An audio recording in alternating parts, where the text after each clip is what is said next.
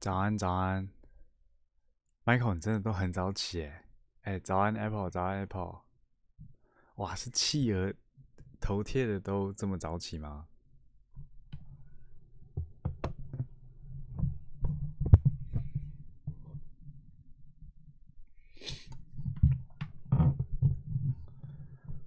工作室班呢？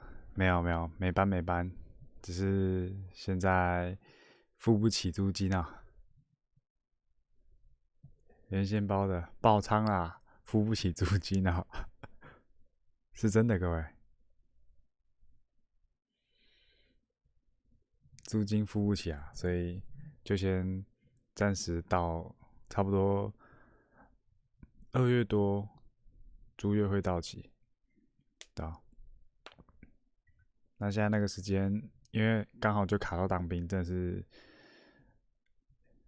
没想到啊，就我那时候就原本其实是要卡那个的，可以先减缓当兵的时间，但是没卡好，所以就还是收到兵单，就还是去当兵了，没卡好。没错，慢慢来比较快，慢慢来比较快。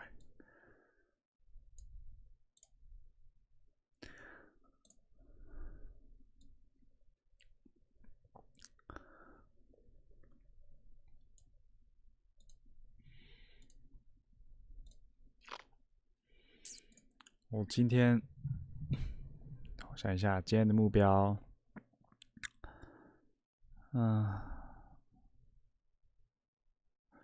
，channels Ace 42 minutes, 38 minutes, 30 minutes, 28 minutes。哇，我今天如果能学到D，我觉得我就很强了。有空弄点假的单子吸点粉，宣讲。不用不用不用，我现在学完这个就，我不是那一派的啦，我没有真的啊。与其说这样子做，我不如直接去当车手，对不对？我脸都摆出来了，白痴哦，我脸都摆出来了，做这种东西，不然其实我早就可以这样做啦，只是我打 ICT 那个，它太慢了，它一个礼拜我自己的那个交易设置好的就差不多2、3单这样。你也学了分仓，嗯，你说把仓位分小小的是吗？嗯，对吧？我现在学习阶段嘛，对我来讲，哇，对我来讲，真的打真实仓位还有很长一段时间。虽然我感觉我学的也不算慢啊，看8到11，已经快学到25了，25就一半了。嗯，很很厉害，很厉害。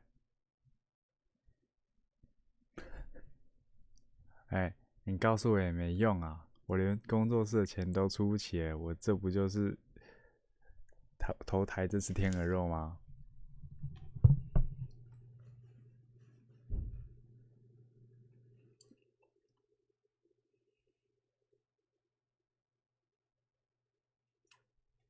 你说那个主力位是不是？我前几天有看到。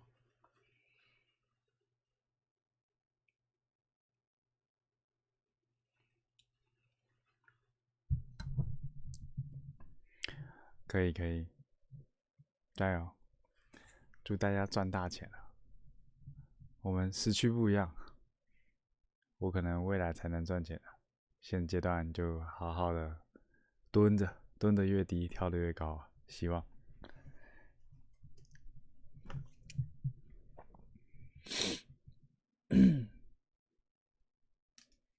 到时先空撸点，没问题。到的时候你再来提醒我，如果我那时候还在开直播的话，先赚钱啊！我现在存钱买第一支账号啊，从第一支账号开始重新打。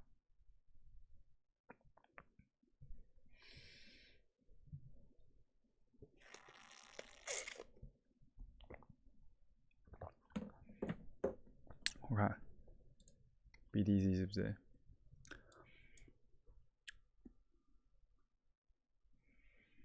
8万多缺口？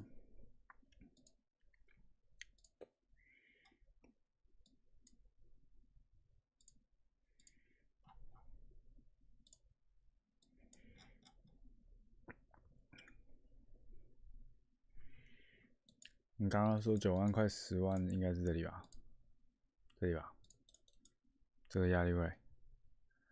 芝加哥期货，你说期货缺口啊？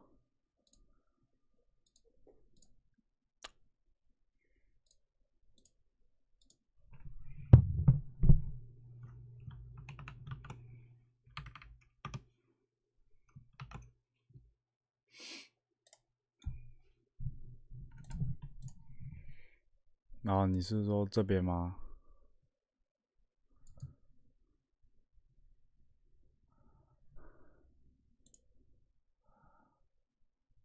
不是 CME 啊？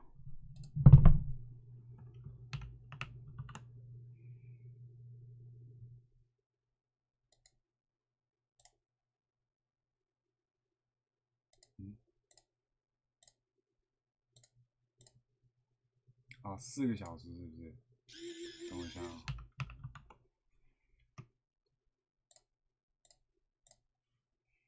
因为这个我没买啊，它是有那个的，它是有 delay 的，但 delay 好像几分钟而已，没有太多。我看啊 delay 10分钟而已。你说8万多这个地方缺口，可以啊。我短期现在应该也是，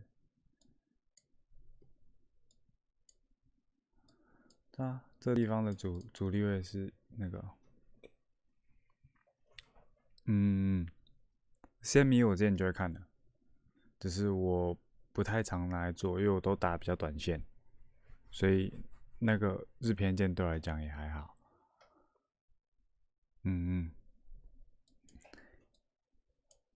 这边啊，这边也有一个那个支撑位，差不多8万9，刚刚的期货缺口在8万8左右嘛。哦，也差不多啊，都4个小时级别的，你说这边8万8嘛，对不对？8万8到8万9嘛，把期货缺口画上来，8万8到8万9这个地方是订单块嘛？如果以那个SMC 来看的话，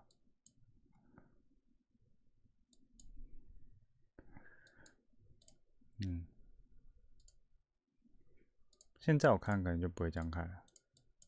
如果要去看的话，我应该会关注这个点。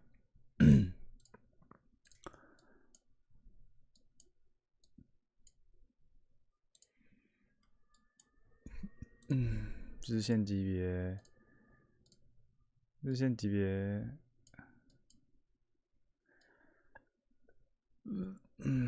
走的还行。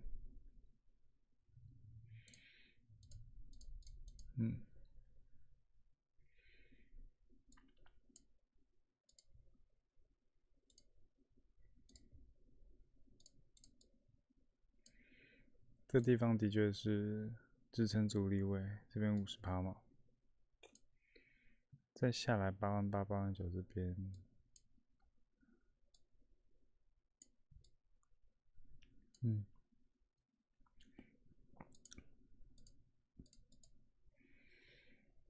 心如止水啊。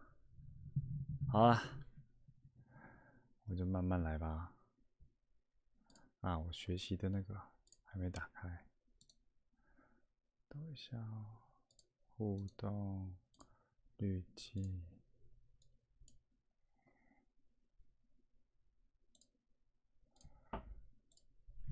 静静。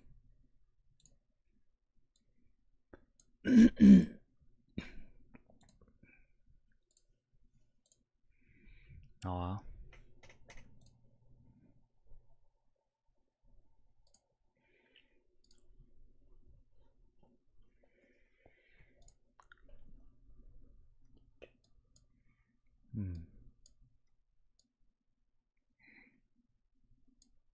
走塞位嘛，现在就是一个盘整，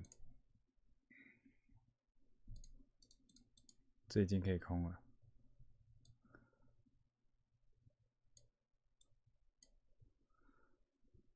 那上去拿的话，以太还蛮多东西好拿的，讲认真。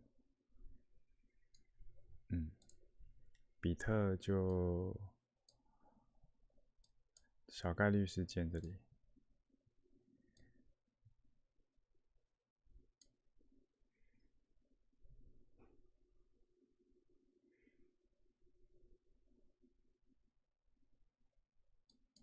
对啊，这边这样子，我不会做啦，没真的没钱，不开玩笑，真的没钱。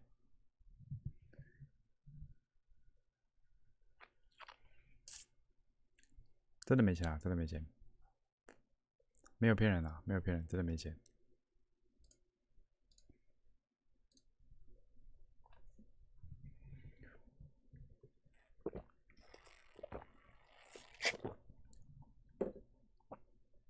好啦，要开始学习了。下 Apple 哥，没事，慢慢来，慢慢来，加油。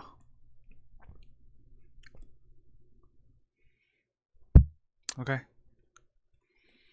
我努力啊，我努力。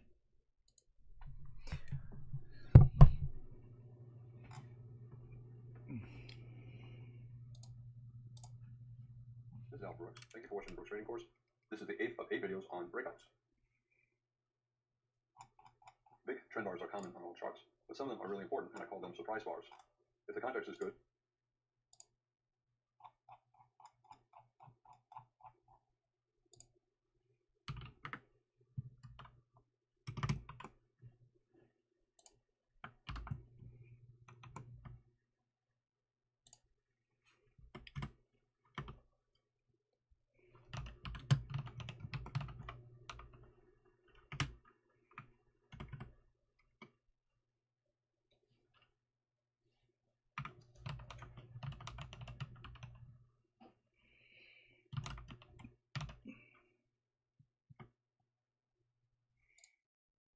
a surprise bar can lead to a new trend, either a breakout of a trading range or a reversal of the current trend. However, if the market is in a trading range or in a broad channel, a very strong breakout could in fact simply trap traders into believing a trend is starting when in fact the channel or trading range will continue.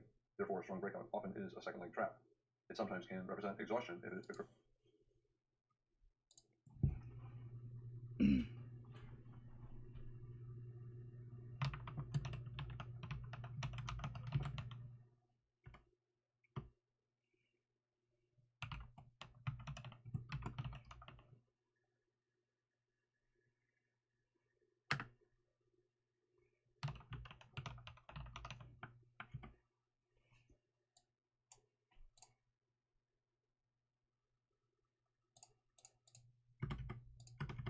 Late in the trend. If the market's in a trend, sometimes you'll see a strong trend bar in the wrong direction.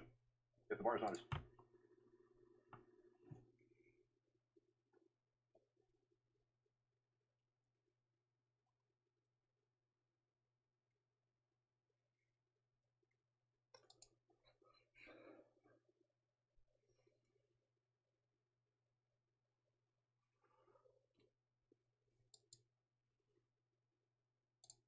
especially big, it usually leads to a minor reversal. For example, a couple legs against the trend before the trend tries to resume.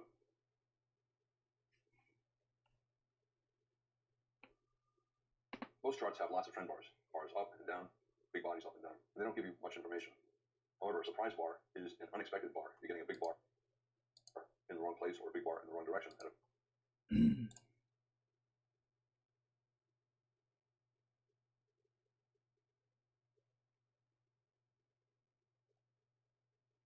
A time when you think it's unlikely.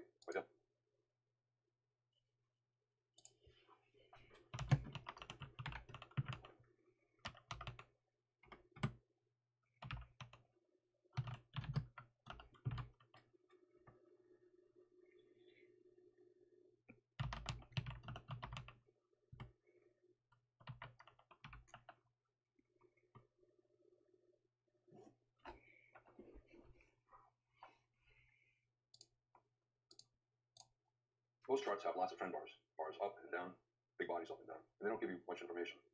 However, a surprise bar is an unexpected bar. You're getting a big bar in the wrong place or a big bar in the wrong direction.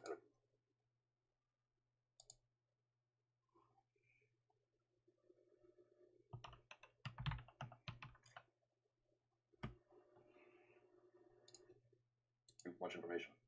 However, a surprise bar is an unexpected bar. You're getting a big bar in the wrong place.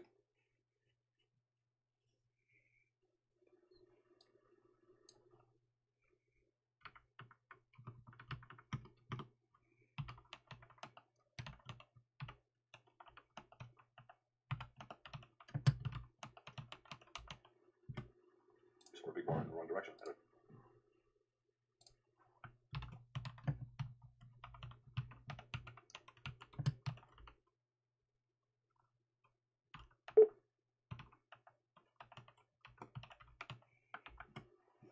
Timing, I think it's unlikely. By definition, surprise means a low probability event. The surprise bar is telling you that something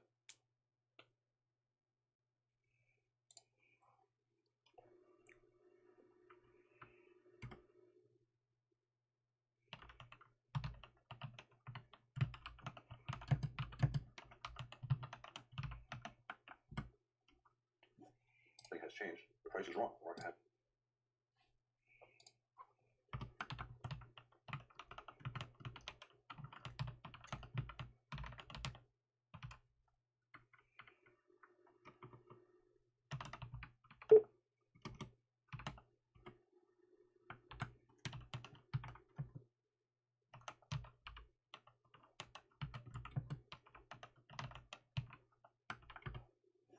has moved to a new price. And this is true for any time frame. Whether it's a 5-minute chart like this, a 1-minute chart, a monthly chart. For example, we have a bull trend, a bull breakout, and then a surprisingly big bear bar. It's not a major trend reversal, although sometimes it can lead to a major trend reversal. However, it's surprisingly big. And whenever something happens that's surprisingly big like that, usually there'll be a second leg. So 1, pullback 2, maybe this is 2, maybe this is 2. In any case, when you see a surprise bar, a relatively big bar, doing something that you were not expecting, it traps traders. For example, the bulls are now trapped into a long that they think is no longer as good as it was. The bears are thinking, wow, we're pretty strong. If I'm not short, I have to get short. The result is the bears will sell on a little bounce and you get a second leg down. And the bulls who are disappointed by this big bear bar will look to exit and they'll be selling as well. And the result is you typically get a second leg after a surprise bar. This bar is not huge. The bull trend is still intact. Therefore, this is probably going to result in a minor trend reversal. The bulls are giving up. The bulls who bought this close, disappointed by the pair of dojis, they're giving up. And they'll wait for a couple legs before looking to buy again. This kind of a surprise bar where you have a bull trend and then a surprisingly big bear bar, but a minor reversal, I call it a give up bar. The bulls are giving up. On the other hand, this should have been a bull flag.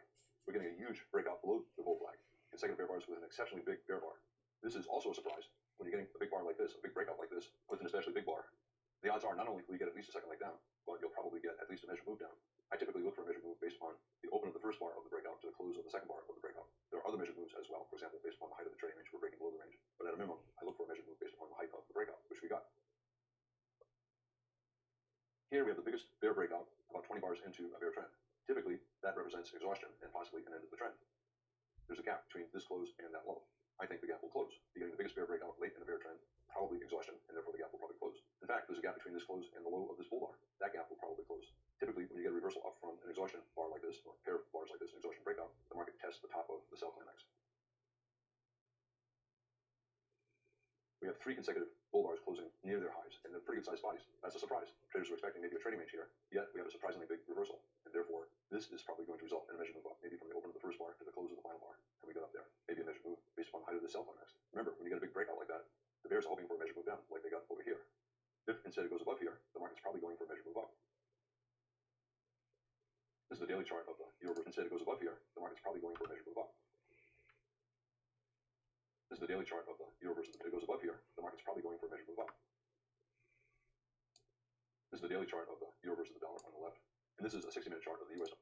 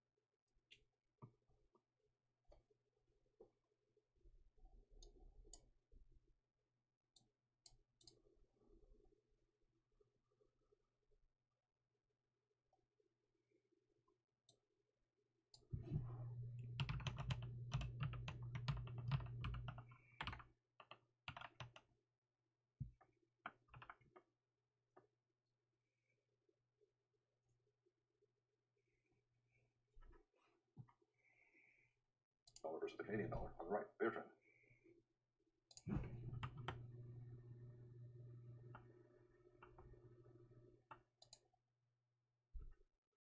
We have a buy the close bull trend here, very strong. The bears have a micro double top, they have 3 consecutive bear bars, but it might simply be a breakout test, a test of this breakout point. And therefore, the market's still always in long. The bulls believe that instead of this being a trend reversal, it'll be a bull flag and the bull trend will resume. It's a surprise. After such a strong rally, traders were not expecting 3 consecutive bear bars, 2 of them closing near their lows. However, the bulls will assume that the surprise will fail and the bull trend will resume. Here's another surprise. Strong bull breakout, then huge outside down bar. Will this result in a bear trend? Probably not. The bears who are hoping that will probably be trapped, and the bulls will bet that this bear surprise will fail, just like they're betting that this bear surprise will fail. The bears who take this sell for any reason will put their stop just above the high of the sell line. The bears who sold for any reason here, maybe they sold above this bar, maybe they sold this close, they're going to get out above the top of that bear bar as well. The bears are getting out, the bulls know that, the bulls know the bull trend is resuming, and therefore bulls can buy on a stop just above the top of that surprise down, or on the top of this surprise down. Higher probability, you buy the close down here, or you buy the reversal up above a bull bar here, you buy above this bull bar here. In any case, it's a bear surprise that is low probability. The market's probably going to resume up, and bulls will buy above the surprise. And this is true on any time frame. This is a daily chart. You could be trading a 1-minute chart. It's the same thing. If you're in a bull trend and you get a bear surprise, bulls will buy atop of that bear surprise.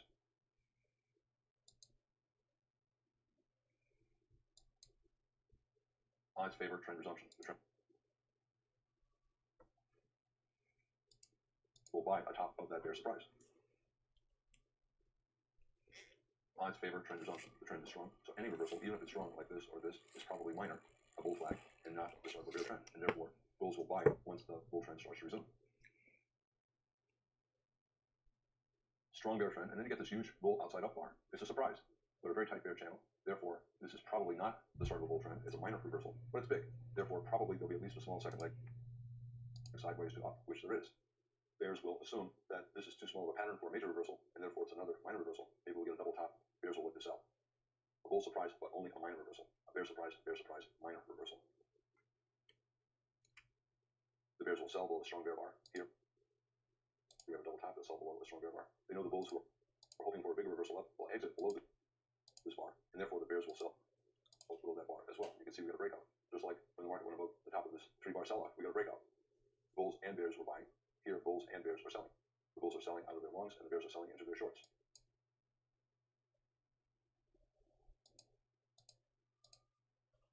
You can also look at a smaller time frame for an earlier entry. You see a big bull bar closing on high. Some bears will simply sell that close, especially if it's near a 20-bar exponential moving average. Others will put up a smaller time frame chart and look for an earlier entry. Remember, this is a 60-minute chart. The trader might put up a 5-minute chart and look for a decent sell signal bar on a 5-minute chart after this surprise bar up on the 60-minute chart.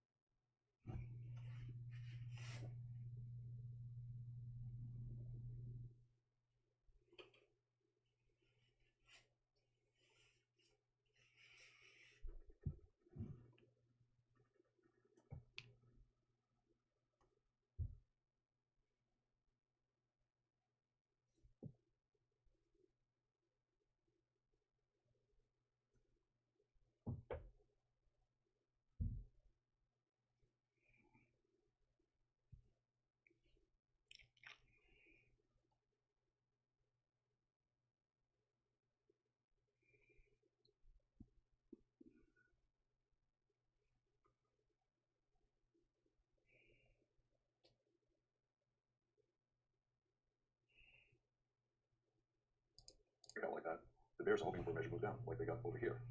If instead it goes above here, the market's probably going for a measured move up. This is the daily chart of the euro versus the dollar on the left, and this is a 60-minute chart of the US dollar versus the Canadian dollar on the right, bear trend. We have a buy the close bull trend here, very strong. Bears have a record over the top, they have 3 consecutive bear bars, but it might simply be a breakout test, a test of this breakout point. And therefore, the market's still always in long. The bulls believe that instead of this being a trend reversal, it'll be a bull flag and the bull trend will resume. It's a surprise. After such a strong rally, traders were not expecting 3 consecutive bear bars, 2 of them closing near their lows. However, the bulls will assume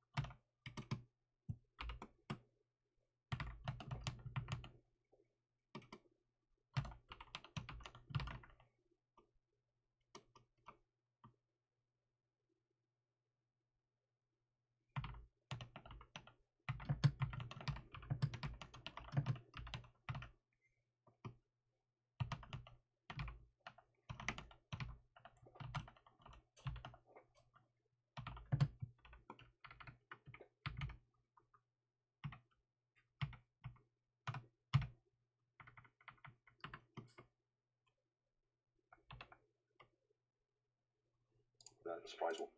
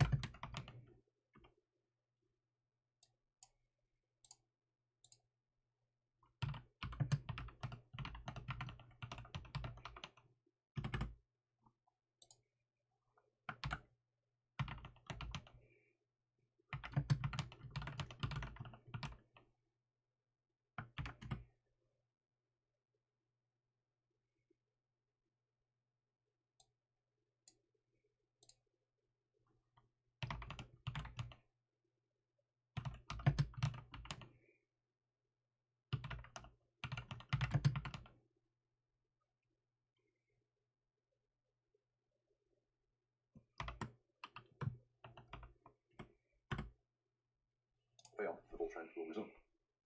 Here's another surprise. Strong bull breakout, and then huge outside down bar. Will this result in a bear trend? Probably not. The bears who are hoping that will probably be trapped. And the bulls will bet that.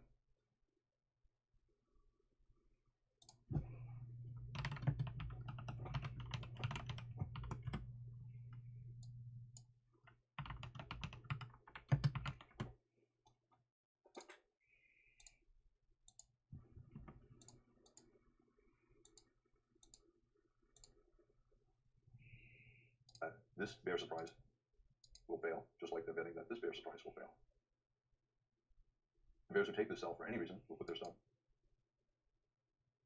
just above the high of the sell climax.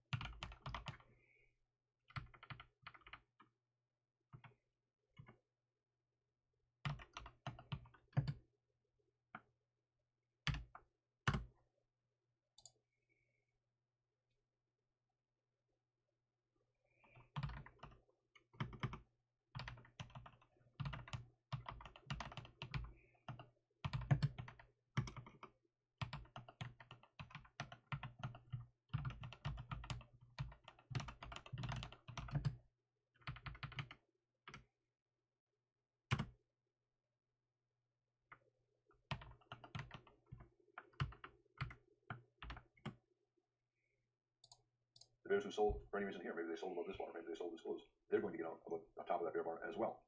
The bears are getting out, the bulls know that, the bulls know the bull trend is resuming, and therefore bulls can buy on a stop just above the top of that surprise down, or on the top of this surprise down. Higher probability, you buy the close down here, or you buy the reversal up above a bull bar here, you buy above this bull bar here. In any case, it's a bear surprise that is low probability. The market's probably going to resume up, and bulls will buy above the surprise.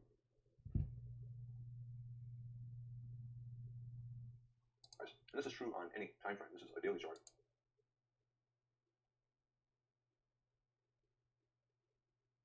You can be trading a 1 minute chart. It's the same thing. If you're in a bull trend and you get a bear surprise, bulls will buy atop of that bear surprise.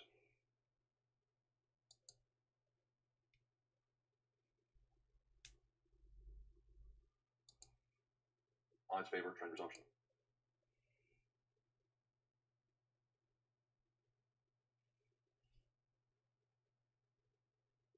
The trend is strong. So any reversal, even if it's strong like this or this, is probably minor, a bull flag, and not the start of a bear trend. And therefore,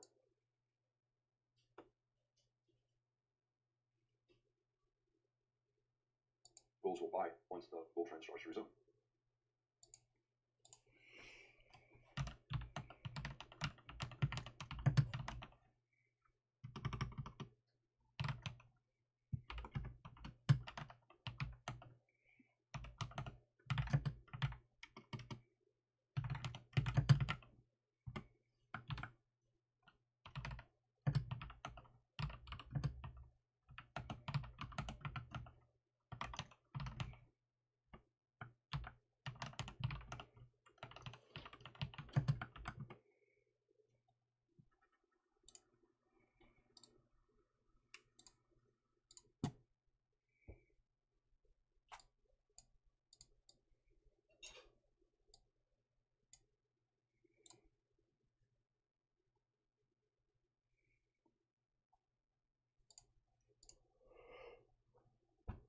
Strong bear trend, and then you get this huge bull outside up bar. It's a surprise, but a very tight bear channel. Therefore, this is probably not the start of a bull trend. It's a minor reversal, but it's big. Therefore,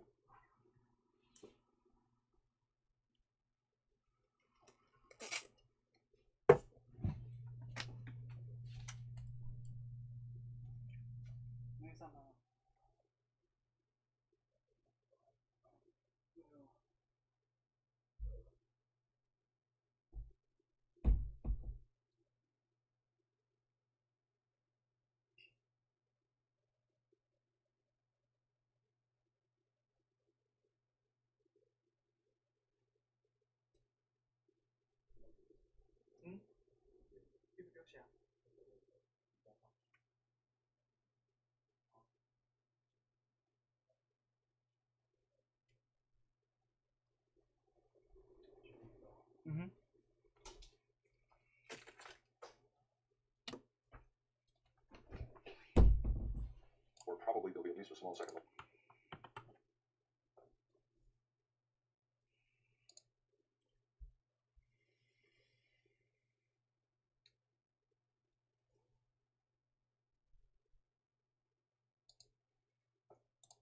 Like sideways to up, which there is. Bears will assume that this is too small of a pattern for a major reversal, and therefore it's another minor reversal. Maybe we'll get a double top. Bears will look to sell. A bull surprise, but only a minor reversal. A bear surprise, minor reversal. The bears will sell below the strong bear bar. Here we have a double top that sell below the strong bear bar. They know the bulls who are hoping for a bigger reversal up will exit below this bar, and therefore the bears will sell below that bar as well. You can see we got a breakout. Just like when the market went above the top of this 3-bar sell-off, we got a breakout. Bulls and bears were buying. Here, bulls and bears are selling. The bulls are selling out of their longs, and the bears are selling into their shorts. You can also look at a smaller time frame for an earlier entry. You see a big bull bar closing on high.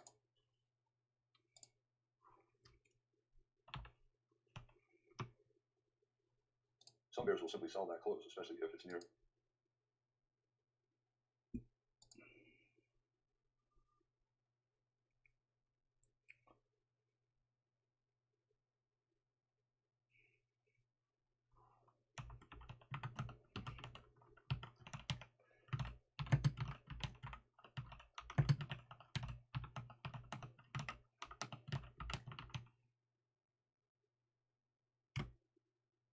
The 20-bar exponential moving average. Others will put up a smaller time frame chart and look for an earlier entry. Remember, this is a 60-minute chart. A trader might put up a 5-minute chart and look for a decent sell signal bar on a 5-minute chart after this surprise bar up on the 60-minute chart.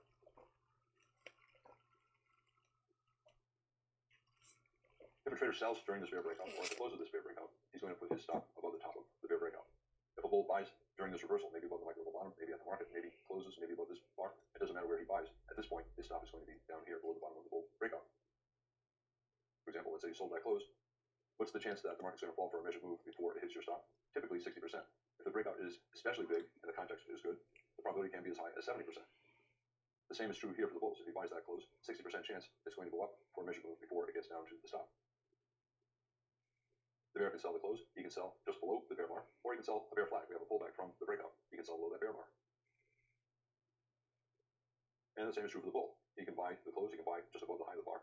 He can buy this attempt at a reversal down because he knows the odds are high. We're going up for at least a small second leg, or he can buy above the top of this bull flag. We have a reversal up and a bull flag. This is a type of a cup and handle pattern. A cup and then a handle, a reversal and a pullback. The biggest bear breakout late in a bear trend, certainly in the past 20 bars or so, probably an exhaustion move. Exhaustion does not mean reversal into a bull trend. It means an end or pause in the bear trend. The bears will wait 10 bars or so, a couple legs or so, to make sure the market is not reversing into a bull trend. If it's not, they'll sell again. Here they waited and it did reverse into a bull trend, so the bears did not sell. We have an exhaustive sell climax here that resulted in a bull trend. Remember, the bears who sold, a lot of them will put their stop above the top of the sell climax, maybe above the top of the bear leg. Their thought is, remember, the bears who sold, a lot of them will put their stop above the top of the sell climax, maybe above the top of the bear leg. Their thought is 60% chance we're going for a measured move down. Not in this case. This is probably an exhaustion move. However, the bears selling believe that as long as the market does not get above the top of the most recent sell climax, the trend down will continue.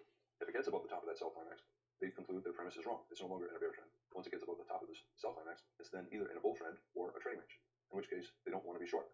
They want to be short if they think it's a bear trend, but once it gets above here, it's no longer a bear trend. The bulls know that as well, and therefore some bulls will buy above the top of that final sell climax, taking a chance that we go up for a measured move. That's especially true when you get a reversal that looks as strong as this.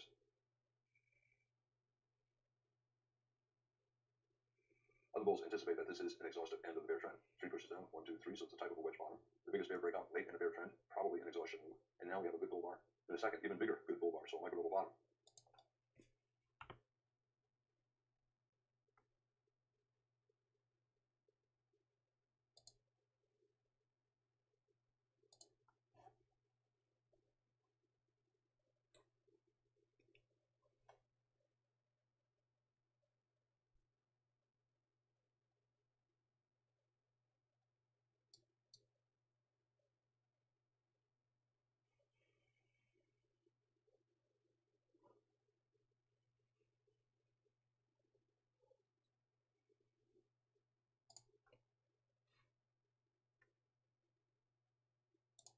Some bulls, instead of waiting for the market to get above the top of the sell climax where the bears exit, they'll buy above the bull bar. And some bears, instead of waiting for their stop to be hit, they know at this point their stop is probably going to get hit, and therefore they'll exit above this bull bar.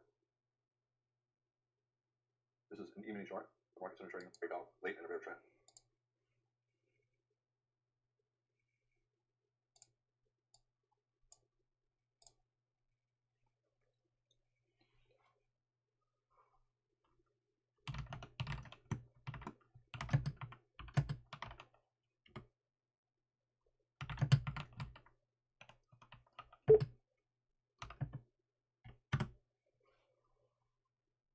Certainly in the past 20 bars or so, probably an exhaustion.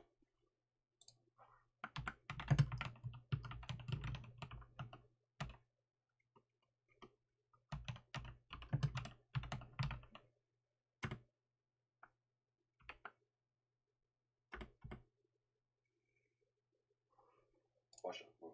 Exhaustion does not mean reversal into a bull trend. It means an end or pause in the bear trend.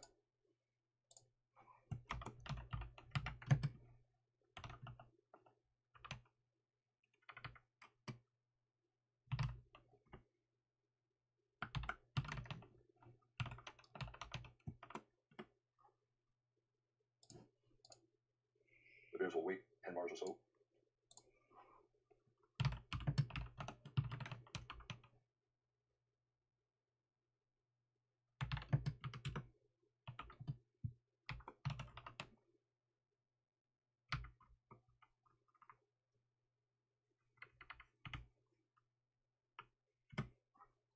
A couple legs or so to make sure them.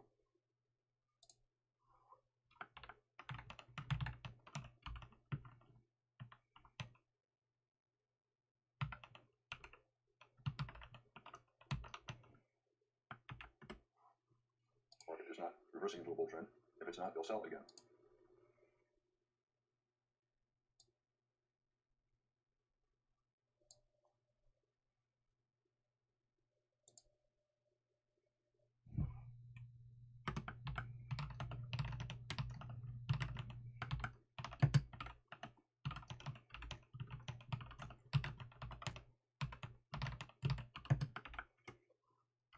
Here they waited and it did reverse into a bull trend, so the bears did not sell. We have an exhaustive sell climax here that resulted in a bull trend. Remember, the bears who sold, a lot of them will put their stop above the top of the sell climax, maybe above it.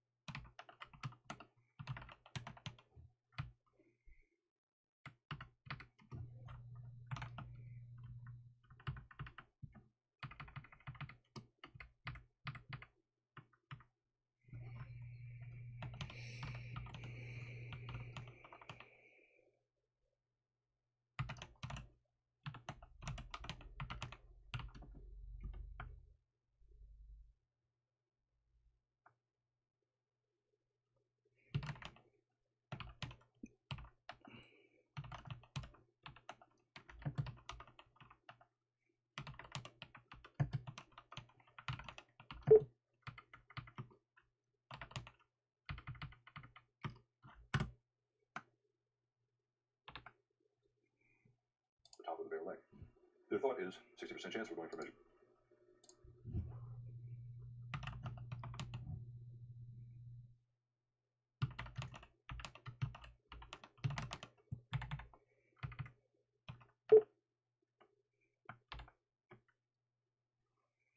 Down. Not in this case. This is probably an exhaustion move. However, the bears selling believe that as long as the market does not get above the top of the most recent sell climax, the trend down will continue. If it gets above the top of that sell climax, they conclude their premise is wrong. It's no longer an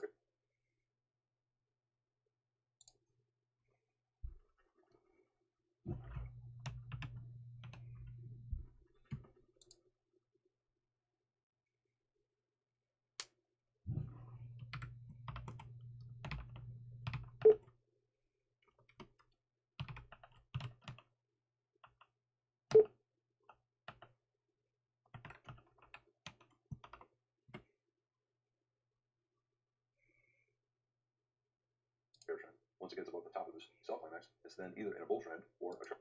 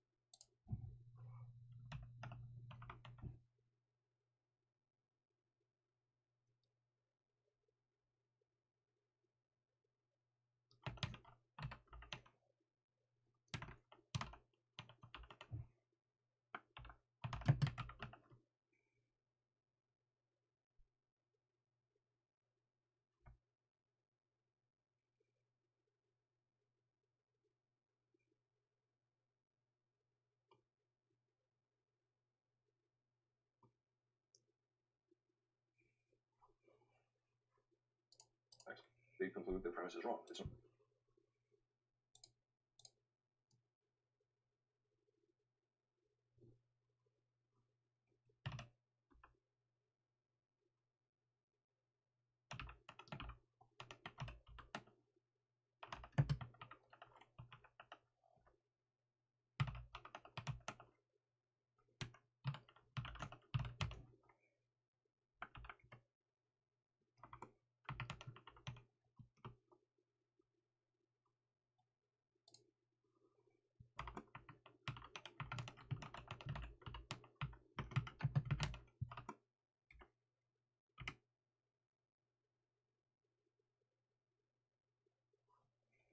no longer in a bear trend. Once it gets above the top of this sell climax, it's then either in a bull.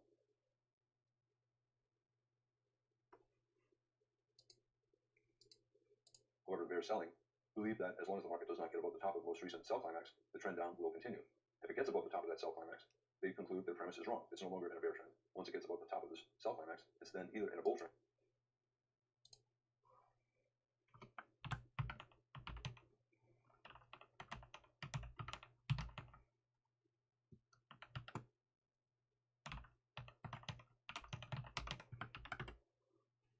Or a trading range, in which case they don't want to be short. They want to be shorter.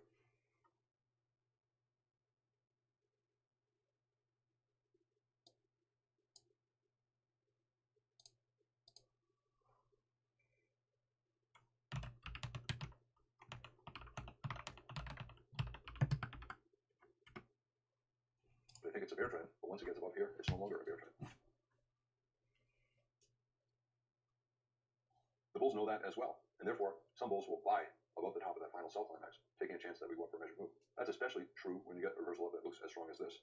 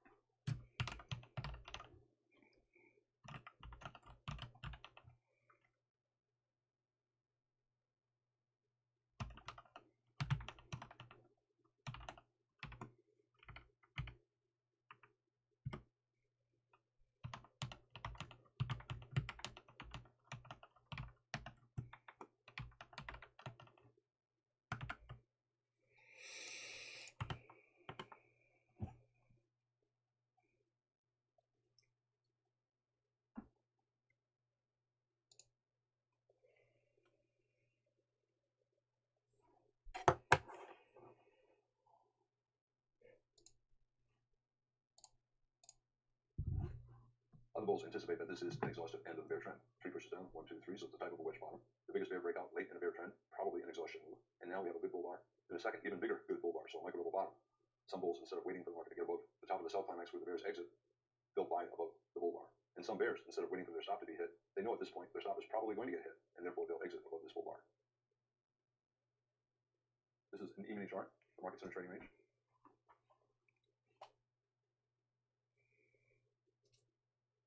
And then we see an exceptionally big bull bar. This is an exceptionally big bull bar compared to what took place here. And that's a surprise. Something like that does not happen very often. It's a low probability event. Whenever you have a low probability event, you have to assume that you're going to get some kind of follow through. Minimum objective, a measured move based upon the open of the bar to the close of the breakout. It's a 1 bar breakout, and here's a measured move up, and 2 legs up, 1 pullback 2. At a minimum, this bar is probably going to be a measuring gap. We have a gap from the pullback to the breakout point. Measured move up based upon this trading range. We've already achieved it by the close of this bar. We're probably going to get a measured move up based upon the height of this bar. We also have a gap here, this low, that high, very little overlap. This might be a measuring gap as well. The market rallied to about a measured move up from that. Once you see that bar, a surprisingly big bar, breaking far above all the bars to the left, the market is always in the long. And it's probably the start of a bull trend. This bar is exceptionally big, and a trader buying for any reason, buying at the market, buying the close of the bar, has a stop at least down below the bottom of the bull breakout, possibly the bottom of the bull trend. The stop is far below, and therefore the risk is big. Many traders, instead of buying the breakout or the close, will look to buy pullback. For example, 50% pullback. Bottom of the bar, top of the bar, 50% pullback. Some traders will buy the limit order here. Others will look for a reversal up and buy above the bull bar. They would get filled here. We have a bull trend, and we have a surprisingly big bear bar. It's a surprise bar. But the bear breakout failed. We have a pretty good bull reversal. We have a higher low. Bulls will buy above the high of this bar, and other bulls will buy above the top of that bear bar, because theoretically, bears who sold at any point during this bar, for example, the close of this bar, will get out either above the high of the bar or above the high of the bear trend. If the bears are buying back their shorts here, a lot of bulls will buy exactly at that same price, expecting at least a profitable trade. A huge breakout like this has 60 to 70% chance of at least a measured move up. When the bar is especially big like this, the probability is closer to 70%. Whenever you have a very high probability trade, you always are going to have bad risk reward. You cannot have a high probability trade and great risk reward. There has to be a reason for some institution to take the other side of your trade. If you have high probability, he has great risk reward. That means you have bad risk reward, and you know that. Your stop is far away, so your risk is great. And if you're buying up here, a lot of the trend has already ended. The reward might not be all that great. It may simply be a measured move based upon the height of the body, and your stop is down here, and therefore you're looking for a reward equal to your risk. You need high probability to take that trade. Here's a forex example to your risk. You need high probability to take that trade. Here's a Forex example, a 240-minute chart of the euro versus the dollar. We have a 3-bar breakout, and it's a big breakout, not much overlap between the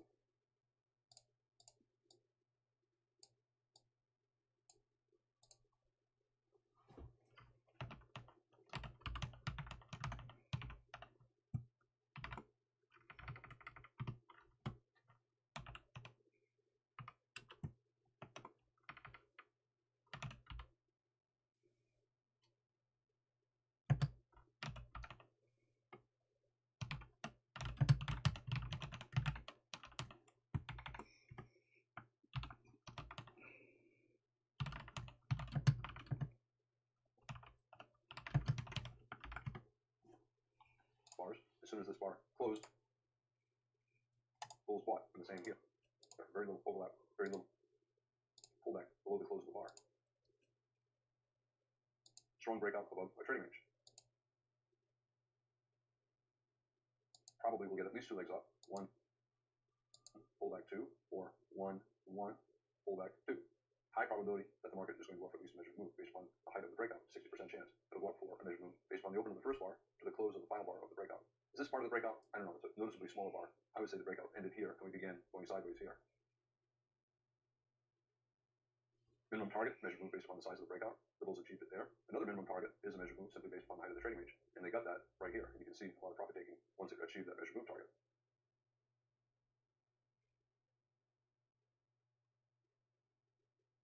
The market's in a trading range and had an unusually big pair of bear bars breaking below the trading range. The odds are 60%, maybe 70% that there will be at least a second leg down and a measured move down.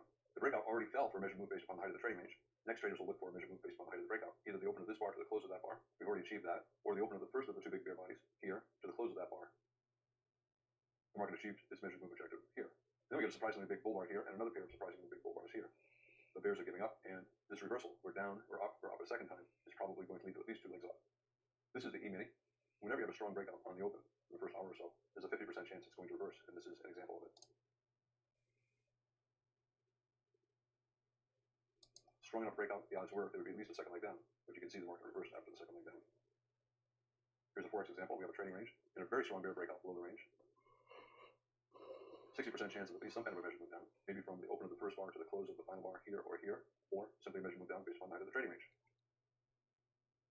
You can see there was some buying at the measured move down. Also, a strong breakout like this, the odds are we're going to get a swing down and at least 2 legs down. 1 pullback and then 2, or 1 pullback and then trading range and then 2. Different computers will look at it differently. When you have a second leg and it's especially strong, but you look to the left and you're still in a trading range or in a channel, it might be a trap. Therefore, instead of leading to a trend, it can lead to a reversal. Also, if you have an especially strong breakout late in the trend, it's more likely to be an exhaustive end of the trend than the start of an even stronger leg in the trend.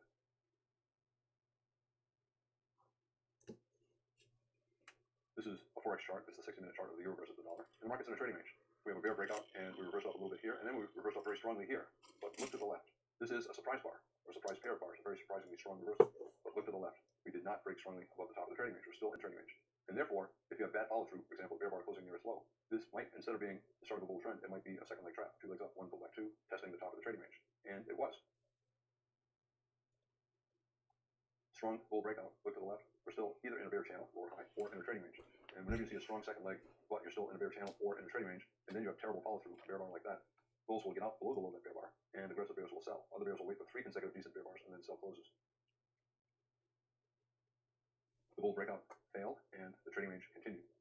This bull breakout, we have a gap at this point between this low and these highs and this high, probably an exhaustion gap. Once it starts to turn down, at this point, it's probably an exhaustion gap. At this point, the gap is between this low and these highs, also this low and this high, and the odds are it's going to close or get close to closing. Here, in fact, it did close. The bulls tried to get a higher low here, a bull flag after this bull breakout. Instead, we got a second leg down.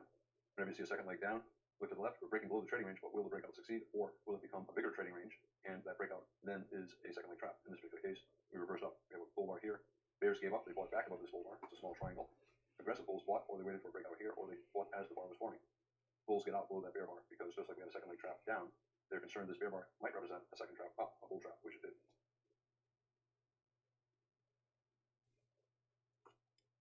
Here we have possibly will turn into a trading range, but here we have a rally, but it's a wedge rally, 1 pullback 2, pullback 3, with a lot of prominent bear bars, and it's coming in a bear trend. It's a bear flag. It's more likely that we'll get a bear breakout and a resumption of the bear trend than it is that we'll get a bull breakout. However, if you have enough strong bulls confident that they can drive the market back up to the hoping for a bull trend, but if the rally starts to stall, the bulls will just scalp out. Who's causing this breakout? In part, it's the bulls trying to get up to the high of the day, and in part, it's the bears. They have a wedge bear flag, and we're getting an upside breakout, so the bears are buying back their shorts in a panic.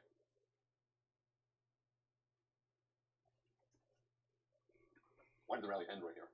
Well, because the bears who panicked out are gone. Why did the rally end right here? Well, because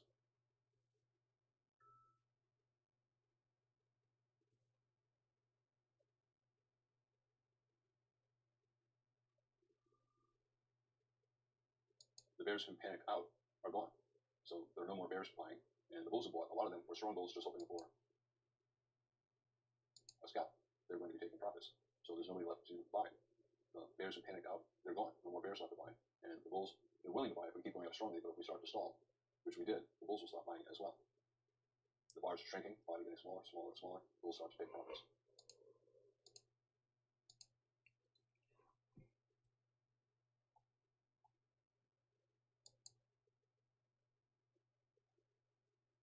The strong bulls knew it was a bull trap, and they don't care. They bought, they made their profit.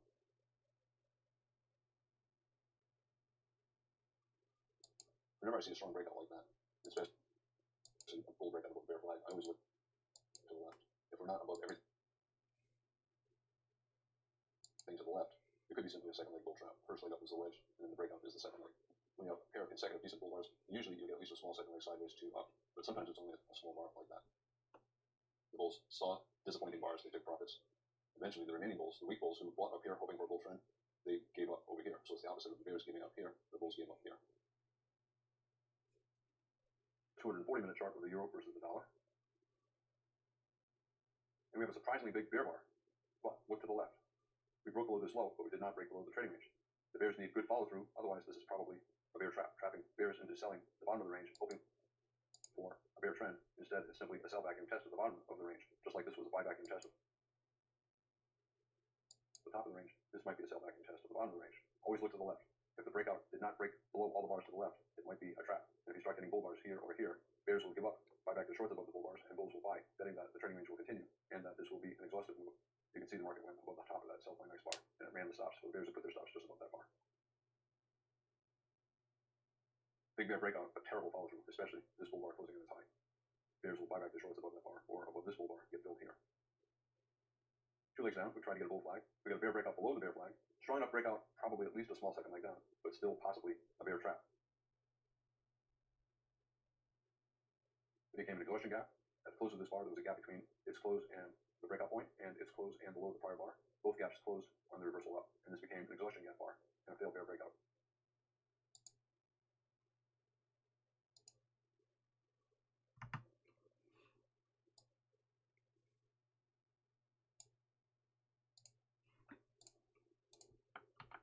Prior bar, both gaps closed on the reversal up, and this became an exhaustion gap bar and a failed bear breakout.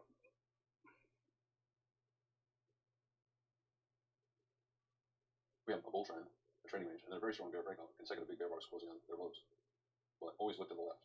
If you're not below everything to the left, it's possible that this is just a bear trap, a very strong breakout that fails. So instead of leading to a bear trend, it reverses. The result was this low stayed above this low, and it was a higher low. The market was in a bull channel, a broad bull channel. We have a higher low, we have a higher high. So this was a bear leg in what turned out to be a bull channel.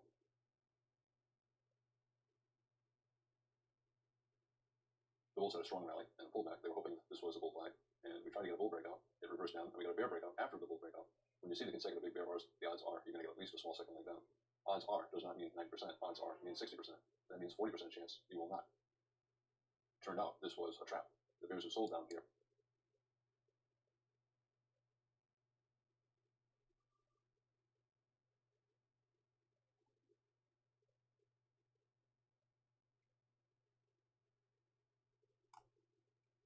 were unable to get follow through selling. The bulls saw it as a higher low and an opportunity to buy at a great price. So the strong bears who created the bear breakout took their profits, they scalped out. Once the weak bulls gave up, sold out of their lungs, there was nobody left to sell. The strong bears sold up here, and the weak bulls sold on the way down, and then there was nobody left to sell. The bulls sensed that, they bought.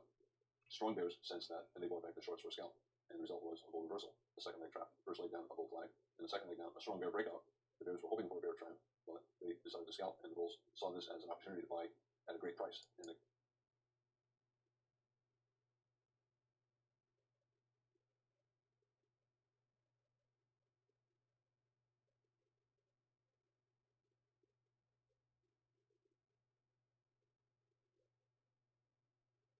got a higher low and what became a bull channel.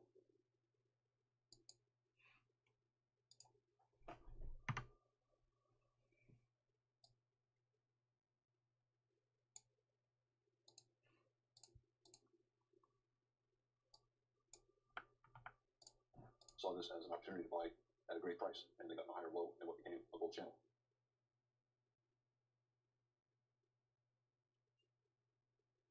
Look at this breakout.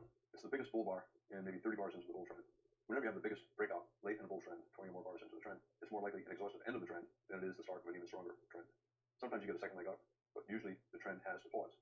Most exhaustions do not lead to opposite trends. They simply lead to an end of the current trend. In other words, a pullback. It can become a trading range or simply a couple legs down, maybe to the bottom of the bull breakout, and then the bull trend might resume.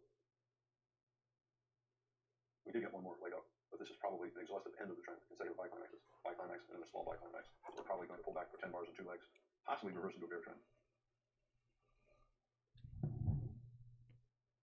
This is a 240-minute chart of the euro versus the dollar, and here we have the biggest bull bar in the entire bull trend, and it's the third leg up, 1 pullback, 2 pullback, 3. There's been a series of buy climaxes here.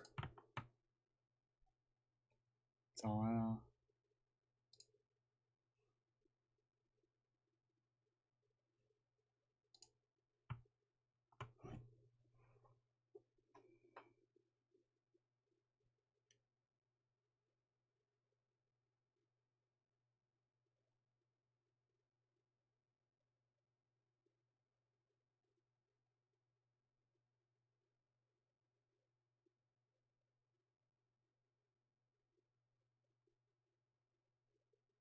左岸。Here, here, here, here, here. Remember, every bull bar, every series of bull bars is a buy climax. When you have a series of buy climaxes, the market usually gets exhausted and will start going sideways. When you see the biggest bull bar occurring late in the trend, it probably represents an exhaustion move. There's sometimes a second leg up as there is here, but the odds are we're going to get at least a couple legs sideways to down. 1 pullback 2 here. We also got 1 pullback 2. Usually the market tries to get down to the bottom of the most recent buy climax this low. Ultimately, it got a little bit below it here.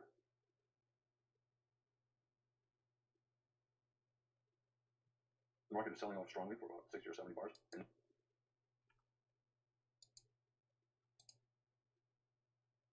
this low. Ultimately, it got a little bit below it here.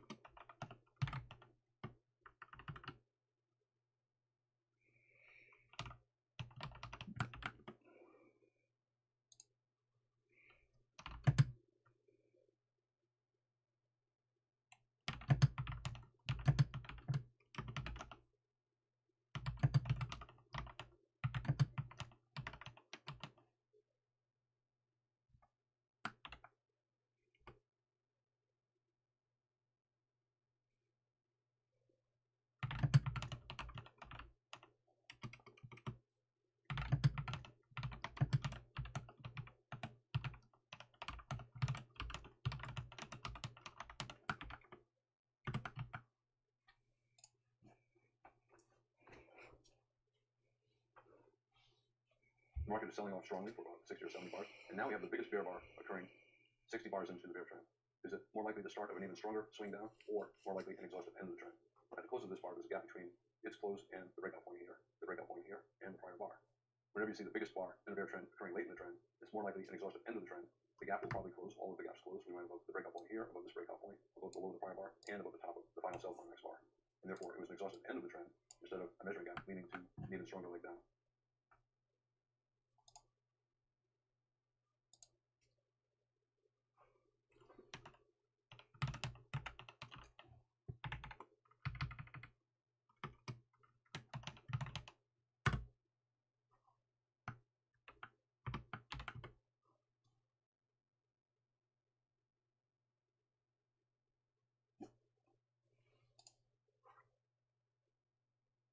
This is the euro versus the dollar, 120-minute chart. We have the biggest bear bars occurring late in the bear trend, certainly more than 20 bars into the trend. In fact, probably the strongest bear breakout in the entire trend, 60 or 70 bars. It's more likely an exhaustive end of the trend, meaning the market might go sideways or up. Less likely, it's a measuring gap and the start of an even stronger leg down. It's a strong enough breakout.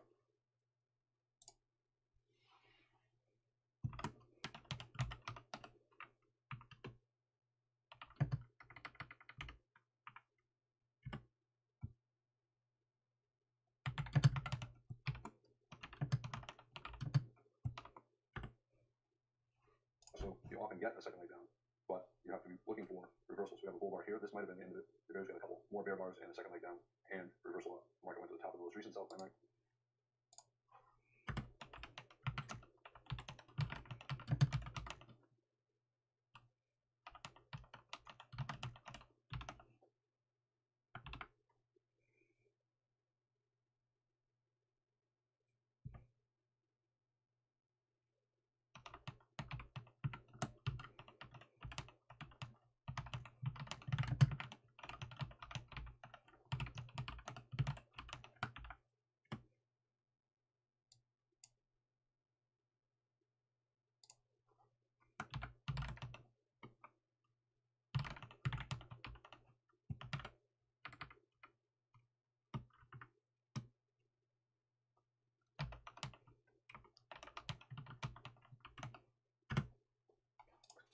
Even up to the top of that very strong exhaustive sell climax.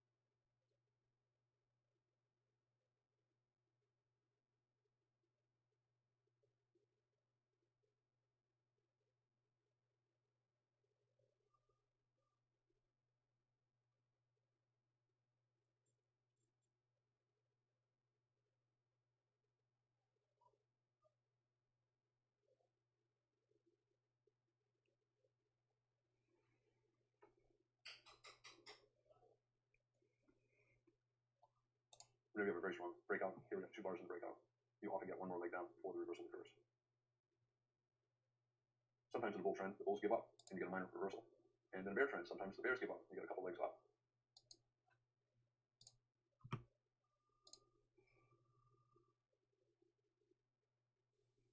Markets in a bear trend, we have a pair of pretty good bull bars here. Very tight bear channel, probably a minor reversal and a couple legs up. The second leg up is also pretty strong, so maybe we'll get more sideways. We have another strong bull bar, maybe we'll get a couple legs up, 1 pullback 2. These are minor reversals, very tight bear channel. The market's going sideways, and therefore we might get a major trend reversal. This might be a higher low major trend reversal, or you could say this very strong bull breakout led to a higher low major trend reversal here. Some computers will say this is the higher low major trend reversal. Others will say this is a higher low major trend reversal. Many computers will say that this is still a minor reversal because we did not clearly have a major reversal here. And those computers will say minor reversal, strong enough to get a major reversal after the bear trend resumes, which it did here, and we got a higher low major reversal into a bull trend. E-mini example.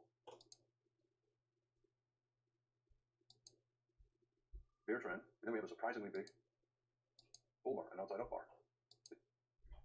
Therefore, you expect at least a second leg up. And the pause in the bear trend. Second leg up, 1 pullback 2, or maybe this bull channel up to this point is tight enough, so it's the first and an even bigger, more complex 2-legged correction. 1 pullback 2, or 1 trading range 2. This is something interesting. We're in a bear trend, and we have a very big bear bar, a surprisingly big bear bar. The bears are trying to resume the trend. A lot of the bears who sold, for example, if they sold this close, will use a tight stop above the high of this bar, thinking that if it's a bear trend, it should not go above the high of this breakout bar. And the bulls know that. Some bulls will buy above the high of that bar, looking for 2 legs up.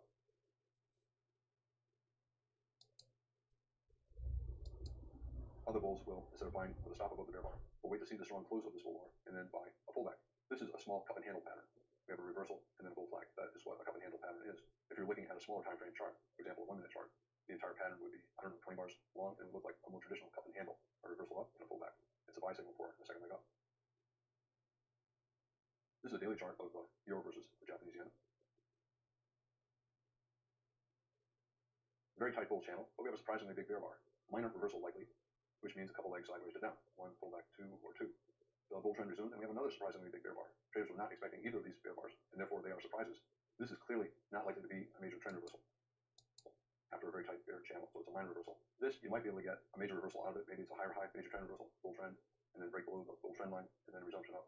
But this channel is tight enough so that it's probably a minor reversal. 2 legs sideways to down, 1 pullback 2. Big up, big down, big confusion, usually has to go sideways. Big up, big down, big confusion, usually has to go sideways. These are give up bars. The bulls are giving up. But when they see the bears unable to create a bear trend, the bulls will look to buy again. Give me an example. A bull trend. It's a bull leg in a trading range for a bull trend. Then we have a surprisingly big bear bar. The bull channel is tight. This is probably a minor reversal, which means a trading range. We have 2 legs down, 1 pullback 2, or 1 pullback 2. And at this point, we have a lower high major trend reversal. Bull trend, bear breakout, lower high, and we did get a swing down.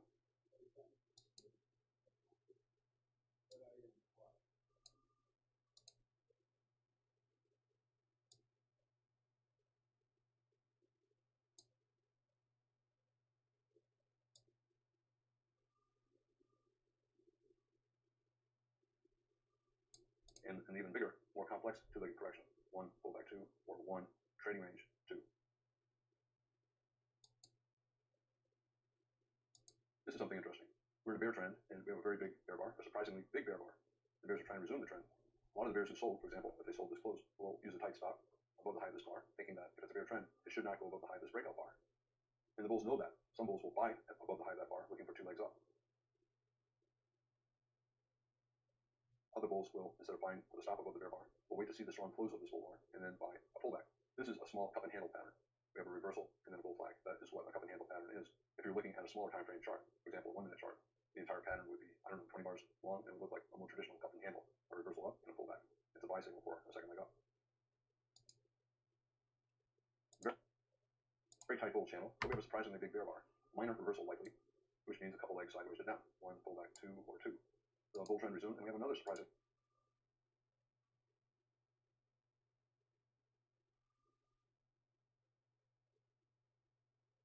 big bear bar. Traders were not expecting either of these bear bars, and therefore they are surprises. This is clearly not likely to be a major trend reversal after a very tight bear channel.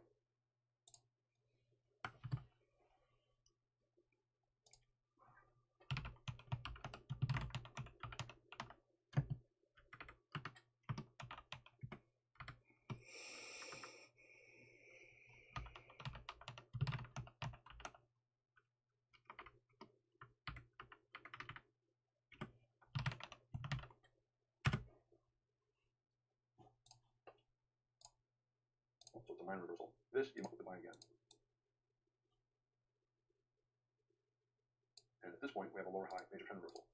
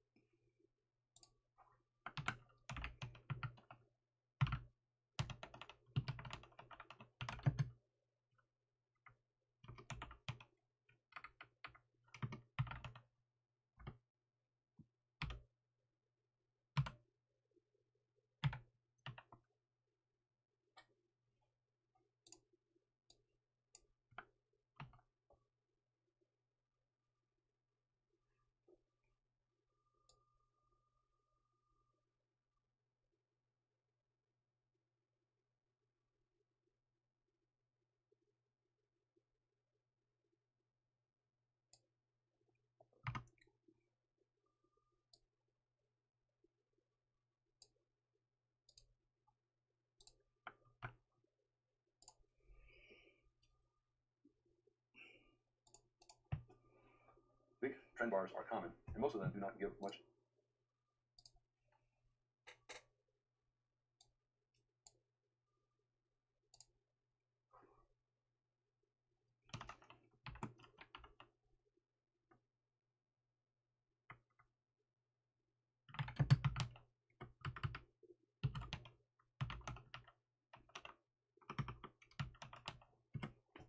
Indication about what will follow.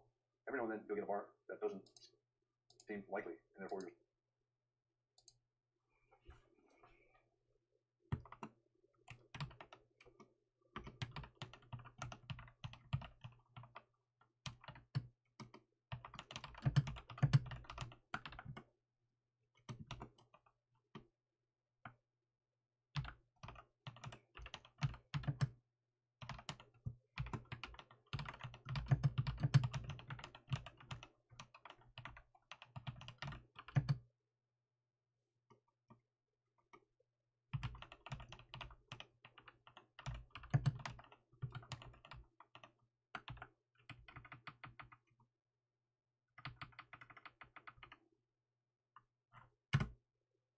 surprised. It's a low probability event.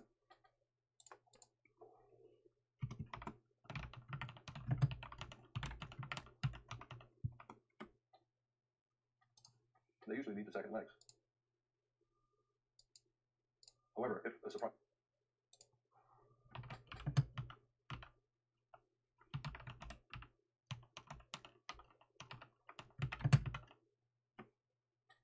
bar already is a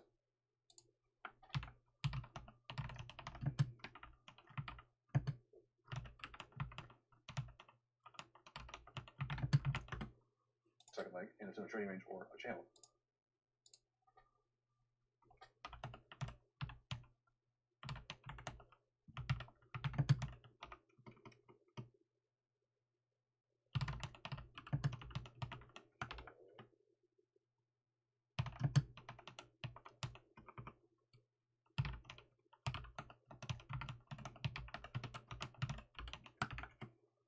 It could be a trap, trapping traders into selling too low, or trapping traders into buying too high. Sometimes you get an especially strong trend bar late in a trend. When you do, it's more likely an exhaustion.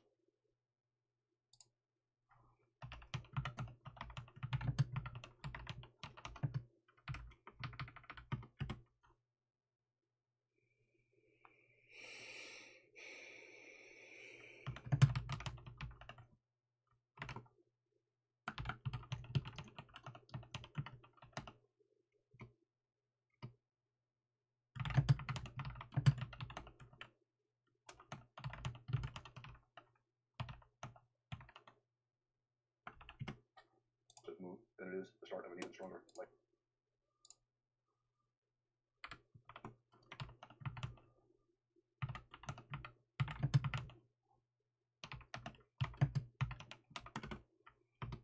In the trend. Strong trends often have reasonably strong trend bars that go against.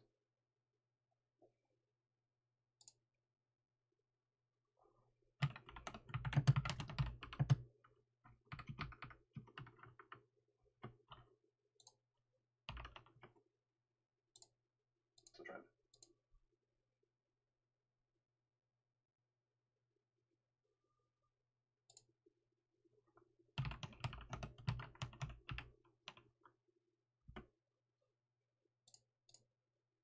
start of an even stronger leg in the trend. Strong trends often have reasonably strong trends.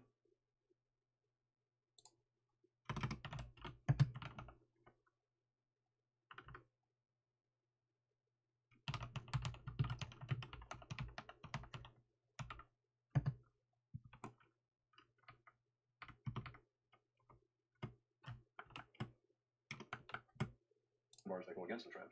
Usually the bulls are giving up and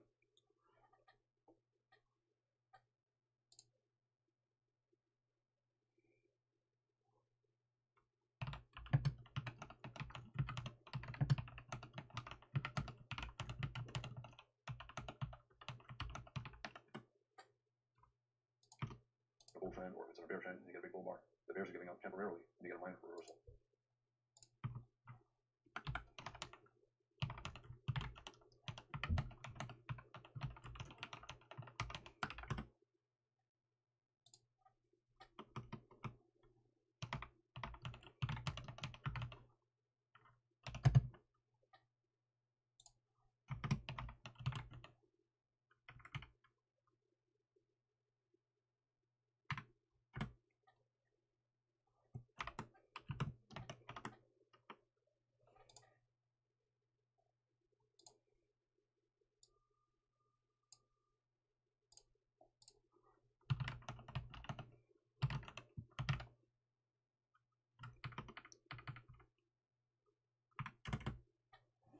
I'm Al Brooks. Thank you for watching the Brooks Trading Course.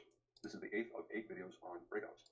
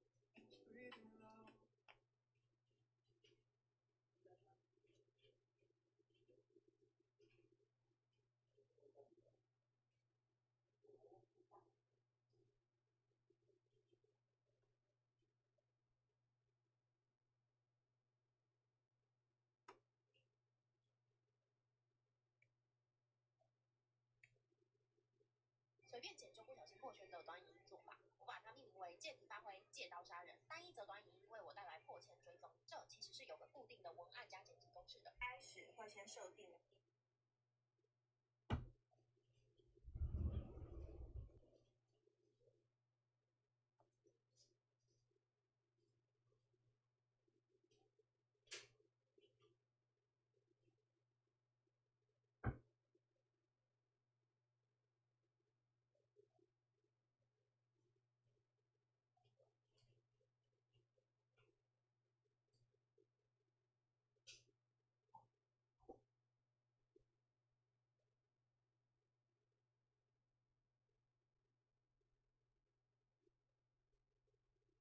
Zest. Are you thought about probably the hardest thing about being Max is how many times she's possessed and she has to like, I have to like, do this thing with my eyes or there's contacts or something.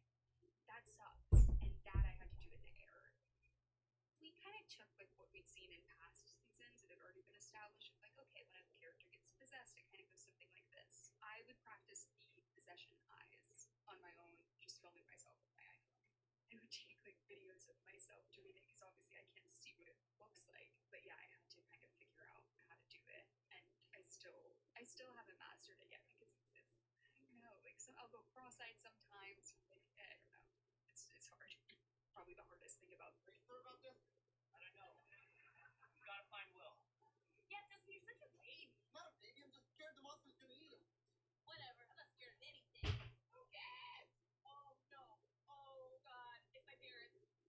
Lucas, where the hell have you been?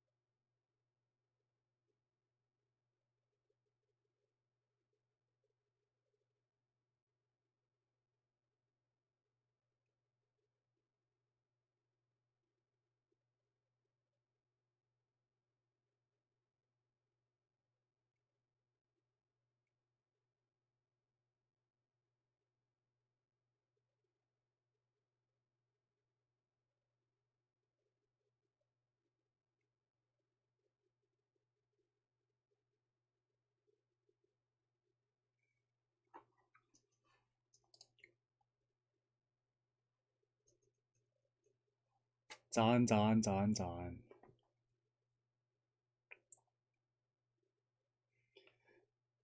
刚学建议先开学，学员的影片我全部看完了，我当兵的时候就看完了，所以大概有一点了解了。啃书有没有很辛苦？厉害，直接啃书的最厉害了。我没那么厉害啊。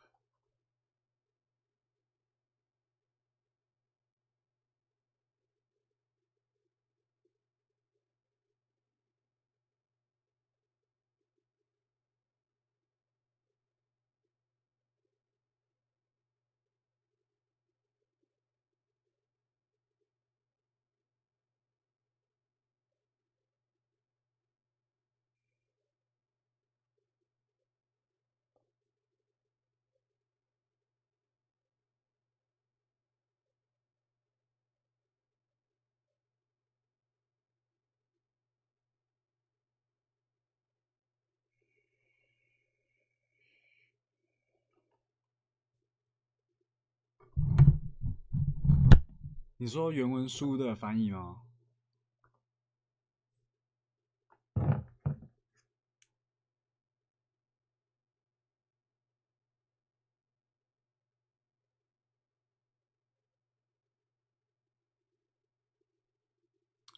对啊，所以我都看原文的，因为翻译我听说翻译都翻得很烂，所以我就直接去看原文书。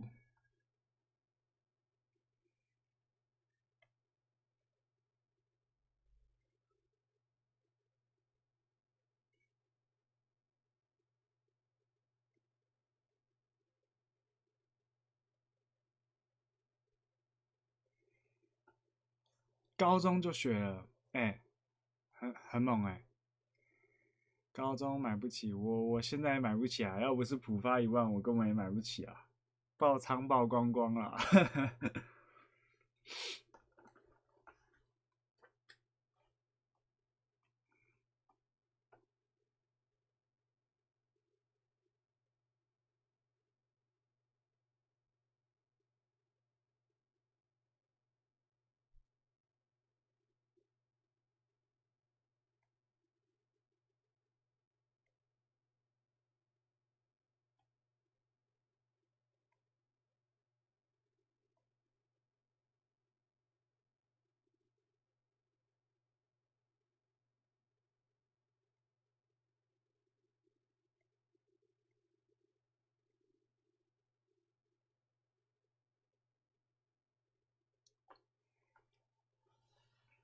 成功交易者经历过爆仓没事，对啊，但大前提是我要撑到我能够成功的那一天。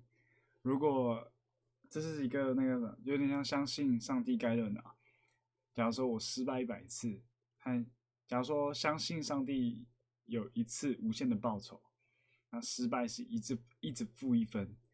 假如说一辈子我只要成功一次，就是拿到那一次无限的报酬，因为我一辈子只要成功一次，我这一辈子就要成功了嘛。那我就只要撑到我那一次成功，我就叫成功啊，不管中间失败几次，但就是不是每个人都可以撑过所有失败期的，是教人才会啊，没事，对，没错，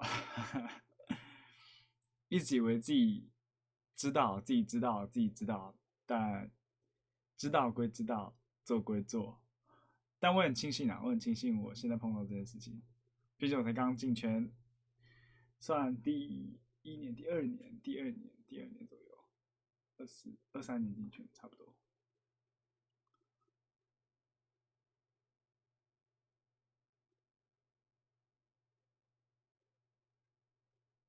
一开始说，没有我一开始其实就有做仓位管理、风险管理，就是即便我曝光光了，我还是有基本仓，但那基本仓对我来讲就是不会碰到的钱，但就是因为我拿我的年纪去跟那个趋势对赌，那我赌输了，原本我自己算就是20%的几率，后面当然是有慢慢的提升，但是小概率事件发生的时候，我这件事情就整个没有了啊。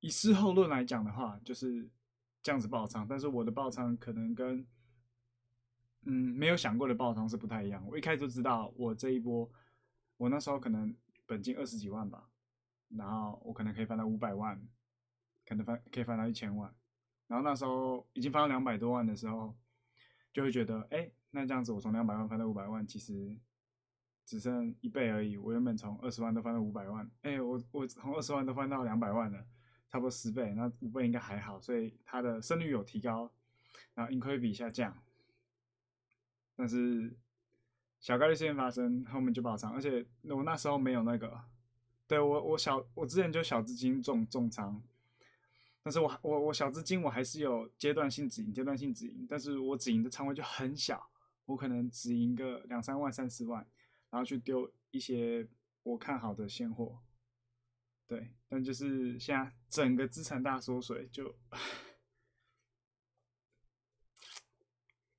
基本上是归零。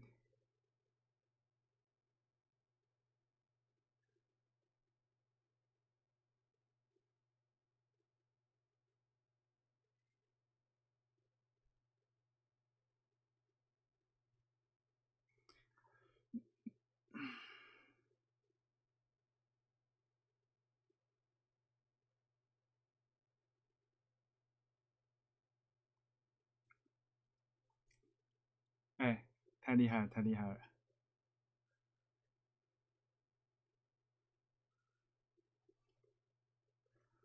看一下我的笔记。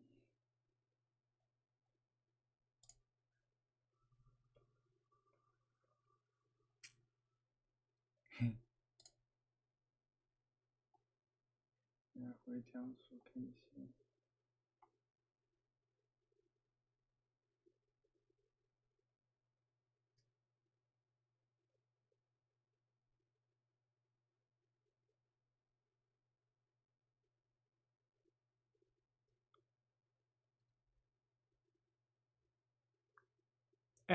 太有钱了吧！太有钱了吧！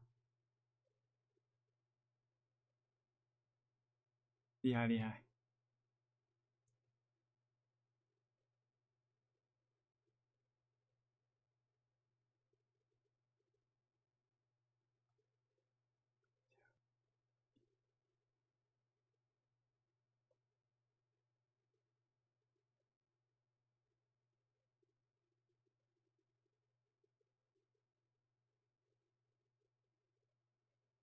爆亏！这绝对是会亏醒的，个十百千万50万滚到100万美金，那肯定是。对，没有，都是结果论啊。你可以50万美金滚到100万美金，这已经赢过很多人了。但是结论就是不管怎么样，这是一个结果论的时代。但其实也有一大笔人是没有办法在就是爆仓后学到东西的。我自己是有这样的感觉啊。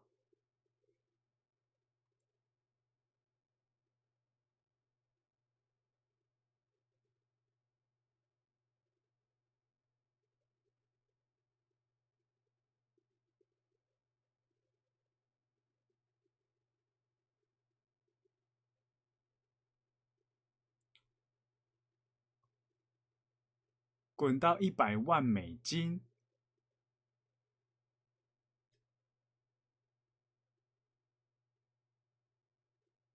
，500、600，所以你差不多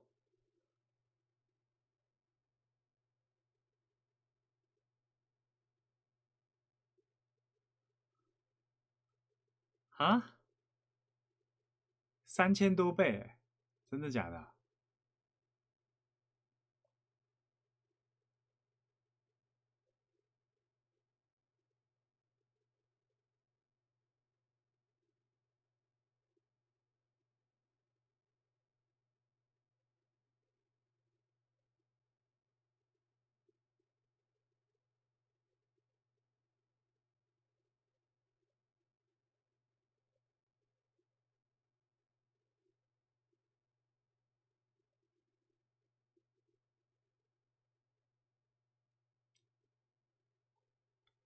？4次10倍再3倍，这绝对是运气，这绝对是运气，这运气也太好了，哥们！我的天啊！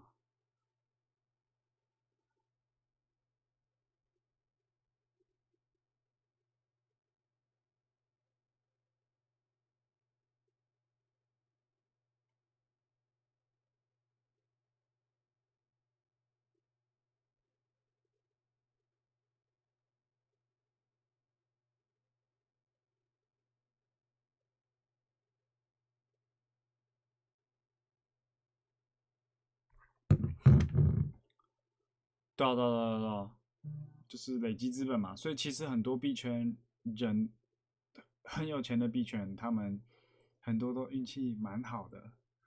但运气也是实力的一环，只是我们不能否定掉的一个东西啊。只是我会比起看运气，我更喜欢实力强的人。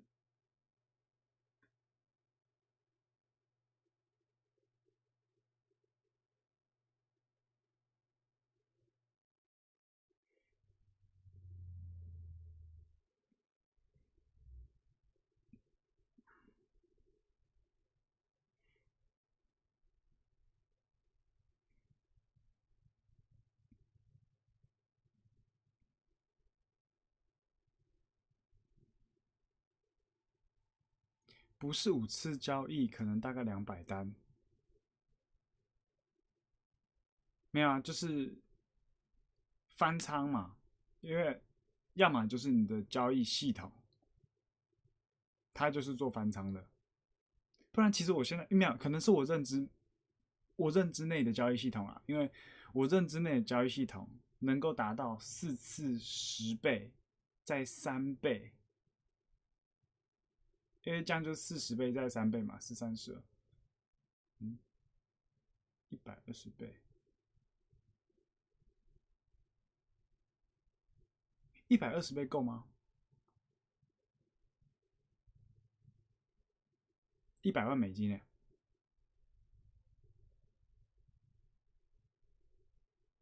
？120倍，这样够吗？我数学不太好。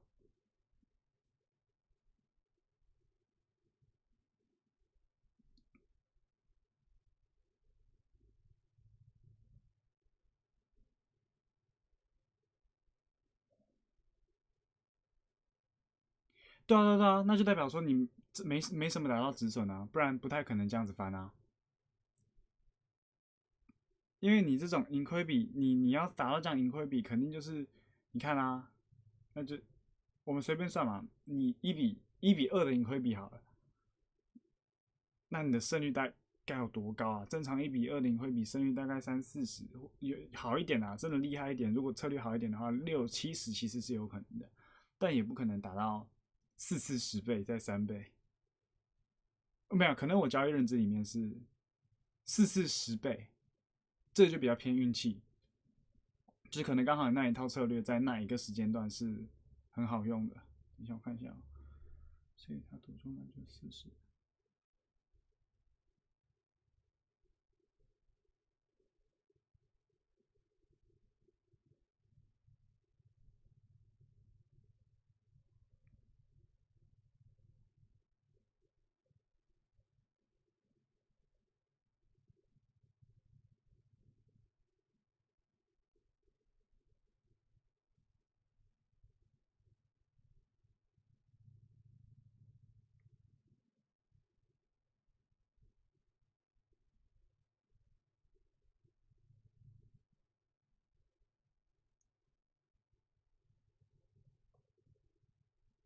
没事没事，我觉得有学习到都是好事，我觉得有学习到都是好事。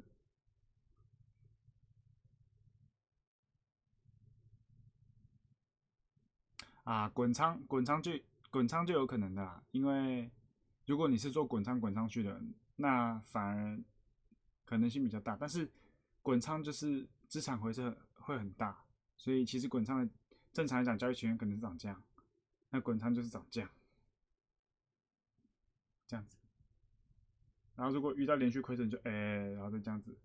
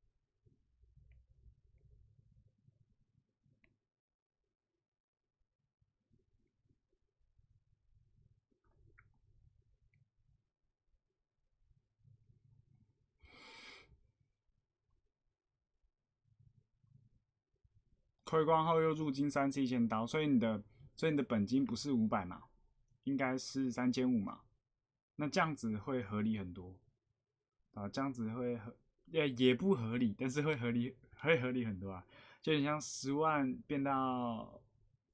变成，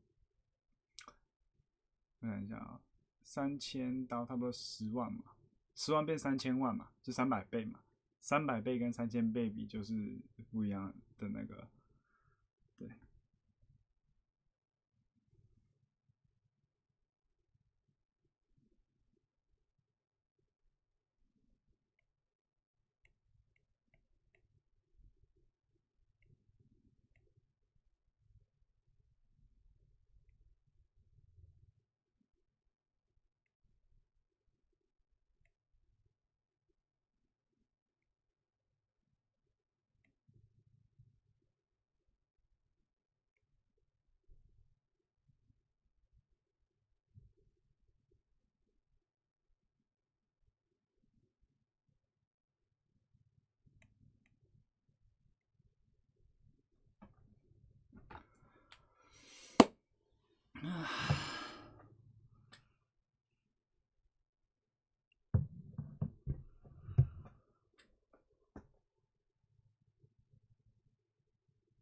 好啦，继续学习啦。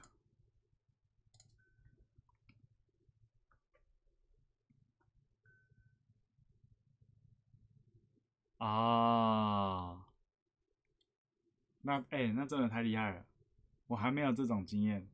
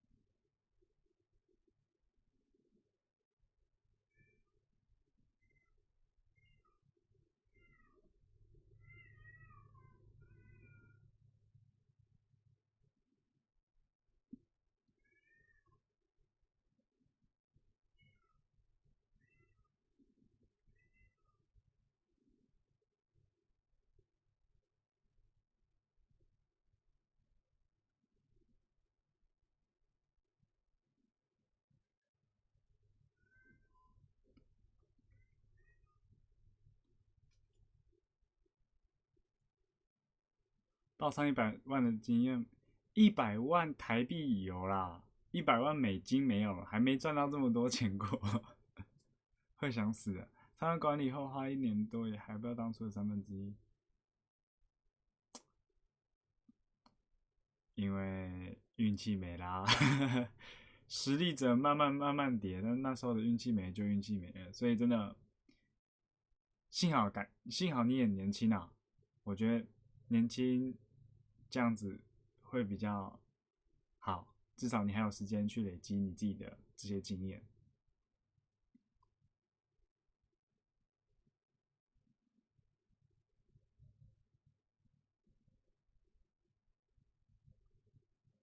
没事，加油，还活着都还有希望。这是我有一个粉丝跟我讲的，看到超感动。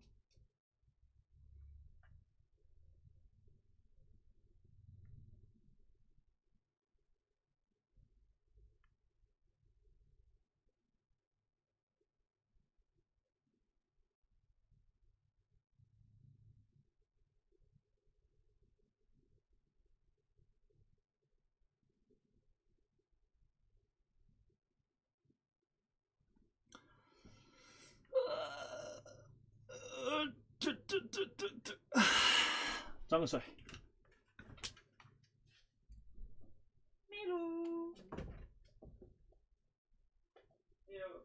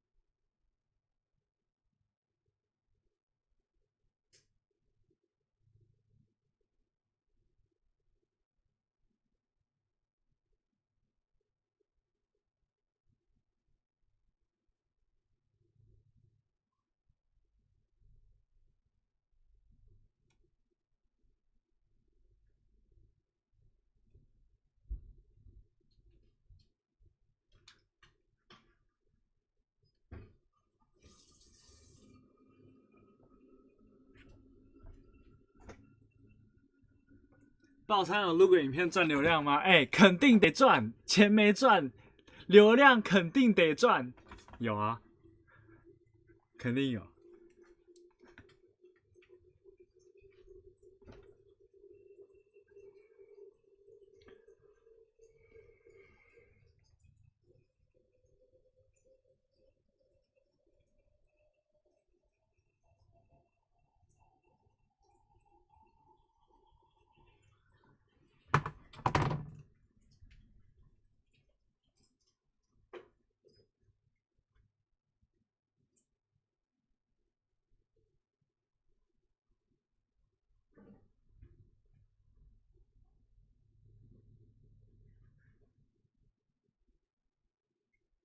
走，进来。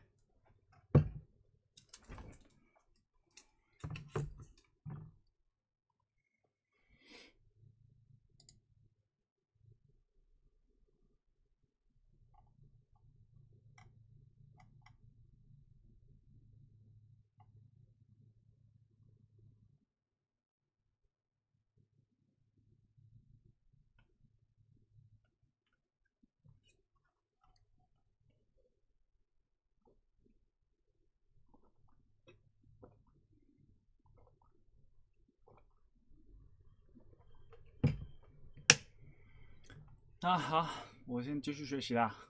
谢谢你陪我聊天啊，谢谢你陪我聊天啊。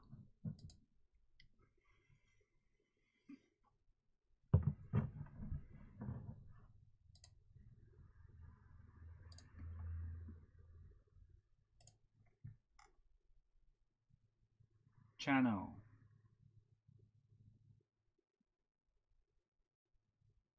6堂课开始。This is Al Brooks. Thank you for watching the Brooks Trading Course. This is the first of 6 videos on channels. A channel is simply 2 lines that contain the price action. And to draw a line, you need 2 points.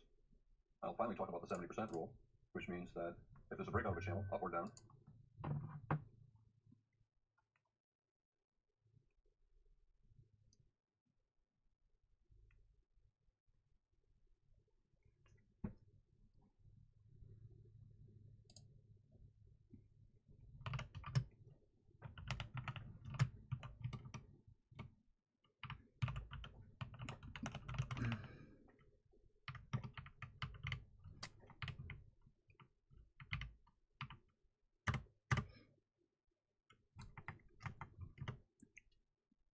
Line needs 2 points.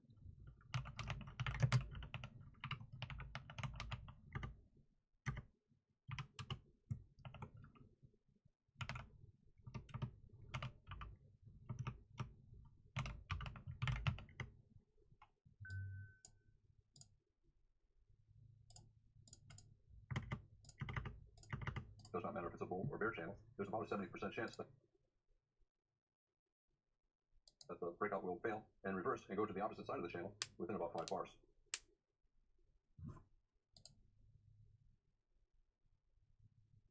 Every market on every time frame is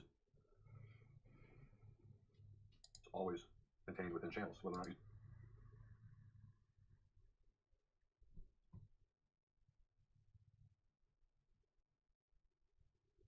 see them. For example, well, here we have a very tight bull channel.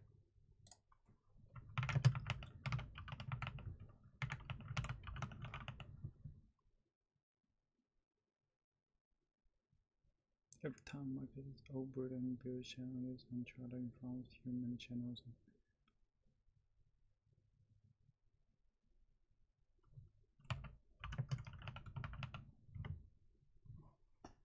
And here we have a broader bear channel. And within each channel, there are also smaller channels. Here we have a broad bear channel. We have lower highs and lower lows. And within it, we have a bull channel. And within that bull channel, there are smaller bear channels. Let's look at this bull channel for a second. There's a line below and a line above. In a bull trend, the line below is the trend line. In a bear trend, the line above is the trend line. In a bull channel, a bull trend, the line above is the trend channel line.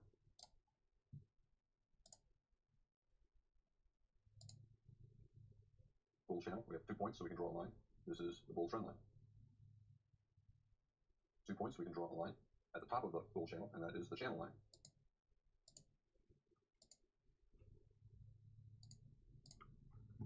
Points, we can draw a line at the top of the bull channel, and that is the channel line. Now we have a broad bear channel, and I can draw a line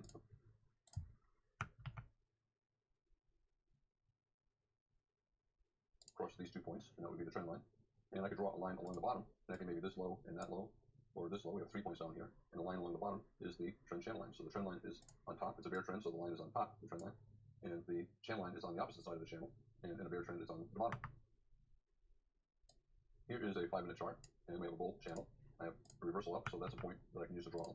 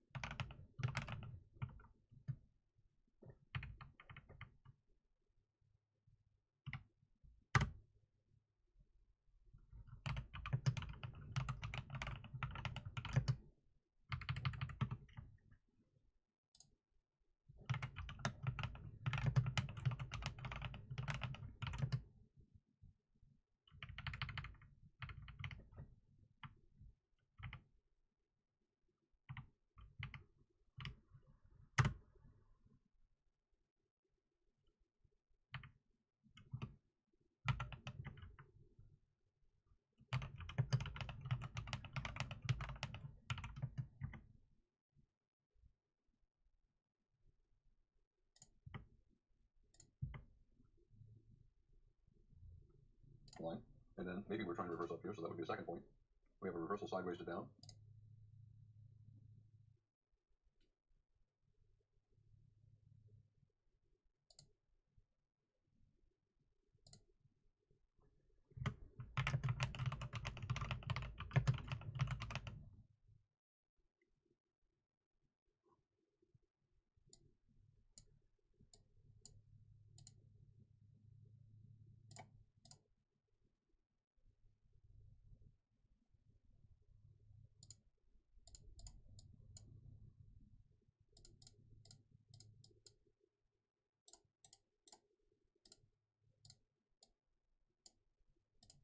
I can use that to draw a line. We have a little reversal down here. I can use that to draw a line.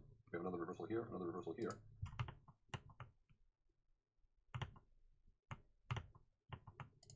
This one, if I were to draw a bull trend line here, this would be a break below that bull trend line. So this is possibly the start of a swing sideways to down. Therefore, this is probably a more important point than these points. I'll draw the line connecting this high to that final point, even though when I do that, these bars are above the line. Who knows what is going on other time frames? This is the chart that I'm trading. And on some other time frame, a higher time frame, a 60-minute chart, a daily chart, a weekly chart, there's probably an opposite trend. So a bull trend on the 5-minute chart could be a bear flag on a 60-minute chart or a daily chart. Well, look at this. Here's the daily chart, and this little red box is today. You can see it's a bull trend, opening in the middle, closing on the high, and that is today. This is not the entire day. This is part of the day. The point I'm making is it's a reasonably strong bull trend, but it's really simply a little pullback in a very strong bear trend on the daily chart. Just knowing that it's a bull trend here does not tell you anything about other time frames, and other time frames can be in opposite trends. For example, if I were looking at a 1-minute chart, this would be a bear trend. Now, on every time frame, on every chart, every market, channels dominate the market. Every market is always on every chart, either in a trend or in a trading range. Here we have a breakout, and breakouts are brief. On any chart, a strong breakout typically will be 5 to 10% of the bars on the chart. The other 90% of the bars will either be in a channel or a trading range. Market cycle, you get a breakout, a channel, and a trading range. Here we have a strong breakout, and then many more bars are in a channel. I can draw a line. I have 2 points, 2 reversals, up and then up. And then look what the market did here. It went sideways. But I have 2 reversals down. I can draw a line across the top. I have 2 reversals up. I can draw a line across the bottom. And remember, my definition of a channel is any collection of bars that can be contained between 2 lines. A trading range is a channel. It's a sideways channel, a horizontal channel, but it's a channel. When you're drawing lines on a chart, you're trying to highlight what the market is doing so that it's easier to make decisions about how to trade. The lines are rarely going to be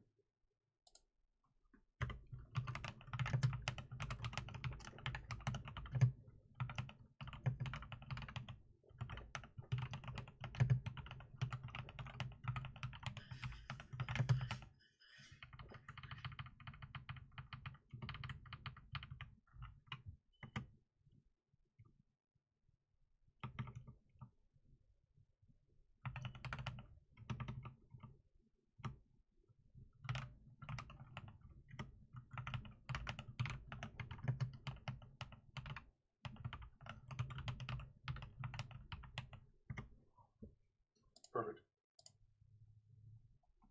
Sometimes when you draw a line, the market will go beyond the line, as it did here. So if I'm connecting a line with this point and this point here, this point goes beyond the line. This is called an overshoot. Here I have a bull trend line. I carry it parallel and drag it to the top to highlight the channel.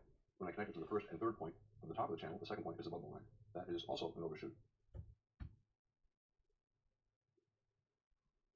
On the other hand, I can draw the line differently. At this point, when the market is turning up, I have 2 points, 1, 2. I can draw a line. Here we're getting a third push down. It's not quite reaching that pink line. It's an undershoot. And if I extend the line, we have another reversal down that does not get close to that line, and it's an undershoot of this line. Here we have the market going sideways, maybe going up, and I have 2 ways to draw the line. I can connect this point, and ignore those points, and if I do, this sell-off and reversal up undershoots the line, the blue line, and this sell-off and reversal up overshoots the line.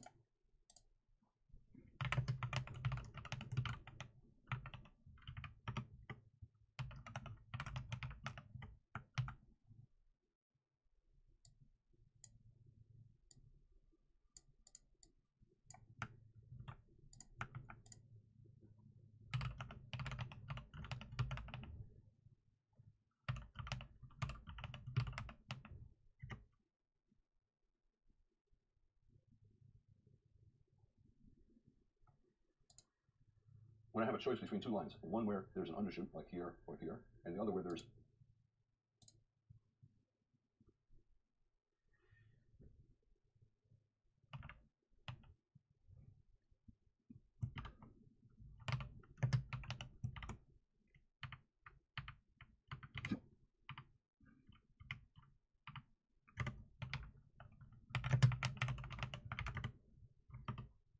an overshoot, like here or here,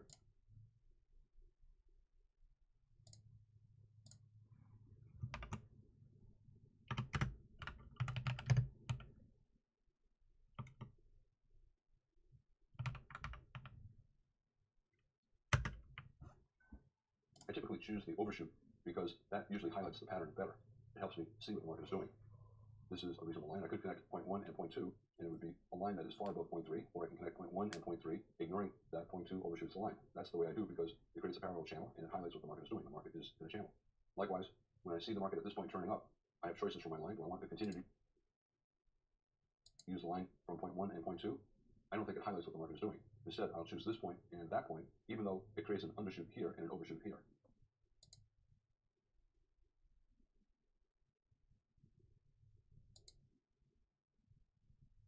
Traders are always looking at channels, and one of the reasons is they're looking for transitions. We have a bull trend.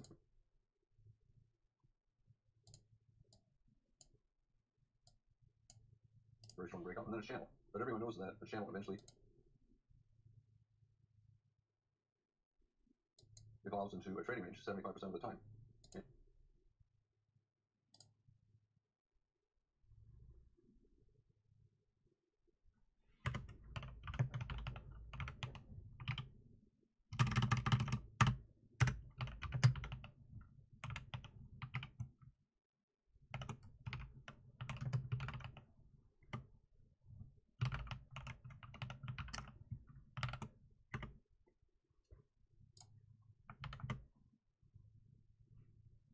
And if it starts to evolve into a trading range, traders need to know that because they'll trade differently once the market is in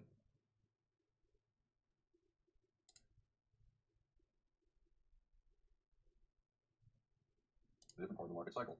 When the market's in a channel, especially a tight channel, traders will only look to buy. But once it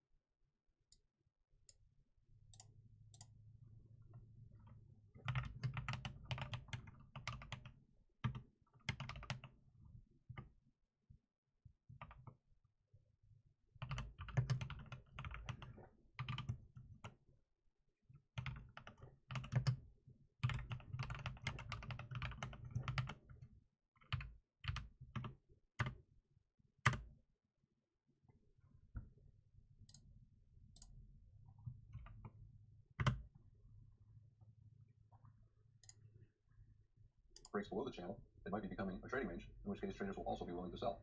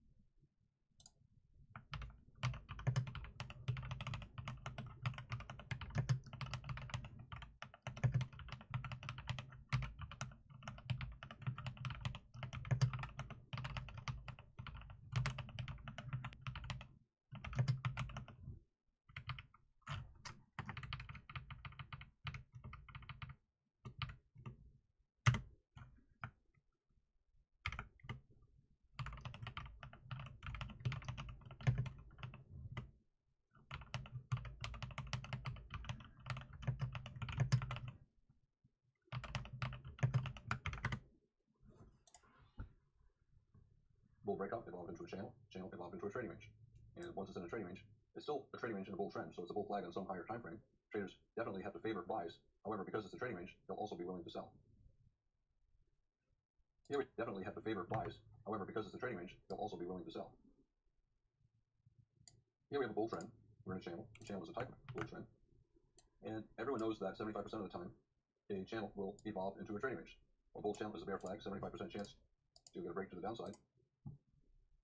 And then a trading range or a bear trend. 75%. That means 25% of the time, you get a bull breakout.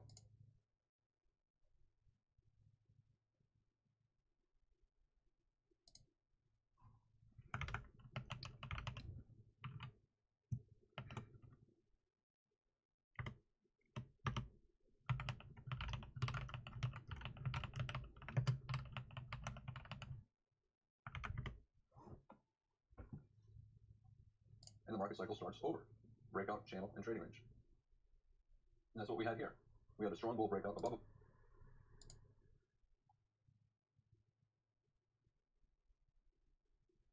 bull channel. So the market cycle starts over. Breakout, and then channel, and then probably a trading range later on.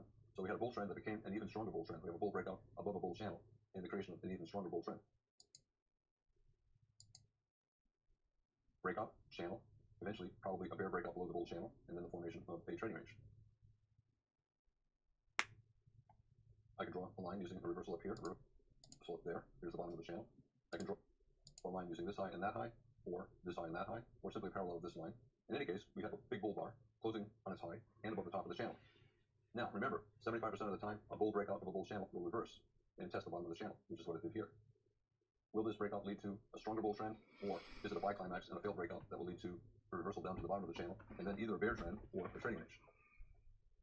In this case, we had a bull breakout above a bull channel, and then a bull channel. Traders think of it as a bear flag because 75% of the time you get a break below the bottom of the channel, below the bull trend line, and either a conversion into a trading range or a reversal into a bear trend. In this particular case, we got a reversal into a bear trend. We have a give up bar here, a big bear trend bar closing on this low, and it became the spike of a spiking channel bear trend. So spike and then pull back and then channel going down. Here we have a bull trend and a bear trend, and then pull back and then channel.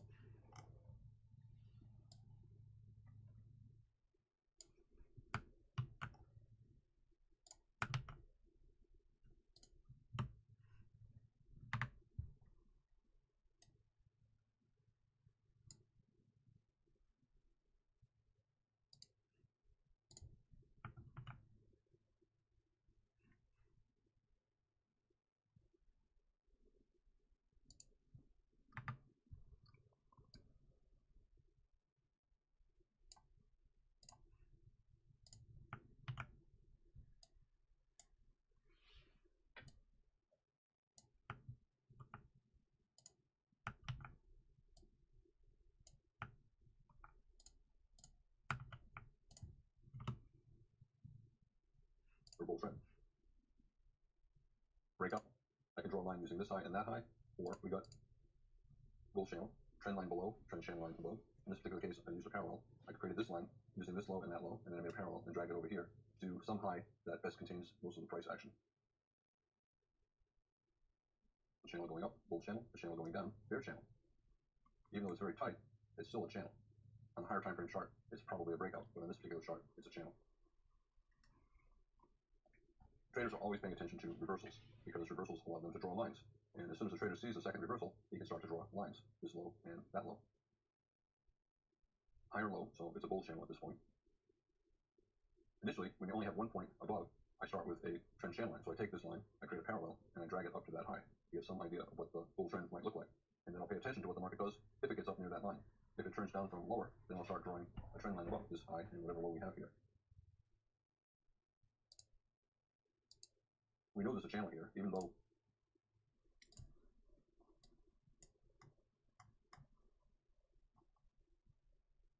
we don't have a good point for the second line. The channel right now looks like it's up, we have a higher low, but in fact it could be down, it could be this high and that low.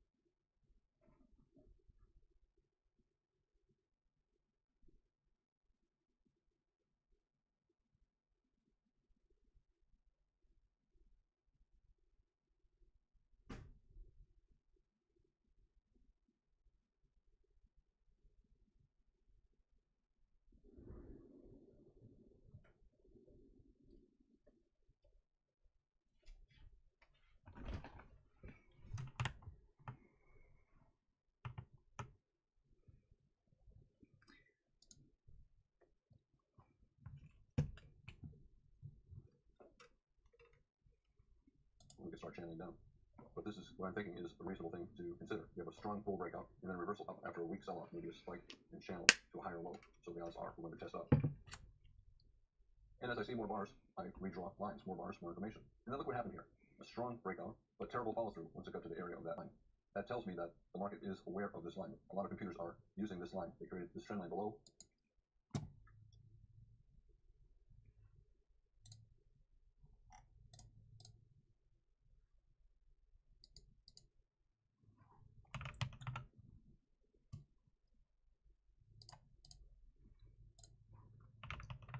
Channel going up, bull channel, channel going down, bear channel. Even though it's very tight, it's still a channel. On a higher time frame chart, it's probably a breakout, but on this particular chart, it's a channel. Traders are always paying attention to reversals because reversals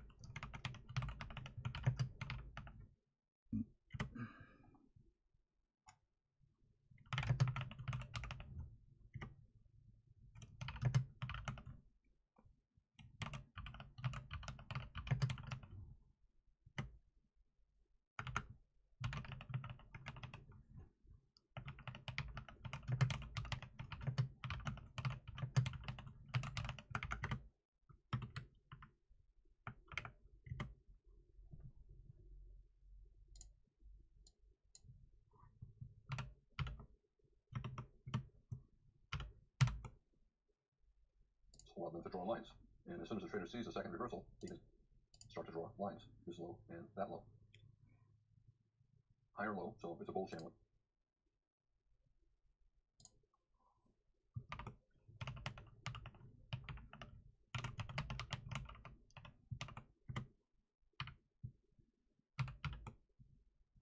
At this point. Initially, when you only have 1 point above, I start with a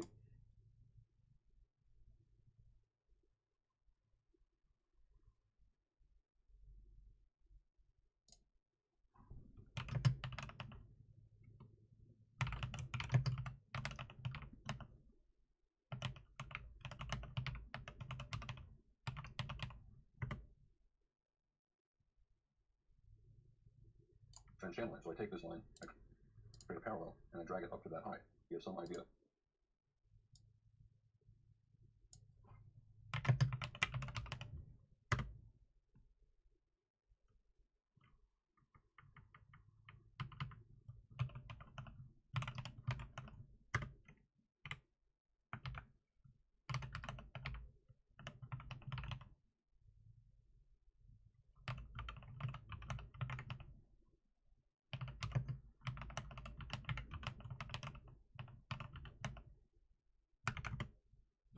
What the bull trend might look like.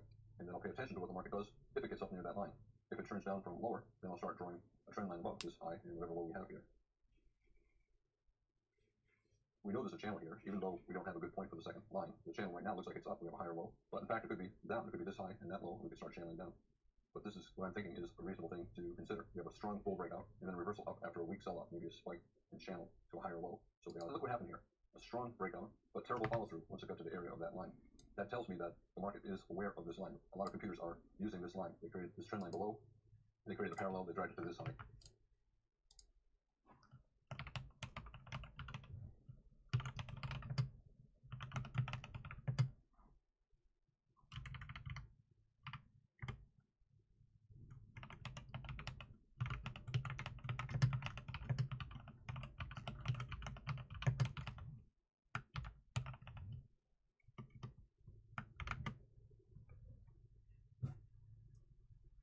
This hesitation at that line tells me that a lot of computers think this line is important.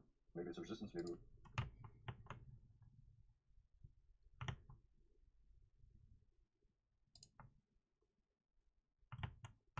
reverse down, maybe we break above it.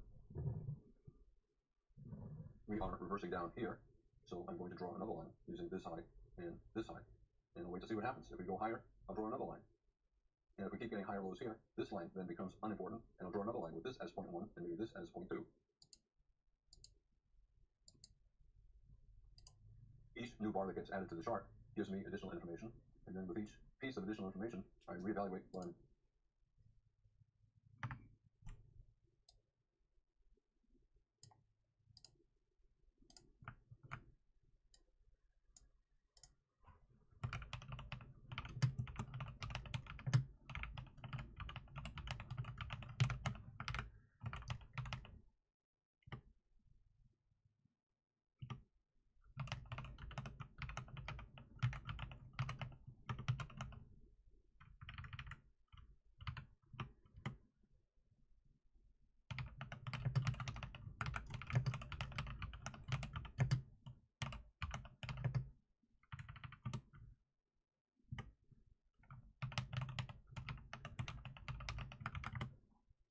doing, and that means that a lot of times I'm erasing old lines and creating new lines. All of us learned when we took mathematics that lines need 2 points. You need 2 points to draw a line. Here we have a lot of points. Every reversal is a possible point. Reversal up, and then a lot of reversal up, and then reversals down. Every one.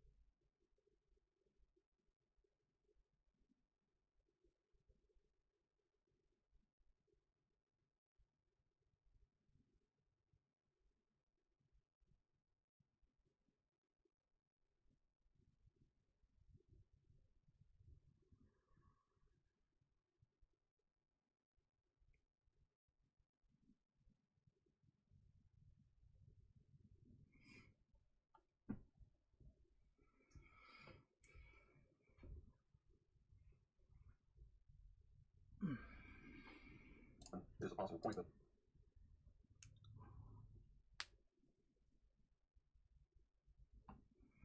I can use to draw a line.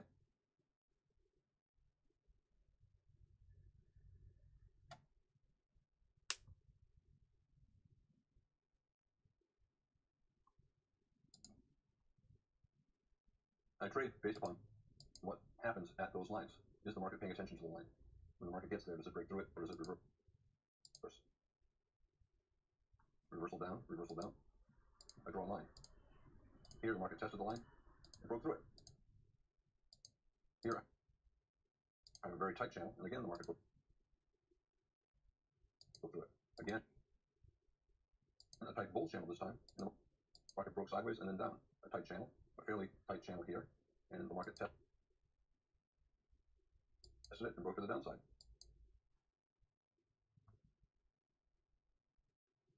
So these are all breakouts. Other times, the market hits the line and reverses. It breaks through the line, it reverses. It breaks through the bottom of the line, it reverses. Breaks above the top of the line, it reverses. It breaks below the bottom of the line, it reverses. So you can either get a breakout beyond the line or a reversal. In both cases,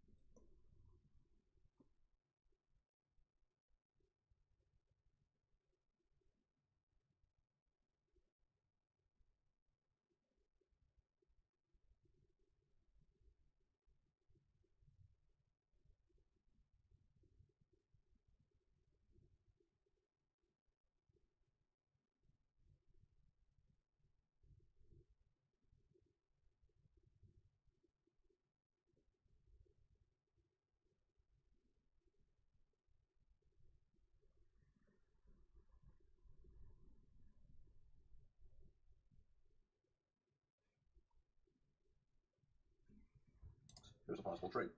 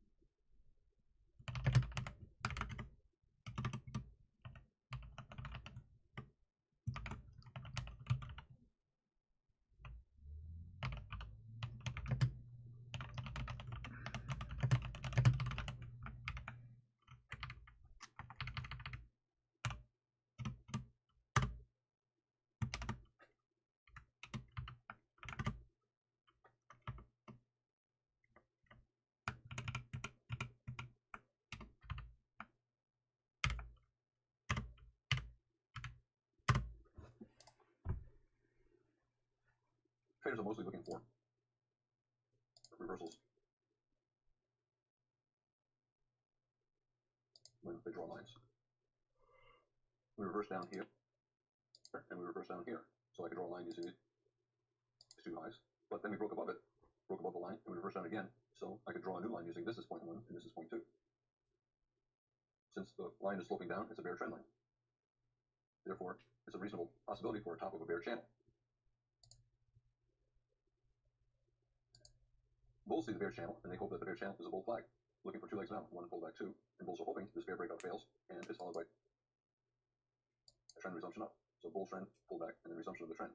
Bears are hoping bull trend, double top, and the start of a bear trend. A bear channel, I always think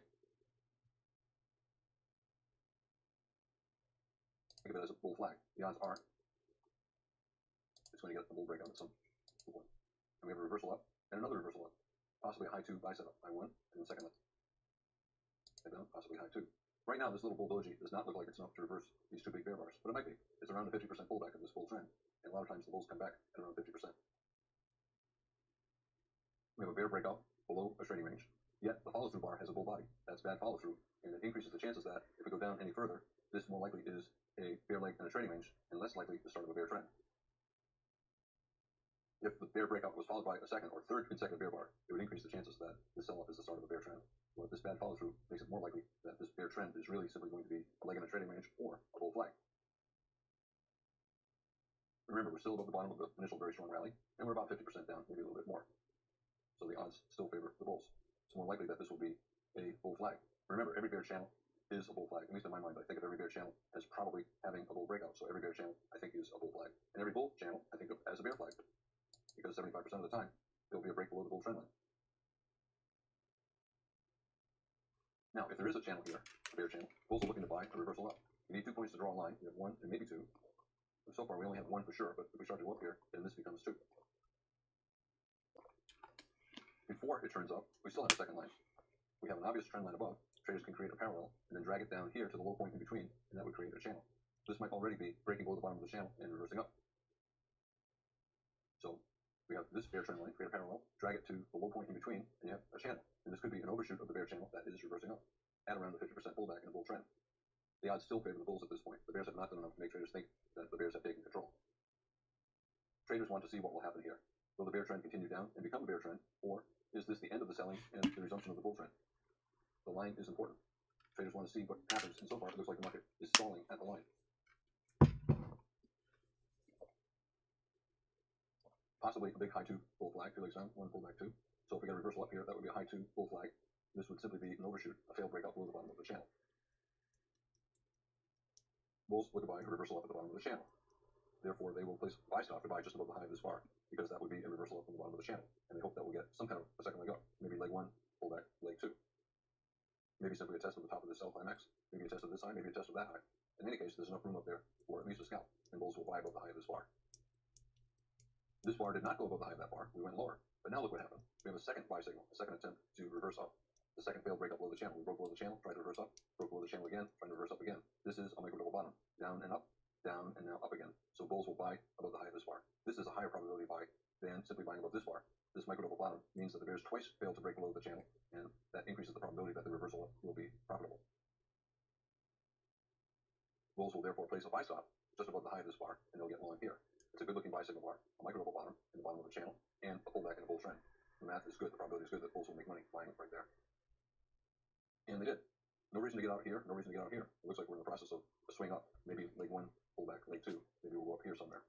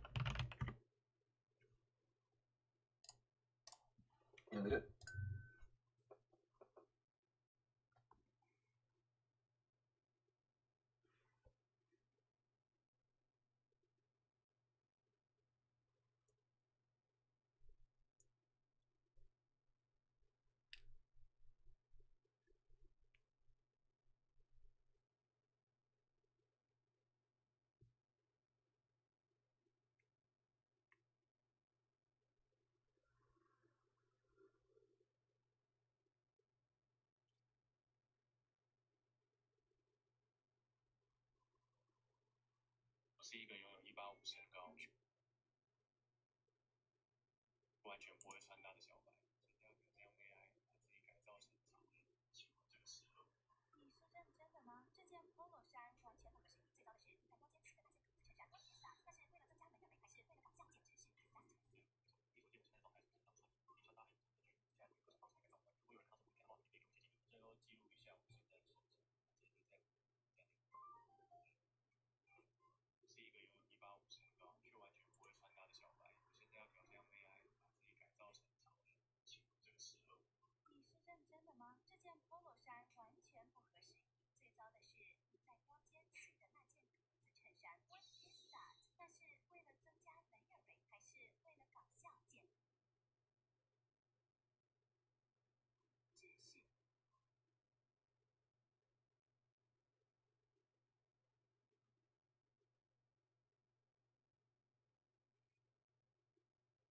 So you marketing, so you know they will be phone you in you. I will be the same asshole that I've always been and I able to beat up the punch.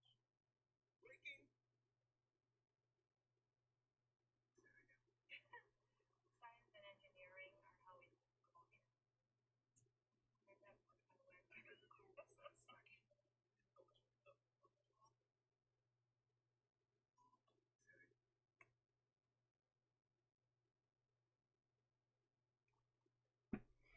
No reason to get out here, no reason to get out here. It looks like we're in the process of swing up, maybe leg one, pull back, leg two. Maybe we'll go up here somewhere.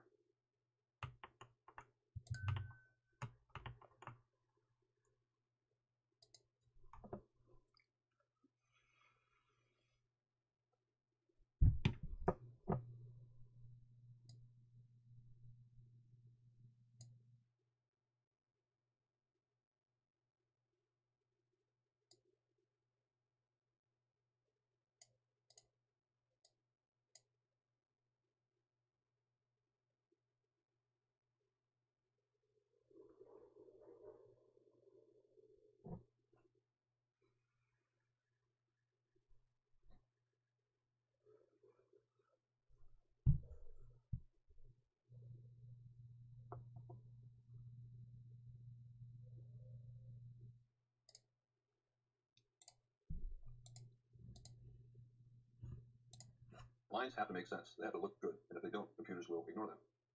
Initially, you draw a line with this low, that low. Once the market goes below the line and starts to reverse up, you use this low and that low. Will computers be using this high and that high? They will, maybe initially, until they start to see that using these two bars for a trend line below make this expanding, and this is probably too high for the market ever to reach there. If the lines are too divergent, most computers will ignore that higher line, thinking that the market will never get there.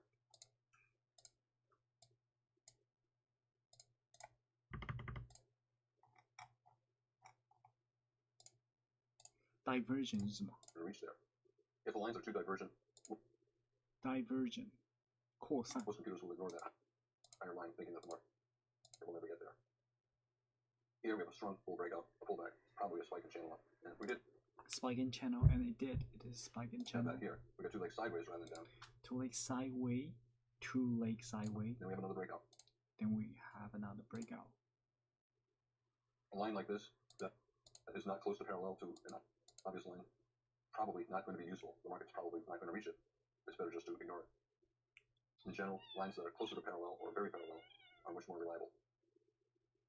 Obvious reversal up here, obvious line, very parallel. Drag it to the high point in between, and then see what the market does when it gets up to that line.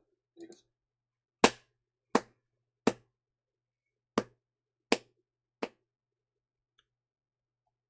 see a lot of computers did exactly that. They used this parallel line and created a parallel channel. And a lot of traders see it as resistance. Bulls have taken profits, and bears might be starting to sell up there. The closer the lines are to parallel, the more computers will use them, and the more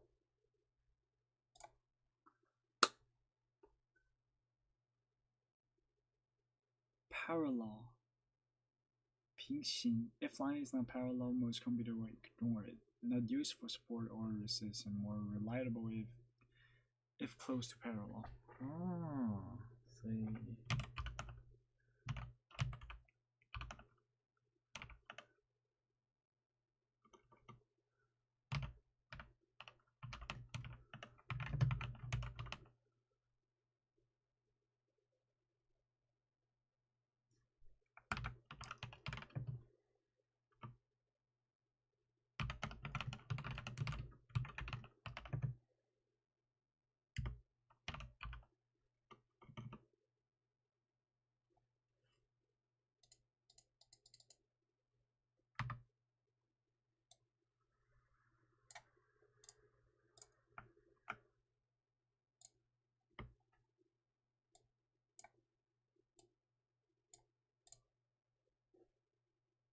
this reversal up here.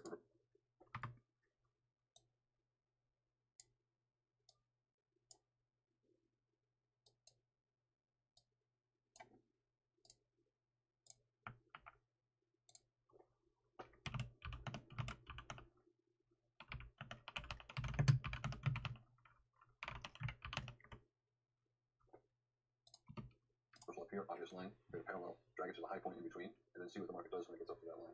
And you can see a lot of computers did exactly that. They used this parallel line and created a parallel channel, and a lot of traders see it as resistance. Bulls are taking profits, and bears might be starting to sell up there. The closer the lines are to parallel, the more computers will use them, and the more likely they will create support and resistance.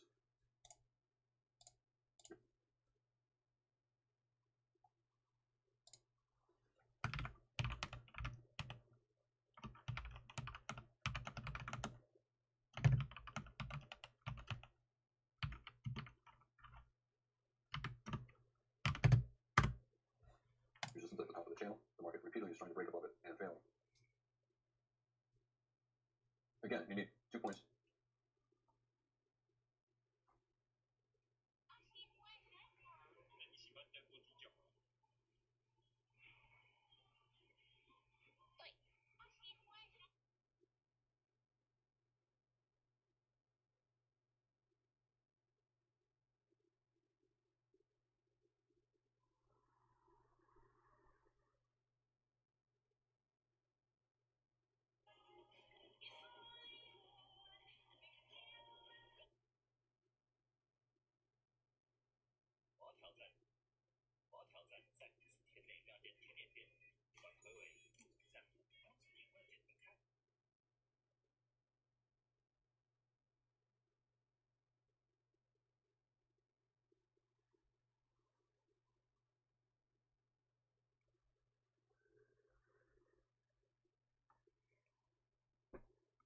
To draw a line.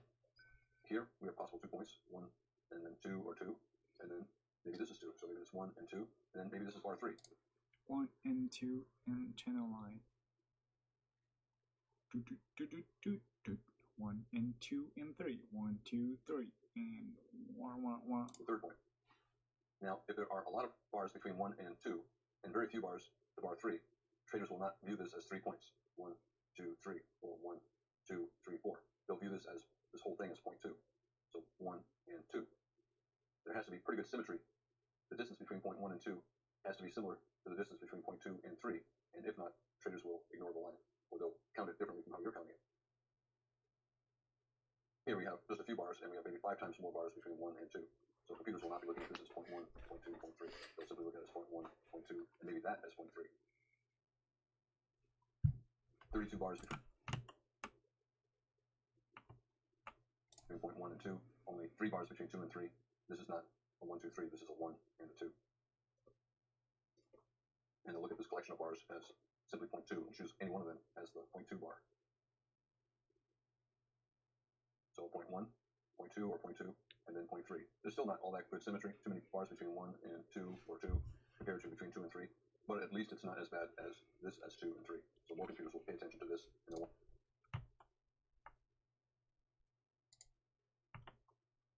want to see what the market does at that third point.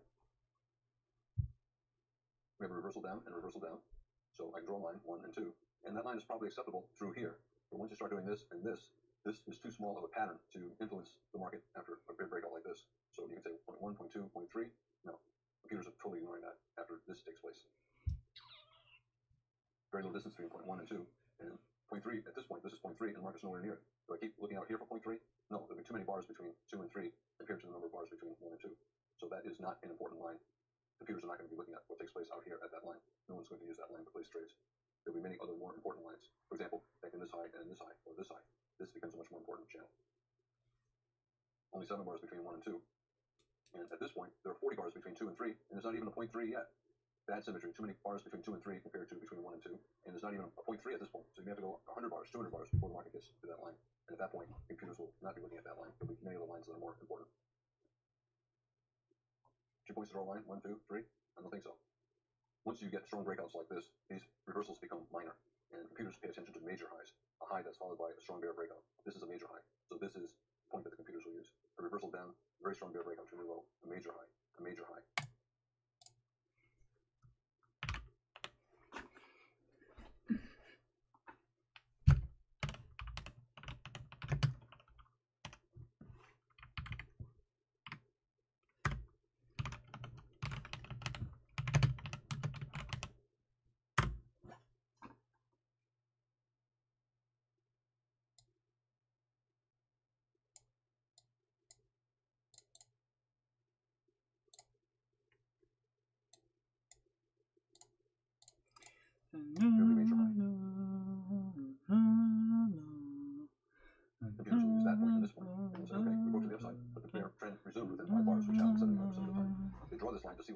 general area of the line, and then look to sell or reversal down, expecting resumption of the bear trend.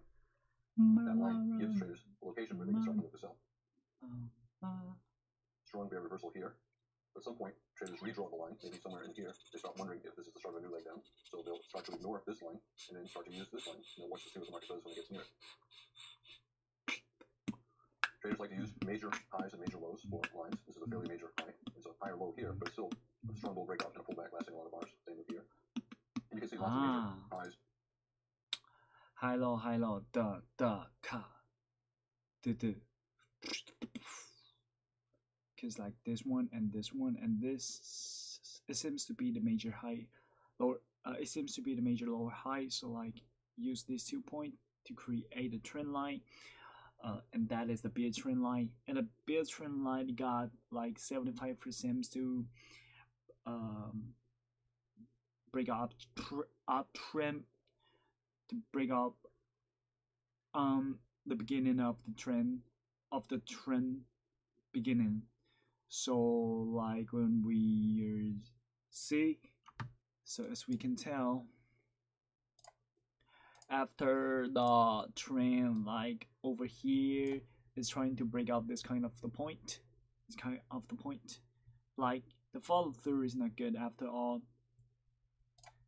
And when we see this kind of trend bar, we knew it, the breakout is true, and we can enter our trend of here up 1 tick to make sure at this got a breakout of this point. Oh shit, And lots of major lows. got a lot of major low. So this point is a major low, and at this point, and that is the major low. So though we only got 1 point to create our, although we got 1 point, only got 1 point to create our trend line, and we also can use this kind of trend line and how to say that, parabolic, and move this trend line up to here. Yep, as we can tell, the trend is go. Oh, or we can use this in here and the create of the year. Now actually this 2 is better. This is the bear trend line, and at this point, and at this point we knew the trend breakout. Yeah, at this point we knew the trend breakout, and it might be the higher high, and it might test the trend of the trend beginning, or get to the major move from here to here. I guess from here to here to here to here. So actually this is our major move target, and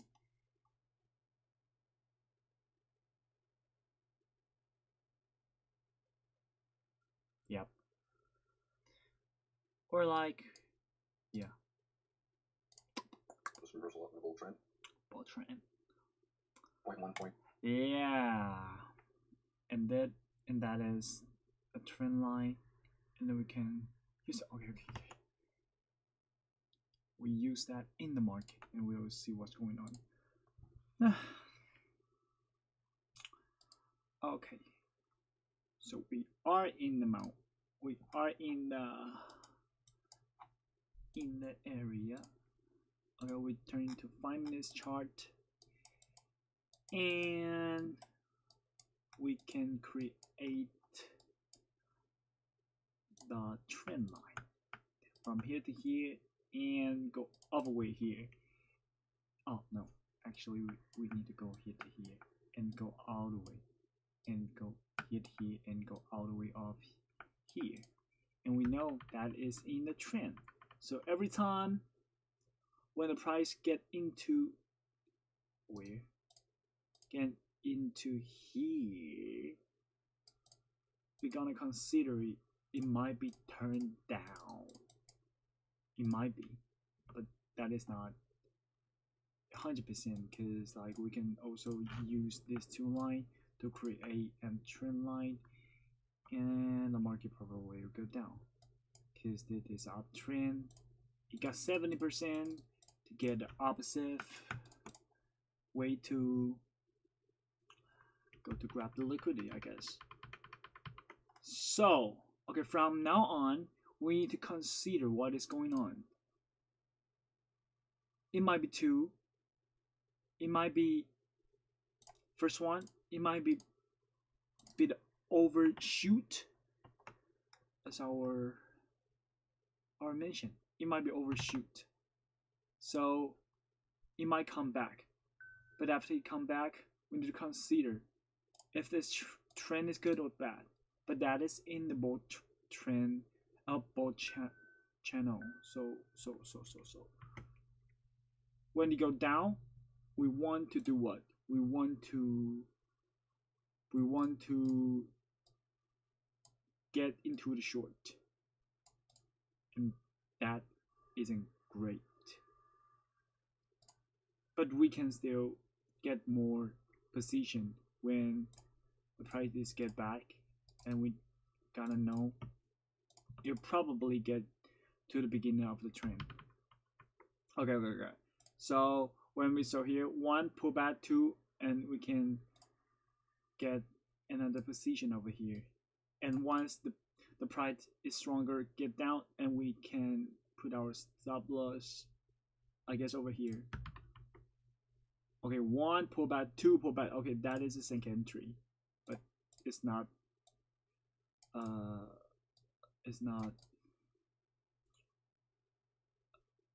true yet.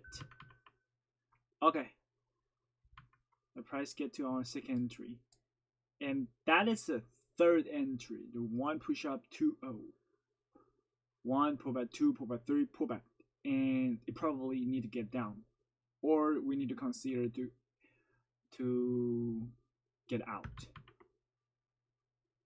Okay, that is a good way. Yeah, that's we want. That is what we want, and we can put our stop loss over here, and our actual risk is over here, and that is the TP2, and we can also draw the measure move. If that is a strong breakout, the price might be go over the measure move. So in here, it is a high probability trade compared to get over here. Wait, it's not good. It's not good. It might be the trend range, like from here to here. It might be the trading range. You can see the trends go over here, and once you come back, it still have maybe like 40% chance to get down. No, 60% to get down. But our risk and reward is good, so we can still hold our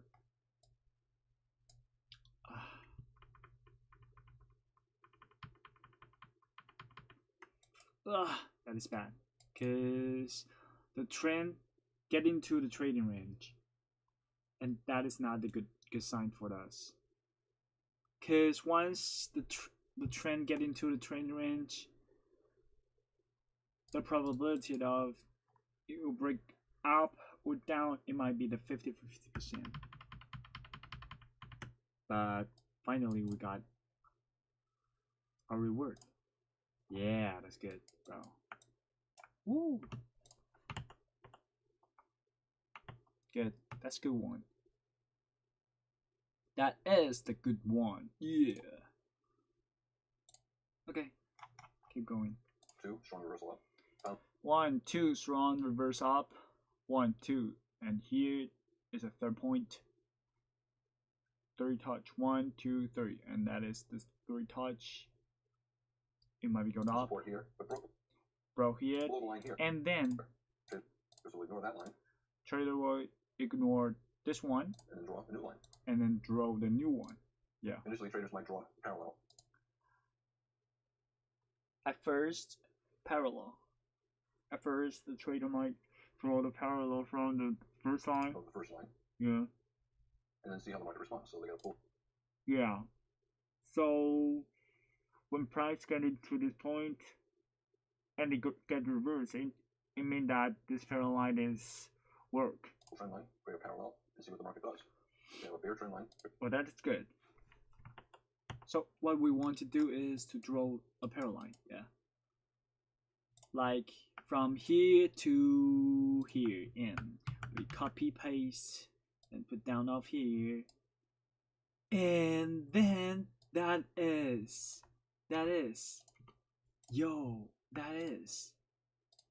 I guess I need to redraw. I need to reset up. That is not good. I don't like this color. No, this color is good. I think this color is good, but I don't like the background. Background is not good. I want my where's my line? I need to go. Okay. Yeah, I like that. And that is the trend line. Trend line. Okay, so yeah, that's good. We touch here, and we can do the scalp over here. Yeah, we can do the scalp, and it might be one second reward. Oh shoot, that's not good. No. We only want to do is the 50% of the whole body. So we want to do the 50%, and we only want to got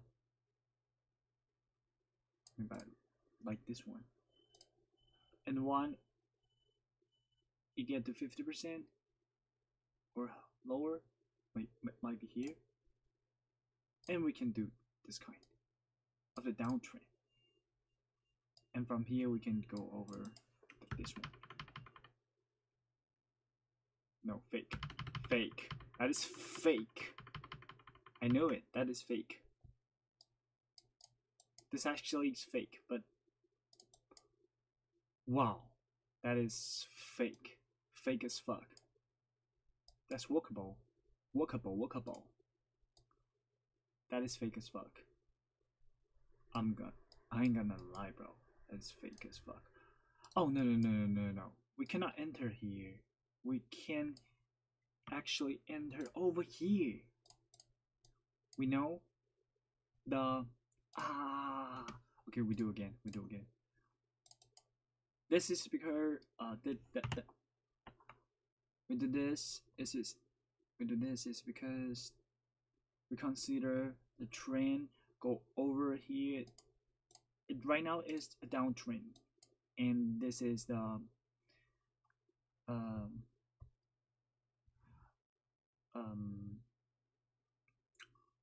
how to say this?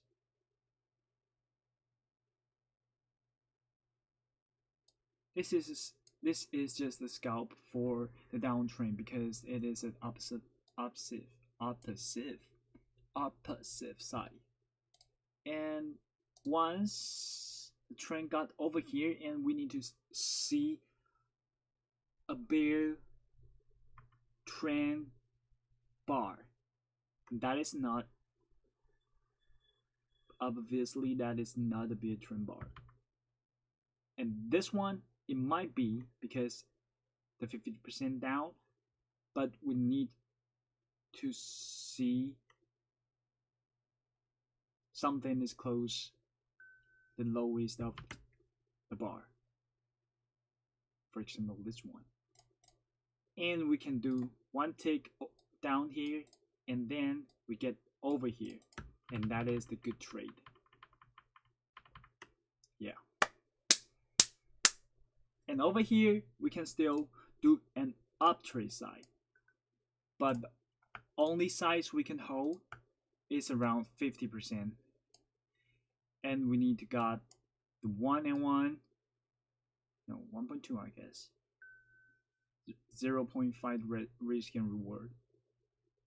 or maybe like 45, like this kind of. You can see. Yeah, we lose because that just scalp. If we want to do, we can do this.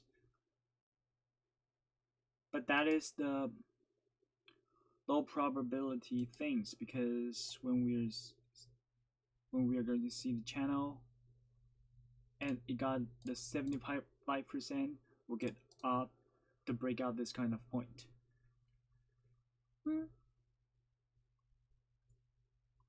Yeah, so this is kind of good. Yeah.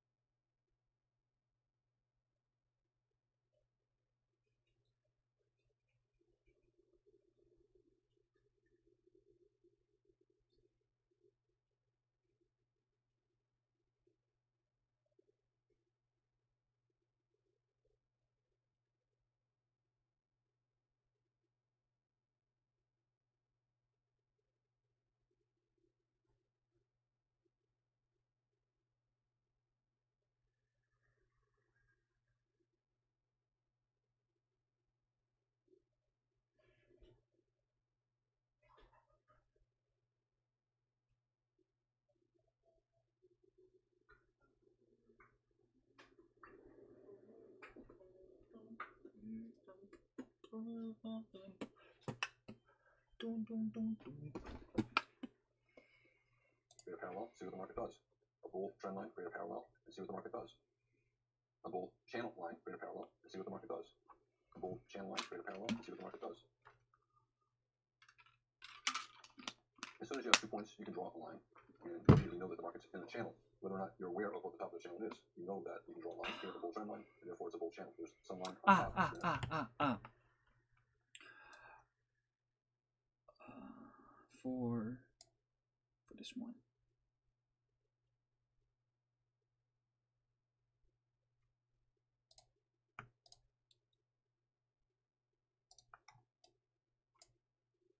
Downtrend, and let's start with this downtrend. Trend, downtrend, downtrend, downtrend.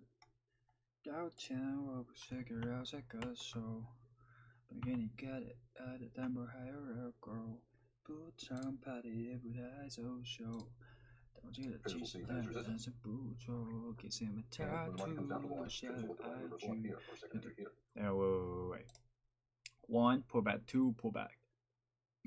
Oh, and we saw this is a bit flag. Yeah. For test of the trend. So when we are counting the pullback, and we can use this kind of way to get to know it might be at 50% of just the highway pullback, highway trending range. For example, this one, we can draw. No, that is suck. Oh, for instance, for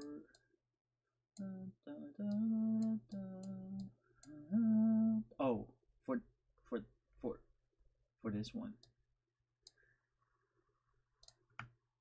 Here, from here, and we copy, we paste, we know, we gain. Yo, bro, that is fucking insane. Bro, insane. Bro, insane. Wow. Wait. In 10 minutes, it's just like the same. 1 pullback, 2 pullback, 3, and that is the third entry, and we can get into here, and our stop loss is over here, and we can get over here, and that is the 1-and-1 raise scan reward. And also they got this kind of tool. Damn, bro. That is a high probability trade. So when we're like get into this kind of trend, that was, bro, insane. Bro. Shit, man. I need to clip it down. That is the coolest things that I saw. So first of all, we're gonna see the 50%. It has 1, it has 2, it has 3. But we know that is not good. And that is not good. And obviously that is not good because the tail is long.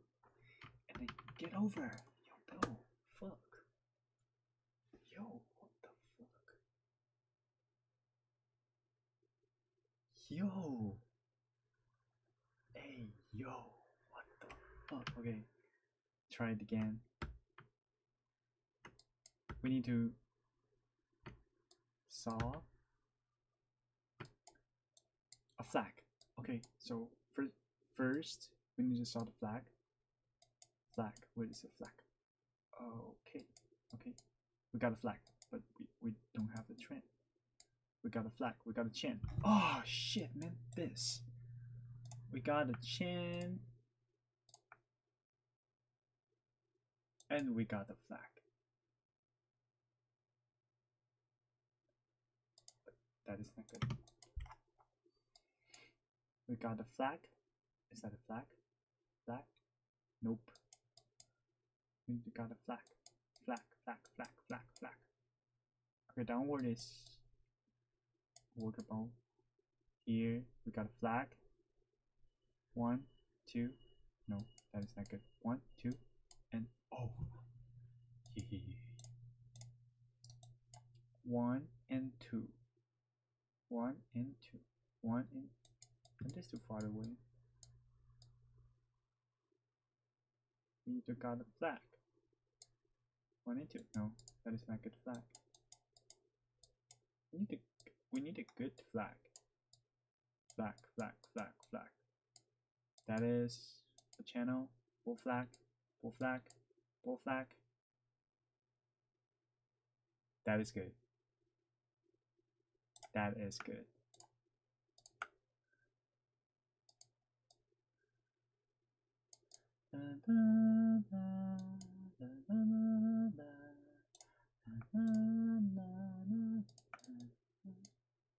That is not good.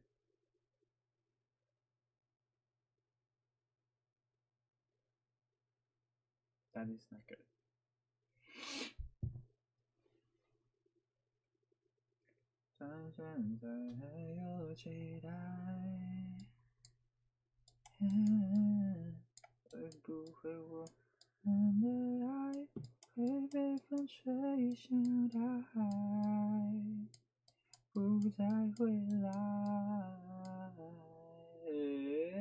That is good. That is good. 1 and 2. Ooh. And what? And 1 and 2 and 3 and 4. That is good. Time is cool. 看清楚. Shit, man.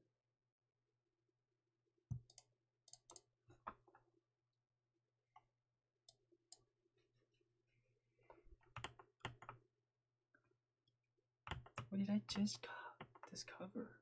Yo, that's fucking crazy. That is good too. Okay. So like this one from here to here, and we only got 2 points, right? Only got 2 points. So we can from here to here, and then expand it. Here, from here to here. Oh shit. Oh shit. That's yo bro, that is not good. No. Yeah, that is not good. But that is a major low. Because this is crypto. When we're seeing maybe like even 100, even 500, it might be a lot of lag. For example, here we got a flag, right? And then we got what we got. We got the trend line, we got the flag, and we got 2 point, and we got 1, 2,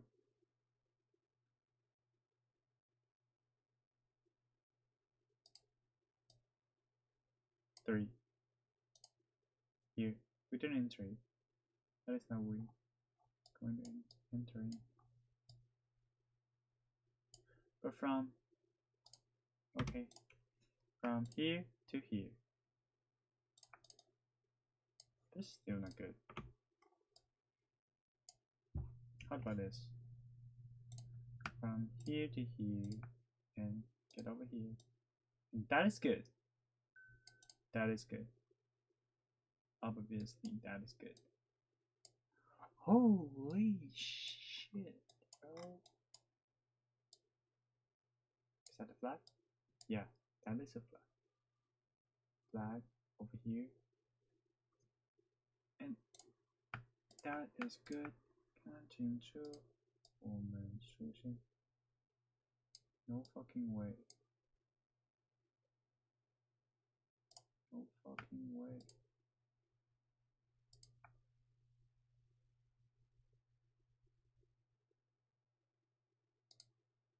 Here.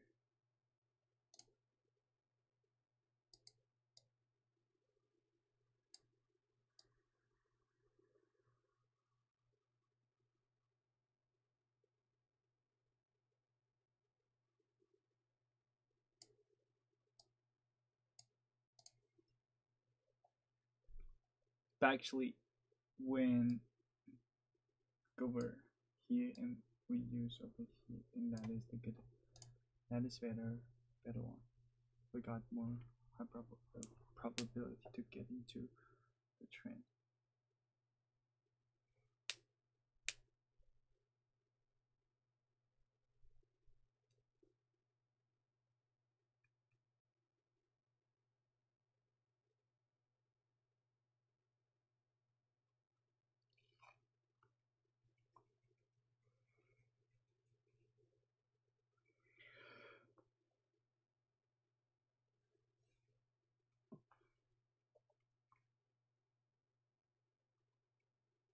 Some traders will even short on the reversal down to the top of the channel.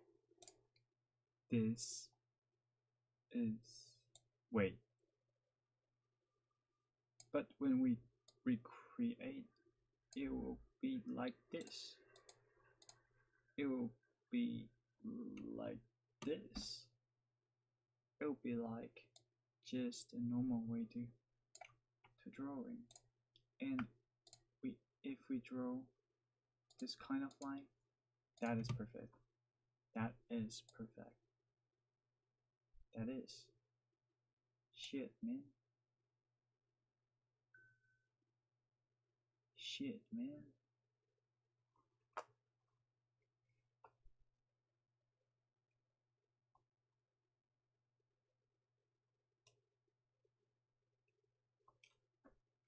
What the fuck?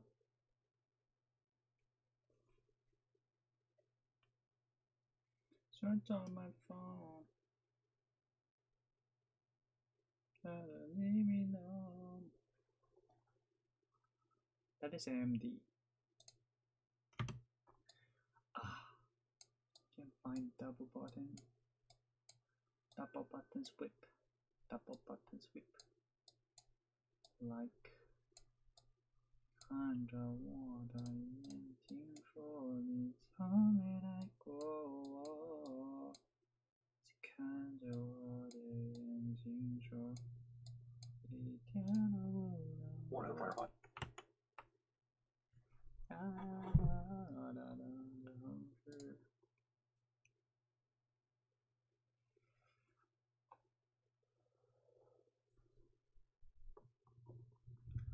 可爱的城市来。 For example, at this high, bears sold and made They money. saw make Even at money. this high, they sold, maybe They sold more sold. bigger. They This sold more. pullback fell below that breakout point. Pullback So the fell. market's in a stairs pattern, and stairs will sell new highs, Oh scaling higher. shoot! Okay, from here to here we can build. We know, like, we know the price is from here to here, right? And when we're drawing this, and we still can using this kind of top. And when the price go over here, we can redraw like this and here, and that is a broad channel, and maybe like this. We can cover whole things, and when we cover whole things, and we know the price might be get higher, and we can get into the price like this is good and that is not good. This is good, this is the uptrend, and that is not the good things we want to see, and we might go over to the measure move. Yeah, the price might be go over to the measure move, but in this point it does not create a measure move. And when we saw this, we know we gotta get out, and we want to do a sell. So from here to here, and after this close, we know the price might go over here, and we want to get this point. We know this just, or we can redraw from here to here, and we discover this quite similar. The price just get down, and we want to go. We might get out over here, and we go. We might get out over here because that is the potential. No, that is a potential. The price might get reverse 1, pullback 2, pullback 3, and it might be go down because 1, pullback 2, pullback 3. That is a 3-time wedge, and it might be go over here. The reason why it might be go over here because it got the 75% to break out down, and it got the 60% to get test the beginning of the channel. So that is in SMC with how this is liquidity, the most important liquidity. And in price action, it is the test. And if it tests, it get up, then that is a double bottom. And if it get test but it fell down, it break out, and it might be go to the major move. The price might be go to the major move, and that's it. And when it get to the major move, we can keep going to tell from here to here, from here to here. It might be a exhausting gap, but the down is strong. Oh, actually it's not. It pause, and it pause, and it pause, and it get down. It might be, if that is a measuring gap, and the price might get over to the lower from here to here, the 50% of the measure move, and that is the measuring gap. That is the measuring gap. Actually, no, actually it's like over here, 50%. Oh no, like over here, like 50%. And as you can tell, when the price get down over here, and the bears start to get profit. Oh, that is good. Wow. Betting that they'll make money. They make a profit on their second. Crazy, bro. That is really crazy. Wow. You have a reversal down, you can draw a line. The initial Draw line the is line. probably here. Maybe traders looking for a wedge. 1, 2, 3. 1, 2, 3, Broke 1, strongly above 2, it, 3. reverse down again, so now we have And wedge is actually the broad channel. Yeah, because 1, pullback, 2, pullback, 3, and it might be breakout. If it doesn't, it's still going to be the channel. the ability to draw another line. And traders like to see what happens at the top of the channel. Will it reverse down? And yep, I forgot one thing. It's not every single channel is this kind of channel, bro. Parallel. It's not the parallel channel. It might be the wedge channel. It might be the wedge. It's not always will be the parallel. Or like this one, it's just a wedge channel. It doesn't mean anything. It doesn't mean anything. Or we can draw like this.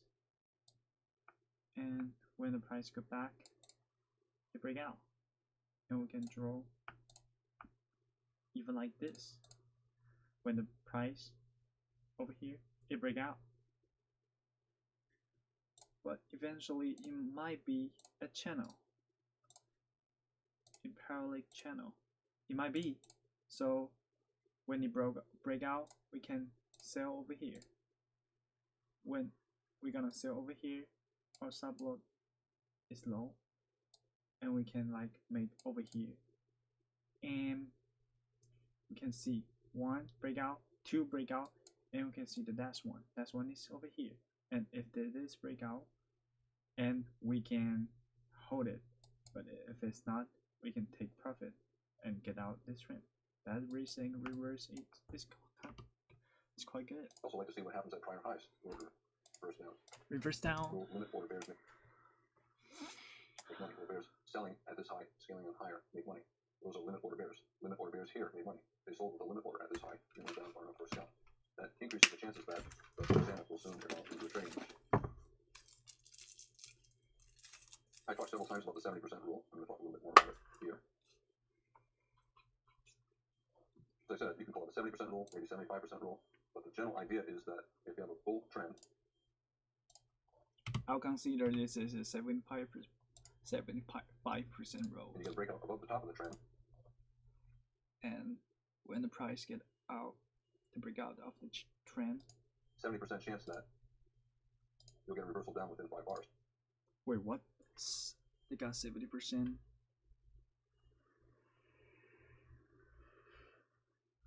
Wow, wait. If you get a breakout below the bottom of the channel, 70% chance you'll get a reversal. Oh shit. And that is the 70% rule. Pull up within about 5 bars. And you have a 30% chance that the bull breakout will be successful and start a new market cycle, breakout the channel, and then trading range. Because there's a 70% chance that the market will reverse down to the bottom of the channel, traders will look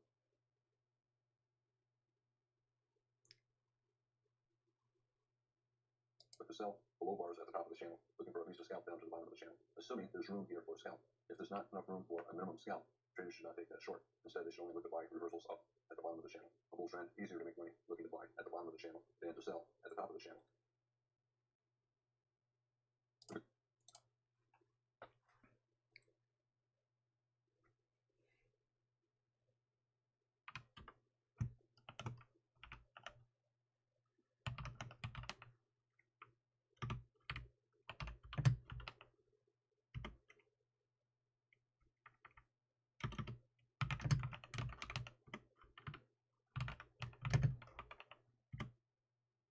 Good way to buy.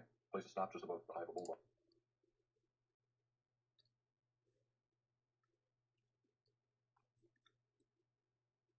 At the bottom of the channel. Looking for a resumption of the trend up. Continuation of the channel. I think this is pretty interesting. Look at this chart. It's the same as this chart, but the time frame is different. This is a 1-minute chart, and this is a bull breakout above the top of a bull channel. Now, what about my 70% rule? 70% chance the breakout fails within about 5 bars and goes down to the bottom of the channel. Well, there's an additional point about that 70% rule. The 70% rule works on the highest time frame where you can draw the channel. And is this 1-minute chart the highest time frame where I can see this channel? No.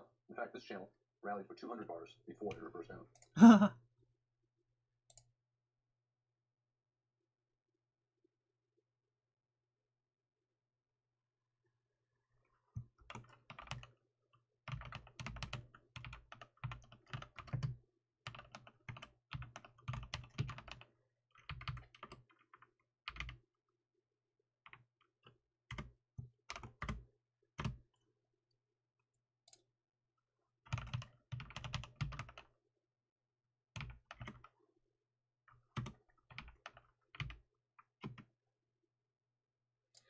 My rule is 7.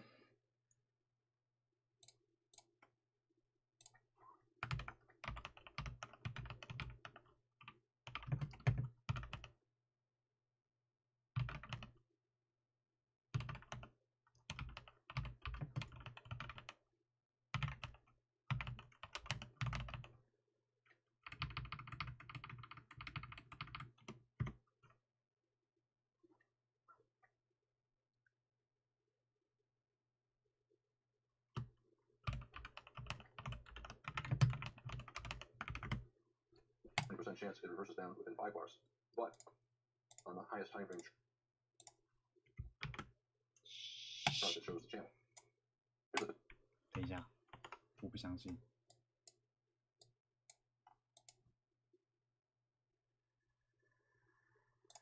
随便画，1、2。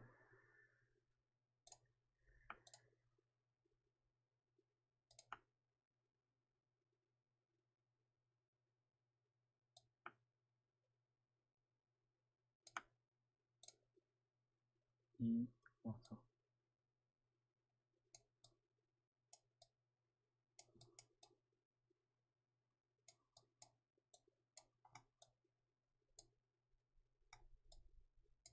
哎，这明显超过了吧？1、2、3、4。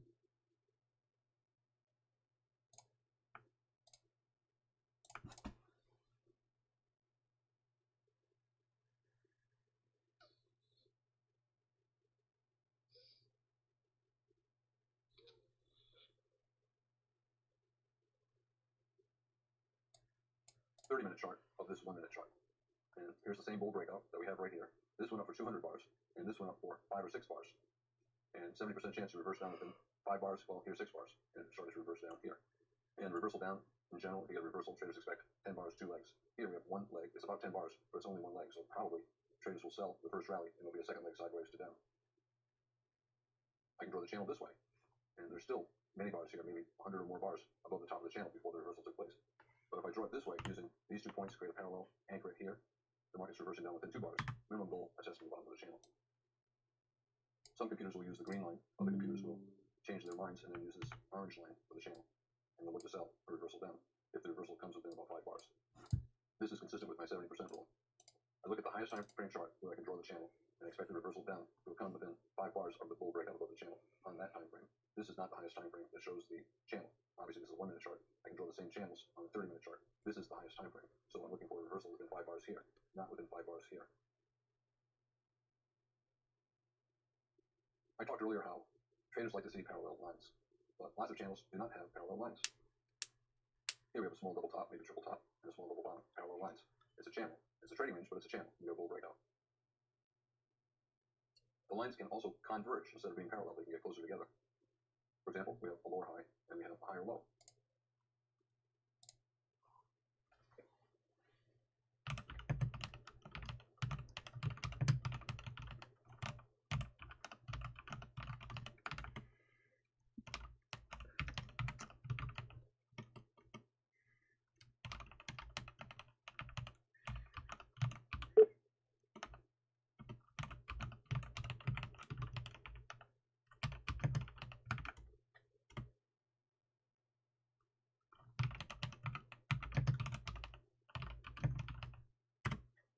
This is a channel with convergent lines. It's a triangle.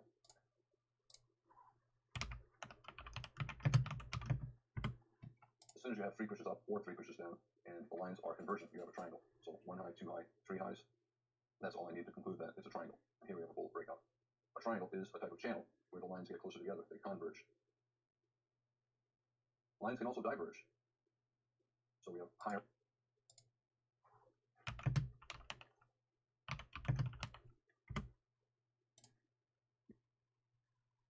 High, a lower low, and we tried to get another lower low. We reversed up several times. This is also a channel. It's a horizontal channel where the lines are divergent. It's a type of expanding triangle. Anytime you can draw two lines on the chart and they contain the price action, you have a channel, whether the lines are parallel, get closer together, convergent. If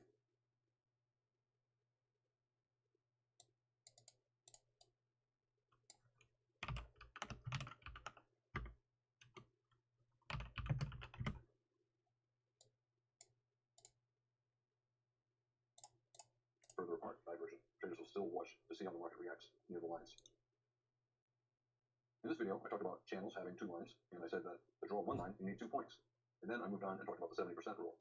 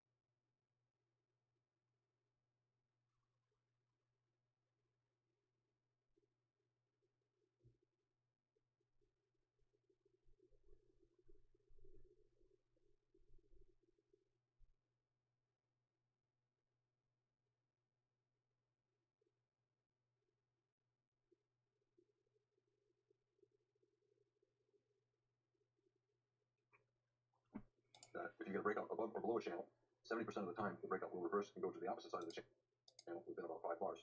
However, that rule only applies to the highest time frame that shows the channel. And go to the opposite side of the channel within about 5 bars. However, that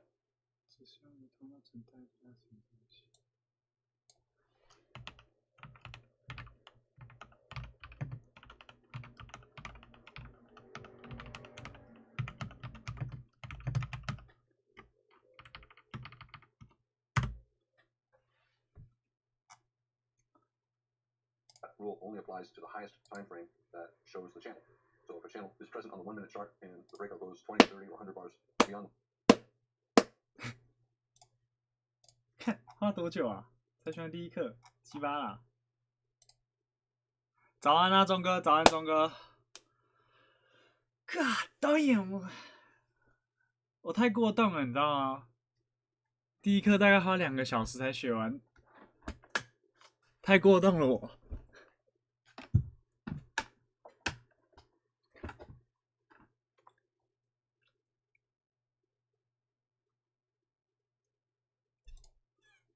This is Al Brooks. 第二课少了8分钟，但第一课有40几分钟，哎，太硬了啦。但这个 channel 简单很多，太简单，难一点好不好 ？How to draw channel? Forex bear channel example, immutable channel example。我告诉你，这一课我应该会很少笔记。如何？这一课就带过就好了，因为嘛是轻轻松松、简简单单呐。如何绘制通道？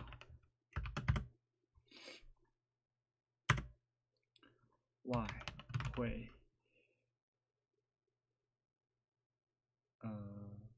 上涨通道，上涨通道。例子，期货下降通道例子，啊哈 ，easy peasy。哪里讲啊？这一堂课 Begin by using the 30分钟给它结束。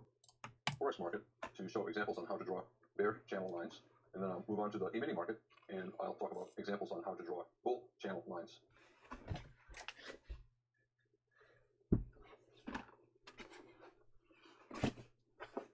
屁股坐了，酸了。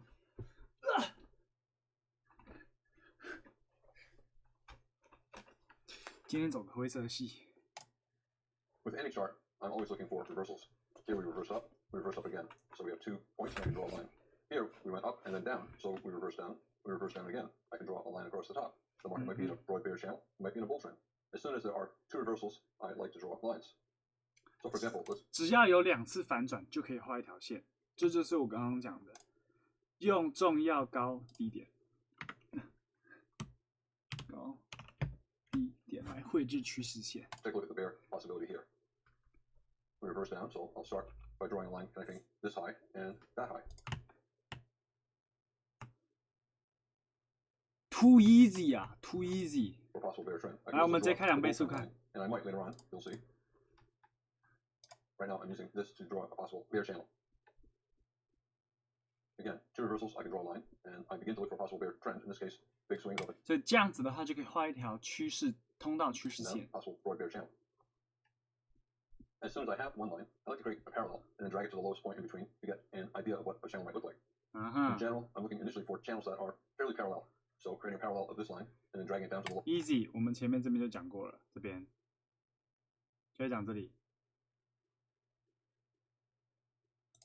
给你们看，这里先画点到点，这边1次嘛，这边第2次嘛，然后之后呢，下面虽然刚刚就有一个点，这一点还会出现而已，我们就把上面再移下来。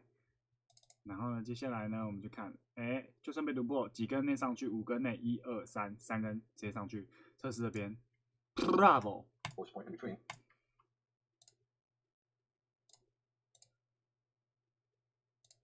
Gives me an idea of where possible support might be. If this is a bear trend, we go up and down, it will tend to find support at the bottom of the channel. And if it's a bear trend, most bear trends, at least at some point, are contained in a fairly parallel channel. 잠깐만 주세요. 잠깐만 주세요.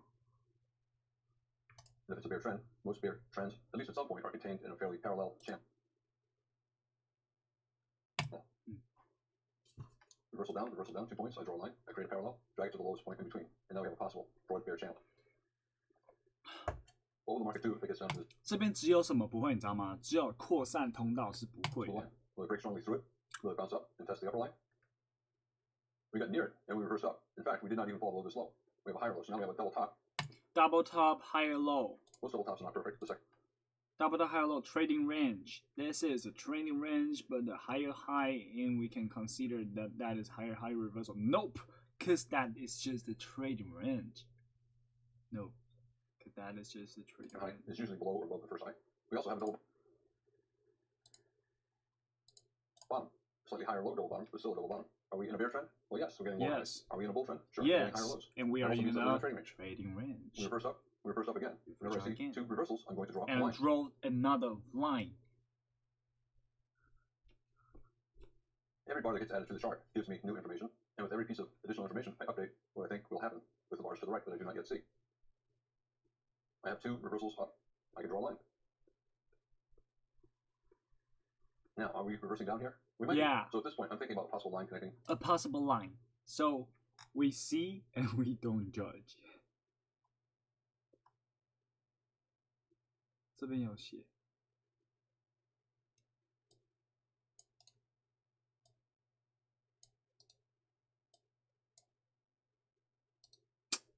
Fuck.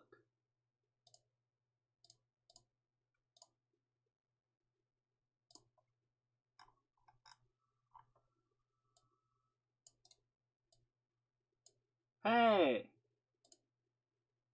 What the fuck?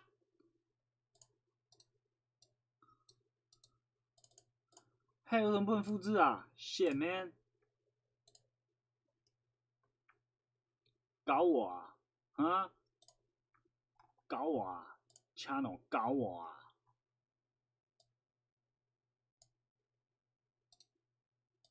嘿、what the 哦 ，Ctrl C 就好了。对哦，忘记了。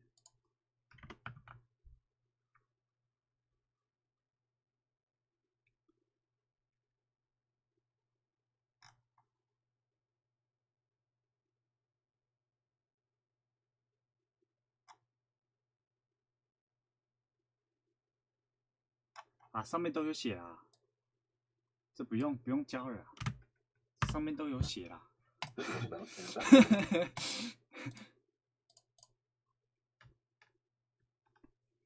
have 3 reversals down. 1, 2, 3. Whenever the market's in a trading range like this, and there are 3 reversals either down or up, it's also in a triangle breakout mode. At this point, it's in a bear trend. We have lower highs.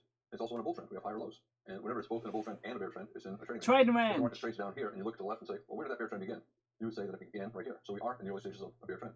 On the other hand, if the market ends up here, you'll Where say, does the bull trend begin? So this is also in a bull trend. Very common for the market to be both in a bull trend and in a bear trend at the same time. And sometimes the probability of each is about the same as it is here in a triangle. I said every time I get a reversal, I think about drawing a new line. I have a reversal up here. I can draw a line using this low and that low, or this low and that low. And I pay attention to both.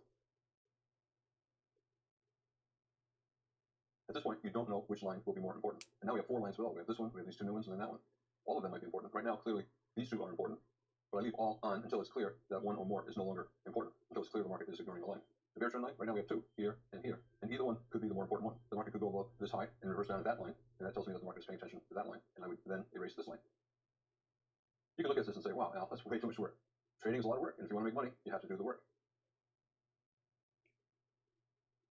We have a double bottom and a bear breakout. We have 3 pushes down. 1, 2, and 3. Whenever the market has 3 pushes down and reverses up, it's a type of wedge bottom. It does not matter that the second low is above the first low or above the third low. That's irrelevant. The market tried hard 3 times to get a downside breakout, and now it's reversing up. It does not matter, even if it's not a wedge shape. It's still the same forces that create a wedge bottom. So I think of a failed breakout below a double bottom as a type of a wedge bottom. You trade them exactly the same. Should I buy above R3 right here? Well, we have the same bottom. So I think of breakout, and now it's reversing up. It does not matter, even if it's not a wedge shape. It's still the same forces that create a wedge bottom. So I think of a failed breakout below double bottom as a type of a wedge bottom. You trade them exactly the same. Should I buy above R3 right here? Well, we have 3 bear bars and 2 are fairly strong, decent size closing on their lows. In general, you want to wait for a second entry buy. This is a micro double bottom also. We went down and up, and then down and then up. So theoretically, you could buy above here. It is a reasonable buy. You're at the bottom of a trading range, and you have a second entry buy signal when you get above this bar. We continued down for a second leg, reasonably strong bear leg, and this became a bear flag. We went up, we went down, we went up, we went down again. And this bear breakout fell far below that pink line. The market's ignoring that pink line. And try to pay attention to it here, but it's clear that it's ignoring it. Now, if anything, it's resistance. We turn down from it. Whenever the market looks like it's ignoring a line, I'm going to ignore it as well. I don't want too many lines on the chart because then it becomes too confusing, too difficult to follow what the market is trying to do. A reversal down, a surprise reversal down, small double top 1, 2, double top bear flag, or low 2 bear flag on a smaller time frame, a pullback from the breakout below these 2 lows. Big bear bar, probably a second leg down. This could be the extent of the second leg down. In any case, we rallied and we reversed down. I can draw another line. 2 ways to draw a wedge bottom. 1, 2, 3, or 1, 2, or 2, and 3. Let's say 1, 2, and 3. There are 2 ways to draw a wedge bottom here. Whenever there are 2 ways to draw the same pattern, some computers will use one, other computers will use the other. We have a bear breakout. Anytime you have a big trend bar, it's a breakout. So we have a big bear breakout. But look at the follow through. We have another bear breakout. And look at this, a bull bar. Another bear breakout, a tail on the bottom, followed by a doji bar and a reversal up. This is weak follow through. Whenever you have a bear trend that has decent bear bars but bad follow through, that bear trend probably is going to be a bear leg in what will become a trading range. Trading ranges have legs that go down, they have legs that go up. And because of this bad follow through, traders are expecting that there will be a bull breakout above the bear channel, the wedge bottom. Bulls will begin to buy reversals up. Some bulls who bought above this high or that high are still long. They might be using a wide stop, maybe based upon a measure move down from this double bottom, a breakout below the double bottom, and they'll use a wide stop, and they'll scale in lower, above a bull bar, or maybe even above this small doji reversal bar. So some of these bulls are using wide stops, holding long, and looking to scale in lower, betting that the bad follow through after the bear bars means this is a bear leg in what will become a trading range, or possibly even a bull trend. So they'll buy more above each new reversal attempt up. Let's say this is the first entry that a trader takes. Let's say he did not take this or this, and he buys here. Arguing it's a wedge bottom, 2 different ways to draw it, 1, 2, 3, or 1, 2, and 3. And it's also at the bottom of a parallel created by this original line. A line right here. We're reversing up from it. Markets tend to reverse if you can draw parallel lines like that. This trader at this point is feeling good. Not great follow through. So just like the bears had bad follow through on the way down, the bulls are getting bad follow through on the way up. It looks like a bull leg. But it's still a reasonable buy. And if you have a wedge bottom, traders look for 2 legs sideways to up as a minimum target.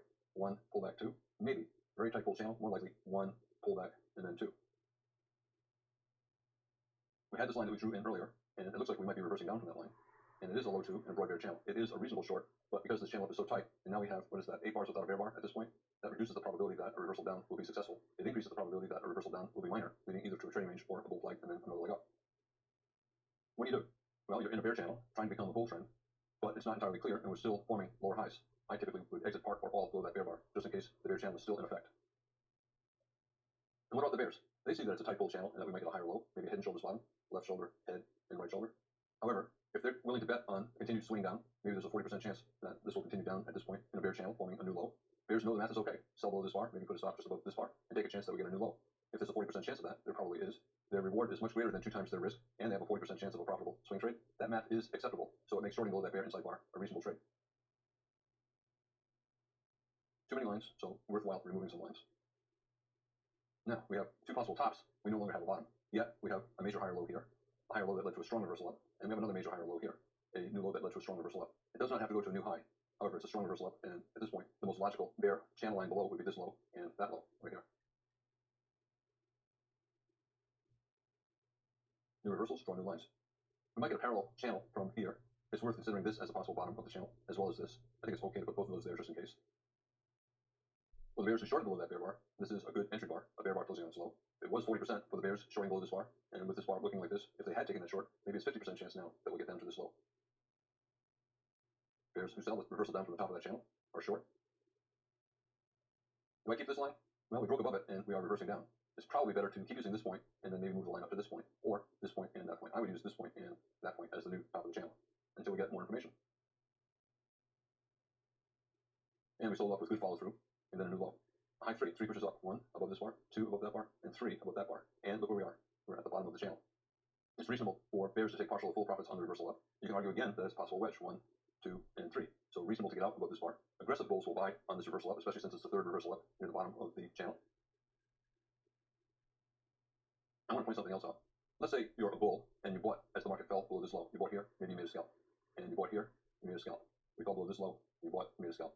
Bulls are buying every new low. They buy this low. Some bulls will buy this low, use a wide stop, and scale in lower, knowing that every prior new low led to a profitable trade if you bought the low. Buying below this low, fell below, you made money. Buying below this low, you made money or made money. Buying at this low, you made money or you made money. Buying at this low, you probably will make money. So bulls are buying new lows. That means it's a stair pattern. The pullbacks from the new lows are going high enough up for bulls to make a profit, so they'll continue to buy new lows until they no longer make a profit. When bulls are able to make money consistently like this, repeatedly like this, in a bear trend, that bear trend probably is soon going to evolve into a trading range. Either buy with a limit order at this low, or better, buy above a bull bar on a reversal up, especially since it's the third attempt to reverse up near this low. Bears should get out of their shorts at this point, or at least out of most of their shorts. Aggressive bulls will buy here. Other bulls will wait 2 or 3 bars.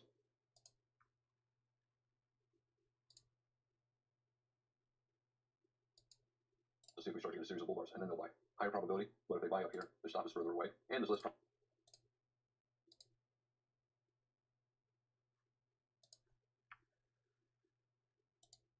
remaining in the trade because they're entering higher up.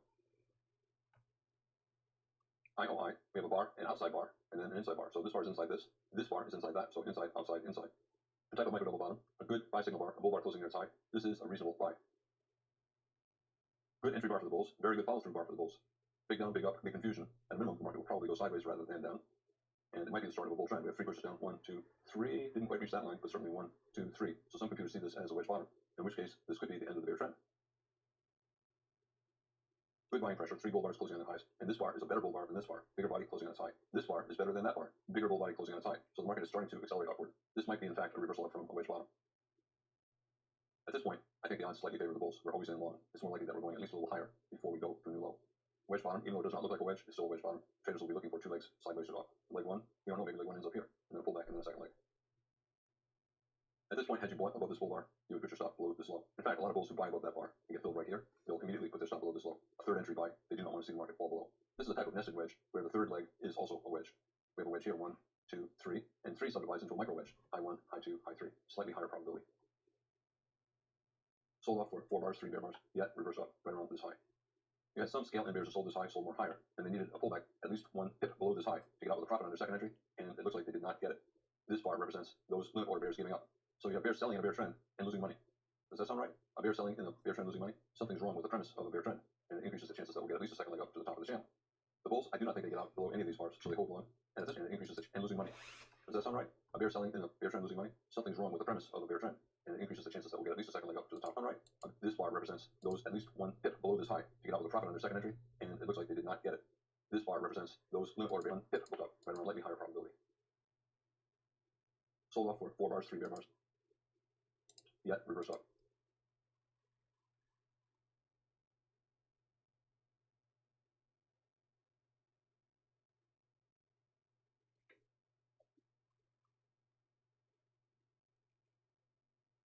Right around this high. You had some scale and bears that sold this high.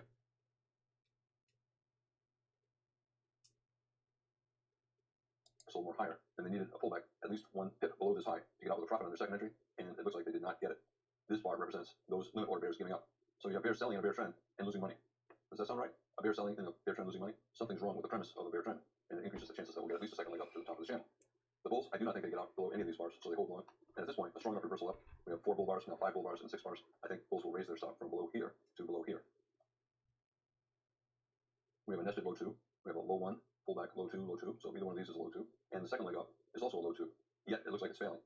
So the bears who are selling below this low, below that low, below this low, it looks like they're trapped. Just like the limit order bears who sold at this high and scaled in higher are trapped. Now you look at this and say, the bears are losing money, and the bears are no longer able to make money. And therefore, those bears have to buy back their shorts. That increases the chances that this trend will continue higher. We're at the top of a reasonable channel, a good location to take partial profits, either with a limit order here. In fact, that's what created this sale, in part. You had bulls taking partial profits there, or you could take partial profits on the low 2 below this bar, or the low 2 below this bar. Low 1, low 2, low 1, or low 2, or low 2. Reasonable to take partial profits, especially when things are not all that clear. We're always in long, but where are the consecutive big bull trend bars that typically happen if this is the start of a big bull trend? They're not present, so this is probably not yet the start of a strong bull trend. And if it's not the start of a strong bull trend and you're at some kind of a resistance level, and your reward is at least twice your initial risk, it's reasonable to take some partial profits. Maybe you take some partial profits here. A micro double top, up and down at a resistance level, the top of a channel, and a lower high. Just like here is a reasonably strong leg up, we reverse down. You have to be open to the possibility that another strong leg up and we reverse down to another new low. At this point, I think it's more likely that we will not reverse down to a new low and that we'll either stay sideways or continue higher. Okay, we have 6 bars up here with no bear body, and 5 of those 6 bars are bull bars. 3 or 4 of them are closing in their upper half.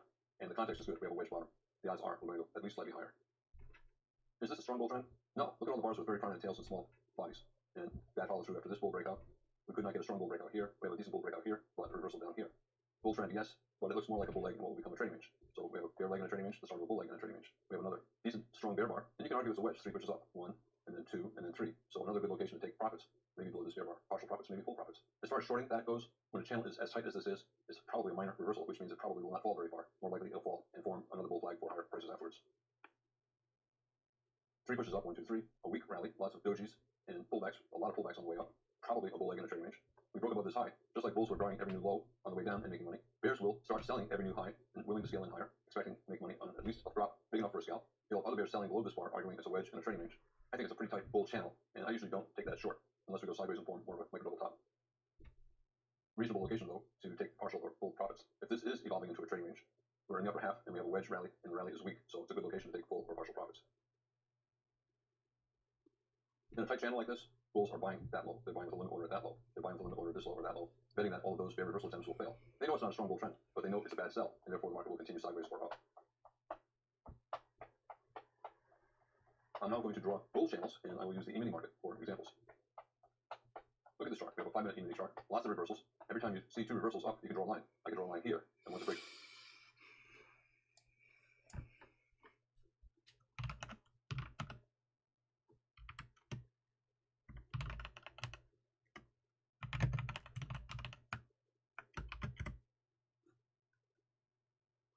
Below it and reverses up, I can move the line here.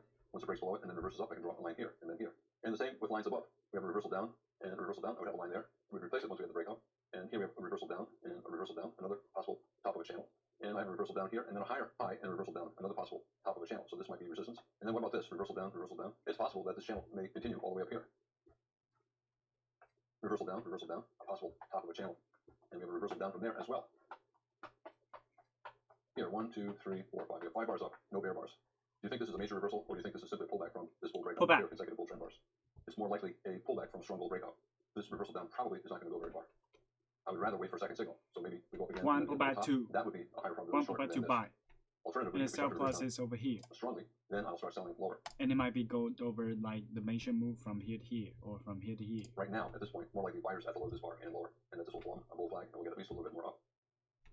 And that's what we got, a very strong bull breakout. And the bears are giving up. Not only did we break above this 3-bar bull flag, we broke above this high and above that high. Are computers paying attention to this line right now? No. No, this line does not help you at this point. You get rid of it. Anytime the market Get rid appears to of be ignoring it. a line, get rid of it because it just clutters the chart and it makes it more difficult to see what the market's trying to do. Yeah. Initially, this line appeared to be unimportant, but we're getting close to it, so the market might see this as a possible top of the channel. Anytime I see any reversal, I'm always drawing lines, and I want to see what the market will do when it gets near those lines. And initially, this line looked much less important than other lines. At this point, those other lines are clearly unimportant, and you have to be wondering, is this the start of a bull channel? Will this be resistance? Will bulls take profits there? Will bears sell there? Possible double top, reverse down, around the same price level. This is a possible double top. We have a neckline down here, but we try to go down. Instead, we're breaking strongly to the upside. A bull Measure breakout, move. double top, 3 pushes up, 1, 2, and 3. If this bull breakout fails, then we'll have 3 pushes up, 1, 2, 3. Whenever you have a double top and a bull breakout that fails, you have 3 pushes up. That is a type of wedge.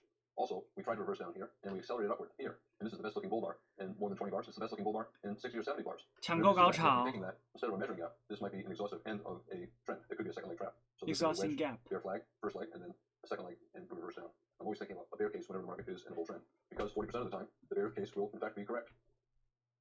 Different ways to draw lines: reversal down, reversal down, reversal down. I'm always drawing lines, and I want to see what the market does near any of those lines. Will it ignore the line, or will it reverse? Whenever I have a channel with fewer bars, and there's a channel with more bars, the channel with the fewer bars usually is less important, but sometimes it's important. The bigger patterns are usually more important. Clearly an important bull trend line, and I'm always thinking, okay, if the market falls below this line, maybe the bull trend has ended, especially if it falls below this major higher low. A strong breakout to a new high. This is clearly a major higher low. Because it's major and I can draw a line, I'm always going to draw a parallel and connect it to the highest point in between to create a parallel to see if in fact this is the bottom of the channel and that parallel is the top of the channel. There's the parallel line. Possibly this could be the top of the channel. We don't know what was to the left, but let's say this was the top of a rally. Then this is also a possible top of a bull channel. We have a micro double top, up and then pause, and then up again and then pause. This might be the end of this move up. As I said, it could be a second leg trap. First leg is this wedge, and then a very strong breakout in the second leg. We're failing above the high of the channel, the top of this blue channel line, and we're failing within 5 bars. We continue up 3 bars and are reversing down. It's a plausible top, not a strong short, but a possible top. You can call it parabolic wedge, 1, 2, 3, where the third push goes above the top of the line, so it's a parabolic channel. We have a couple things now in favor of the bears. Could be a failed breakout above the top of this trading range. 2 ways to draw the parabolic wedge, either with the green line or the purple line. I'm always looking for other resistance. A very common type of resistance is a measured move target. We had a strong leg up here, and then a pullback, and then a strong breakout. We are just about almost at a perfect measured move up based upon the height of this original leg. So that is also resistance that some computers will use either to take profits on their longs or to go short, and that's what caused this slight reversal down.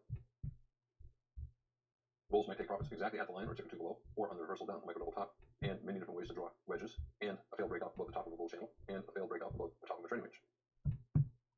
Low probability short at this point, but reasonable short. So some bears will sell below the low of this bar, or maybe even below this bear bar closing near its low, putting a stop up here, knowing that at this point they might have a 30% chance of a profitable trade, but it could be the top of the move, and we could come all the way back down to the bottom of this Y climax, possibly all the way down to the bottom of the trading range.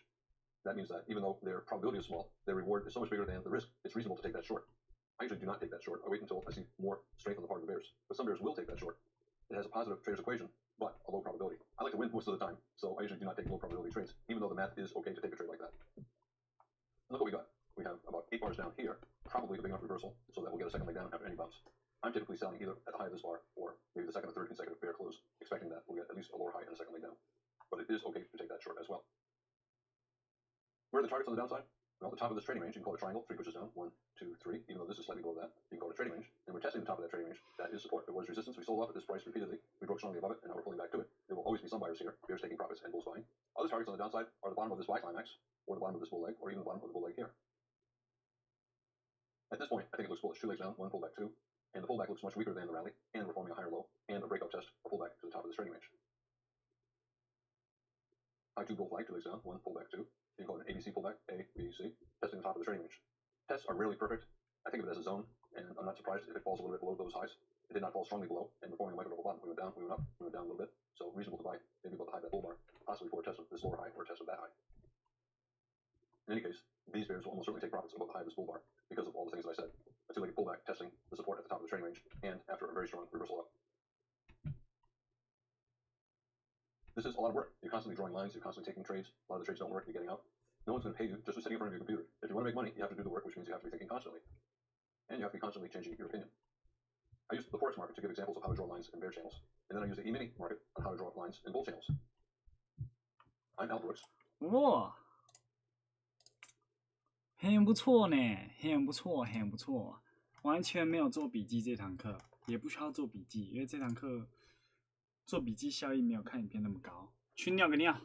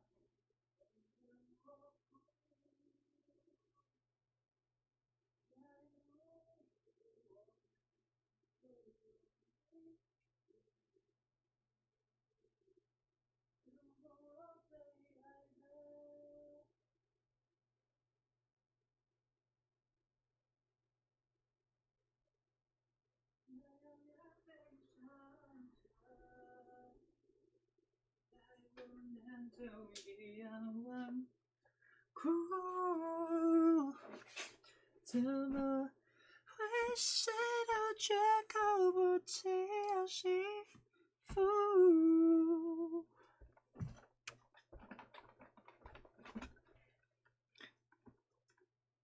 再也不能牵着你的未来，每一步我们怀念什么？失去还那一刻 This is the third of 6 videos on channel. 才晓得。 I'm going to begin by talking about how often. Yeah.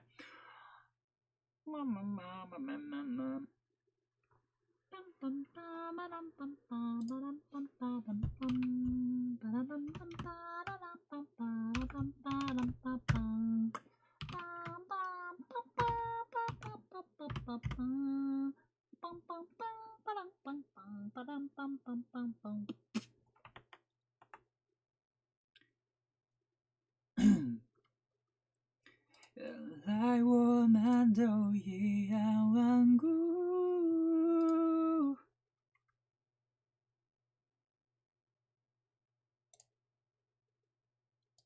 来看一下我们昨天的 Reels， 我们昨天的 Short 到底有多少 ？Oh my god， 1.2K bro， 1.2K， That is quite good， quite good。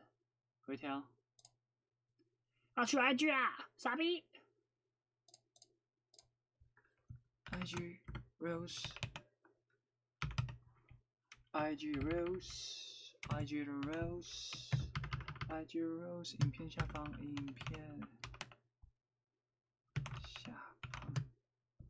片才有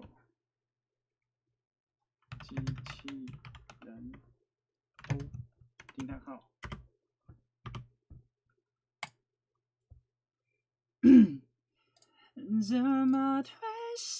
怎么会谁都绝口不提要幸福？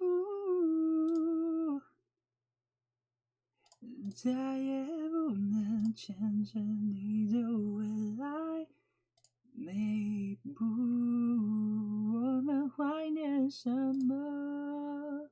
失去还那一刻才晓得。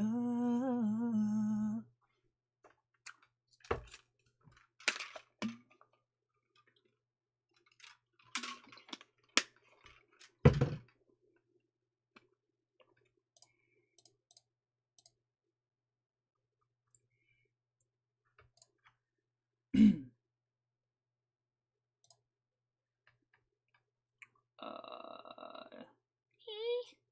是我的几天在加哪里有？难的难的，哈啦啦啦啦啦滴。 New trends begin. What? Oh shit, man. This got like 30 minutes. I gotta cry, bro. I gotta cry, bro. 接受。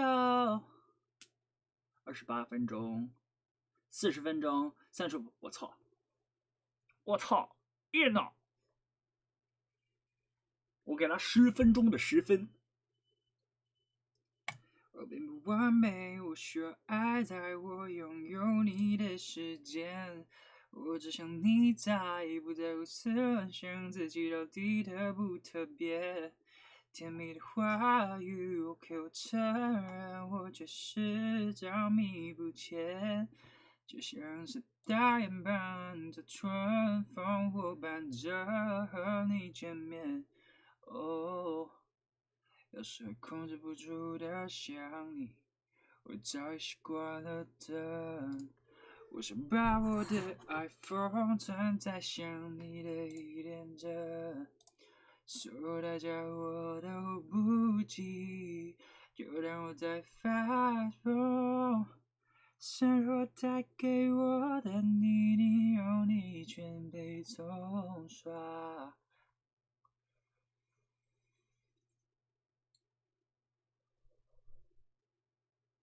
你像个童话，出现在我身边，治愈我的痛啊，却是很过分。我想要占有你，你的每一寸肌肤都把我给迷住。我承认的最爱的那个。不愿说出口，我毋庸置疑我的世界的悸动。你是否和我一样，喜欢你说话的方式，像个在的世界穿越的装置。我会穿越到与我们的未来，一起那些所谓的 hard time。我不会被现实给打败。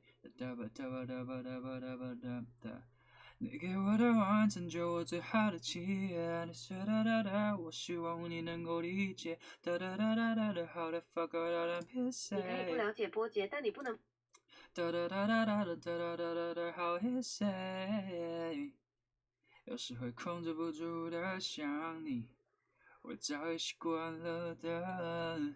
我想把我的爱封存在想你的一点真，所有代价我都不计，就当我在发疯。生活带给我的泥泞，有你全被冲刷。你让像个童话，治愈我的痛啊。Yeah， 我陪你，我想要占有你，我想要占有你。我想要占有你。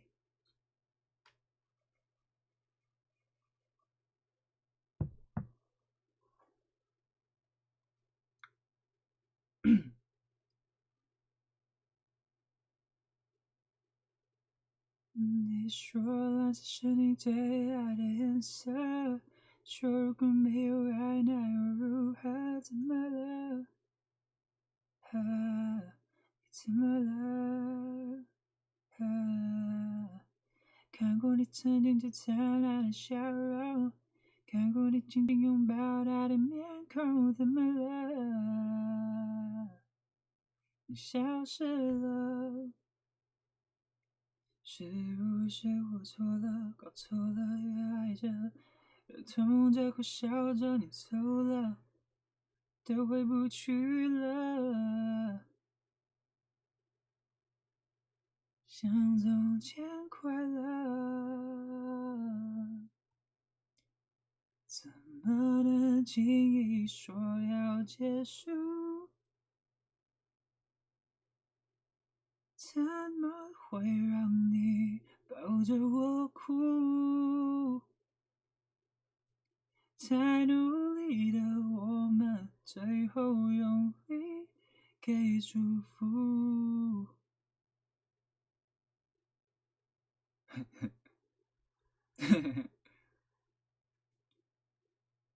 祝福我最爱的，能永远飞翔着。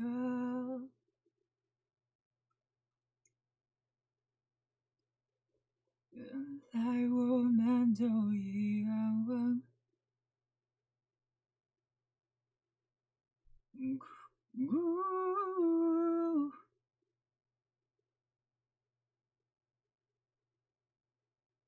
，100分大战。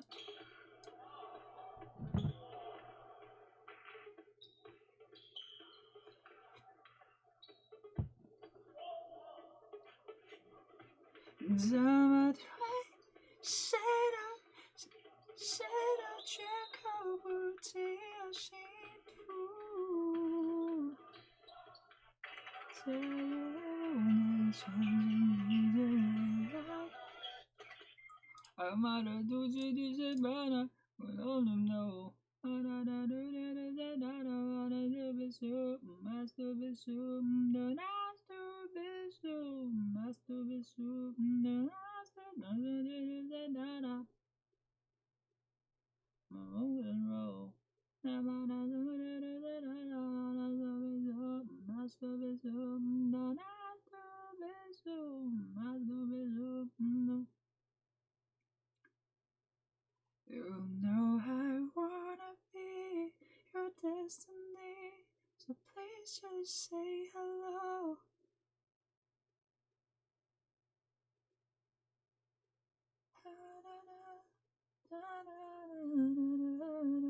Ooh, oh shit.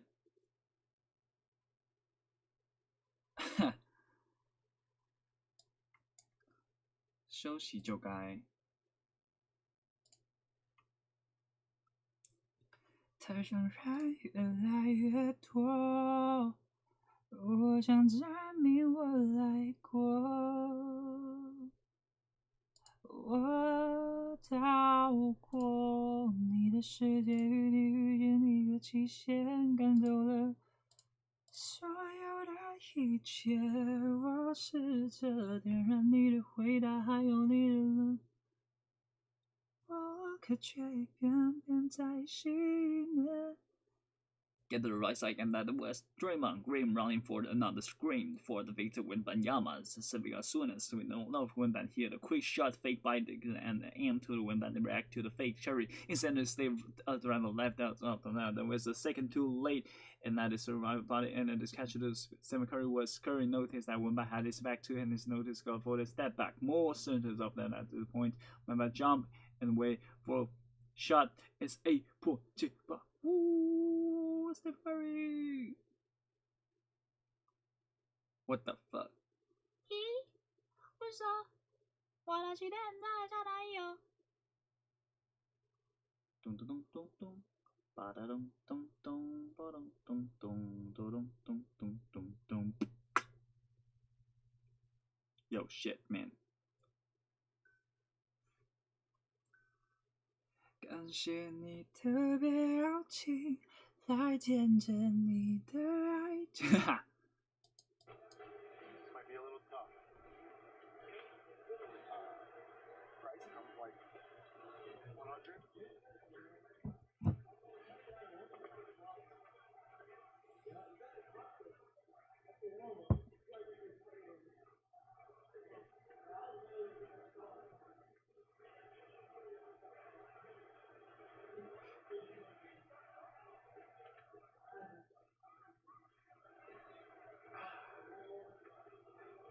I didn't know they were used. It's okay.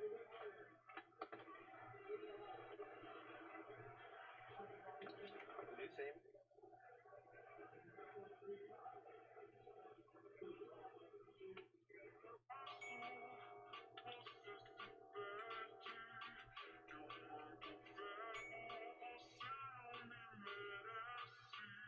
当这位员工的经理偷 So easily, I don't see what the fuck is wrong with me. They I wanna back to me anyway.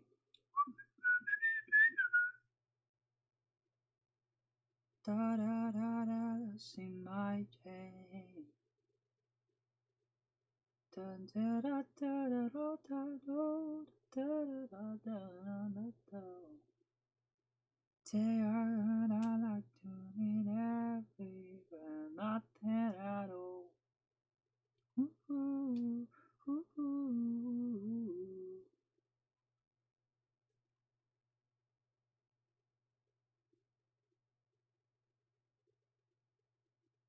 除了你，除了你，你的世界又如何？你最渴望的梦，我想永远不会懂我失去你，赢的一切却依然如此冷清。有谁能让我清醒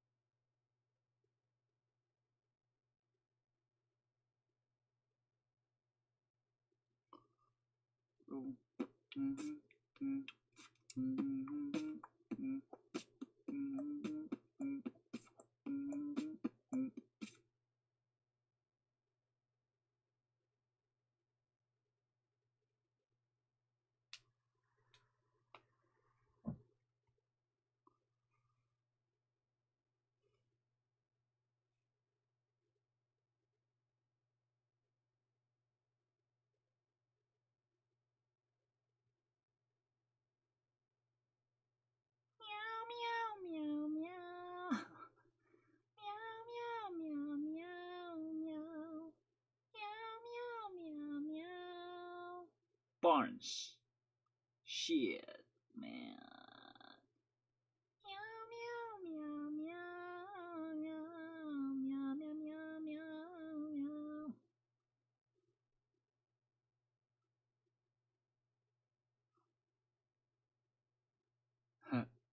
I'm like a little bit.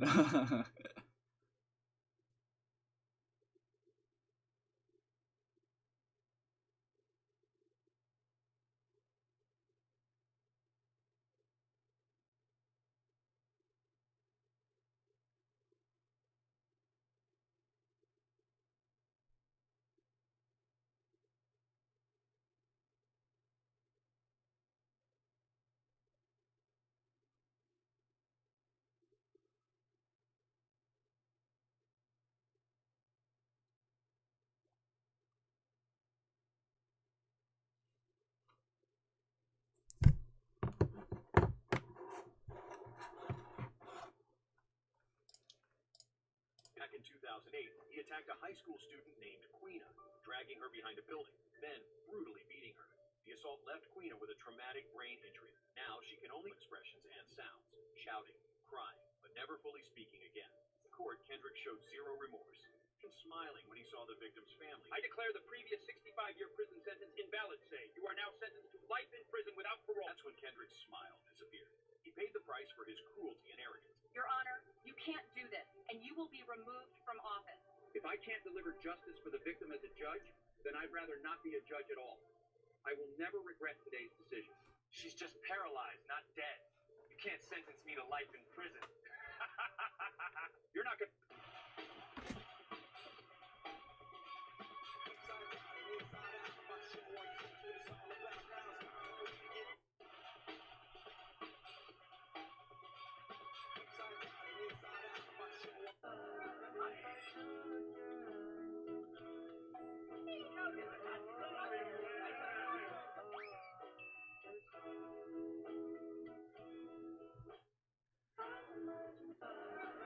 这个女人可以从任何角度把球投进，但是这种绝对球感却被一群键盘侠质疑了。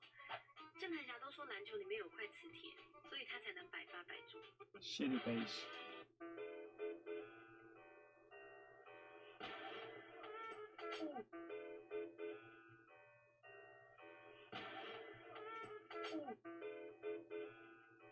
假如我们在茅坑里填满火把，然后在每个火。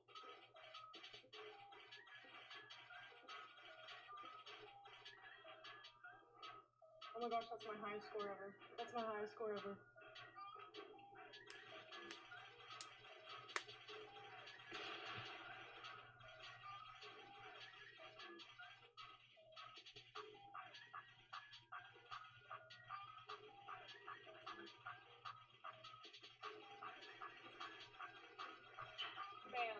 Ban and delete.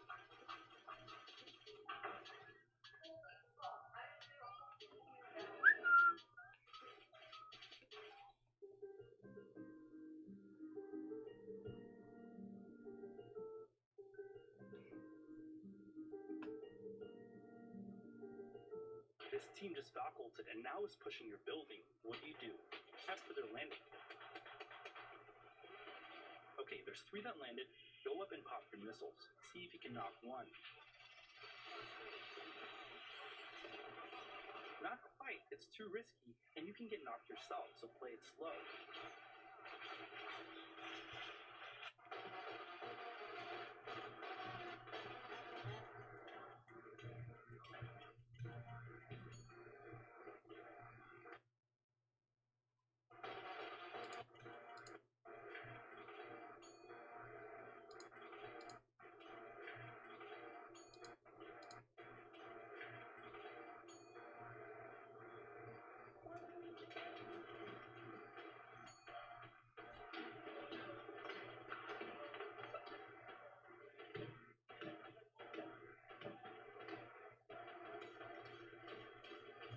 Oh shit! Oh shit!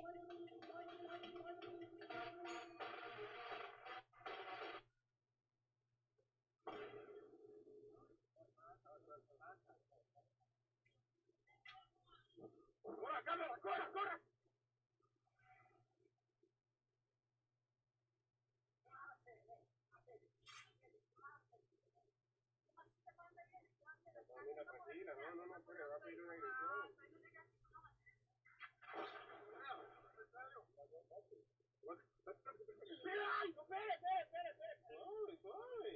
Suave, ¿cómo así? No, espere. Pero ¿y cómo te va a ir mi casa? ¿Y entonces? Suave, manito, suave.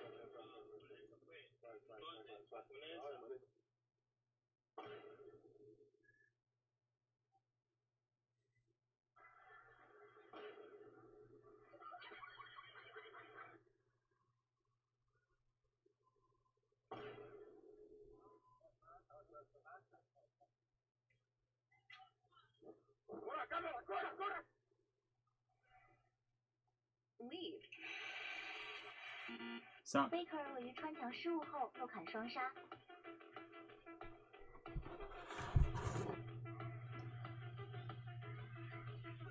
奥特曼，我报道。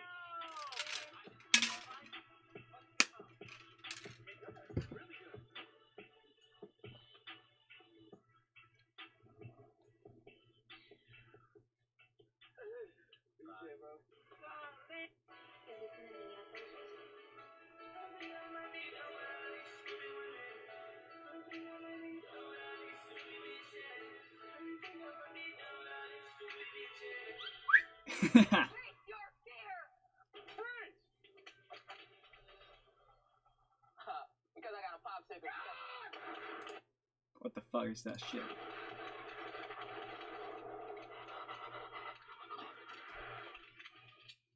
Oh, rats! Whoa. Watch out! That black guy's got a gun! He's gonna steal your banana! What? Go, go, go, go, go, go, go, go, go, go, go, go, go, go, go, go, come on. You're gonna have to leave the area. There's been a disturbance. Go, for your safety, sir. Go now, please. Okay, go, go, go. Big fuzzy gun! I mean, it's like it was like, you know, a holiday for people having guns. God damn it! Mayor's on a war pack! Who's responsible for this mess? I'm sorry, Chief. Freeze!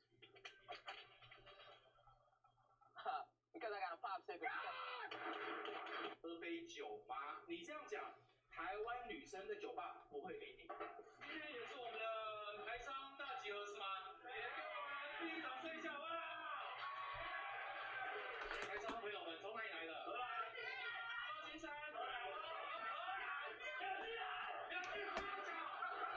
台湾奇迹发生在全世界好不好？我是一个鸡鸡很大的人。那个奶油这边报，有个各位在纽西兰有跟牛约炮吗？呀啊！希望那个搬那个店，我很享受在陌生女性前面，就我们已经喝了一些小酒，聊了一些小酒。台湾的男生常常会犯一个错，以为把国外的那一套搬回来台湾，台湾女生就会接受，国外的店一定会说 sweetheart。Can I buy you a drink？ 对不对？男生就会走过去。男生常常会犯一个错，你以为翻译成中文就是甜心？说在哪里？甜啥？是。您这个口音哦。我们这边台商很怕匪谍的。甜心啥小啊？要甜心，我们直接叫小姐就好了啊，不是叫小姐。称呼大称呼，把她称呼为小姐，你以为就全对了吗？小姐，我可以请你喝杯酒吗？你这样讲，台湾女生的酒吧不会给你，你要怎么讲？来讲一次。我回去有我的杯子摇，你在我上面摇。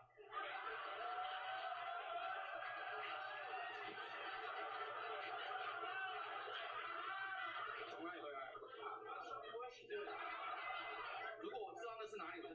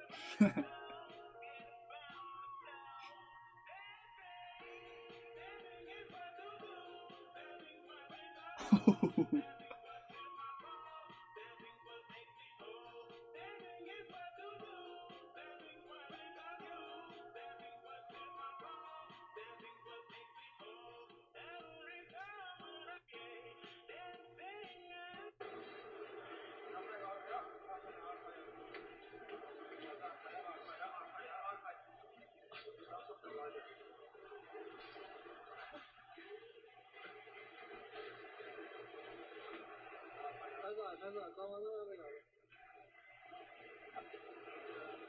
啊，刚刚是摊子，对。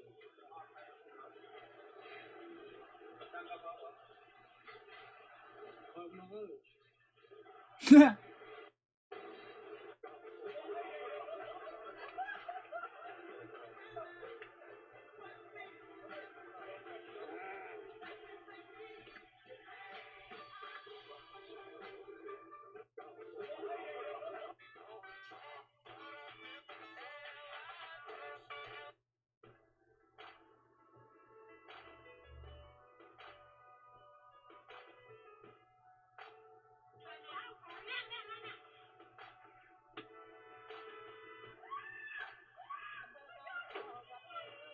Yo, what the fuck?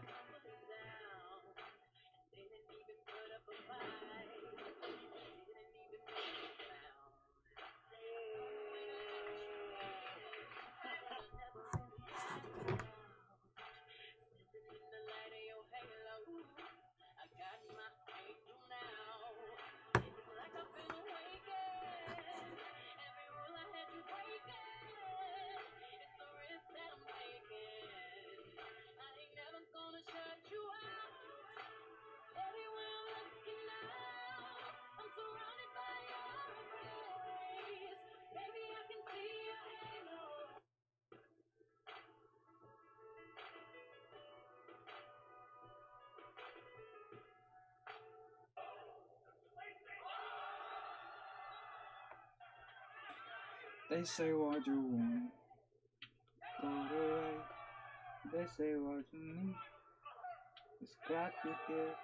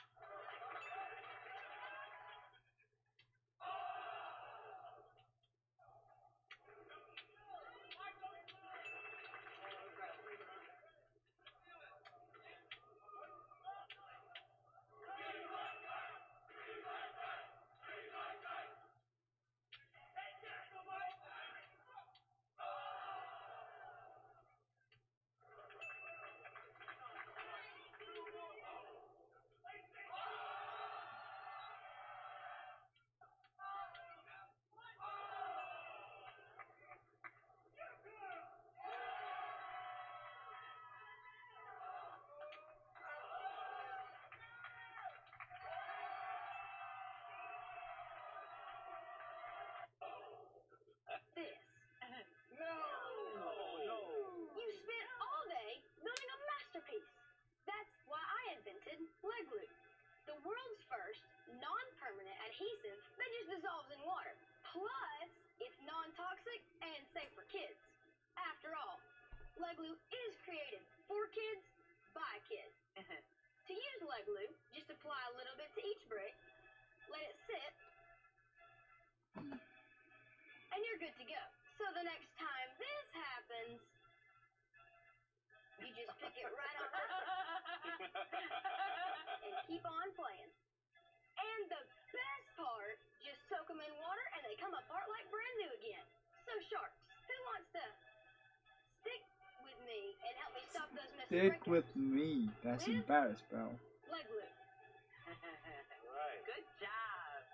This.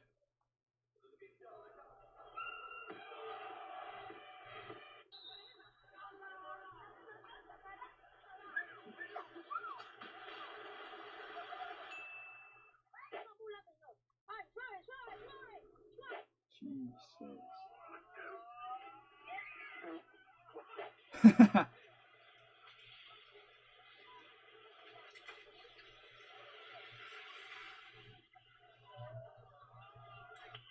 Wow.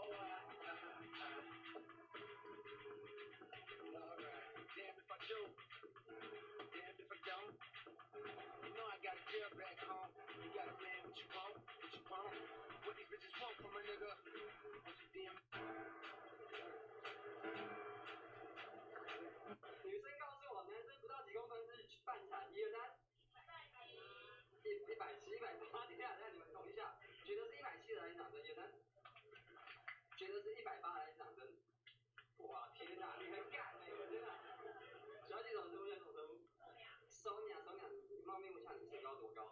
你175。我那你合理，我觉得合理啊，对啊，完全合理啊。你有男朋友吗？那合理啊。完全合理啊！你在台湾，你拜托。女生高。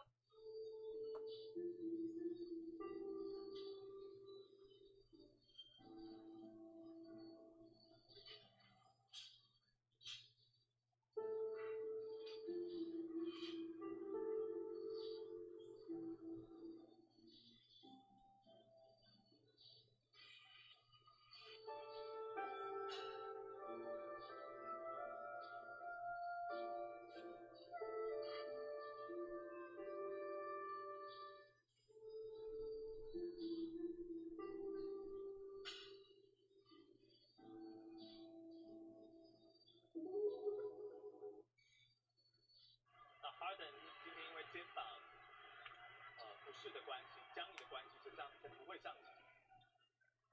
那可爱那一场55分的比赛呢，就是在快艇队主场，这一波主场5连战当中，那 Harden 你没有收到餐点吗？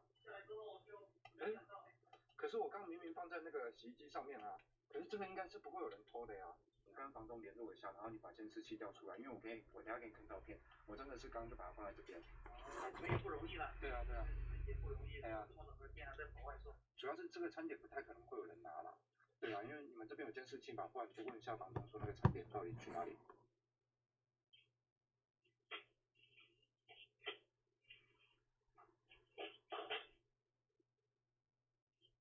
That's a hospital? Yes.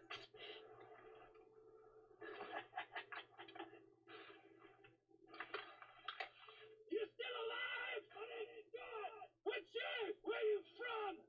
Who taught you how to shoot? You ain't got no bullets. I know you're hurt. I bet you all think you're top-notch snipers.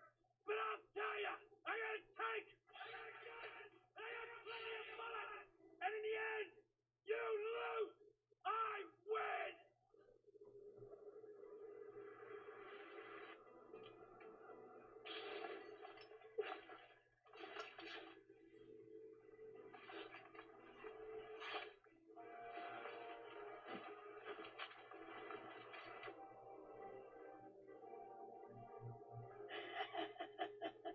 That old trick.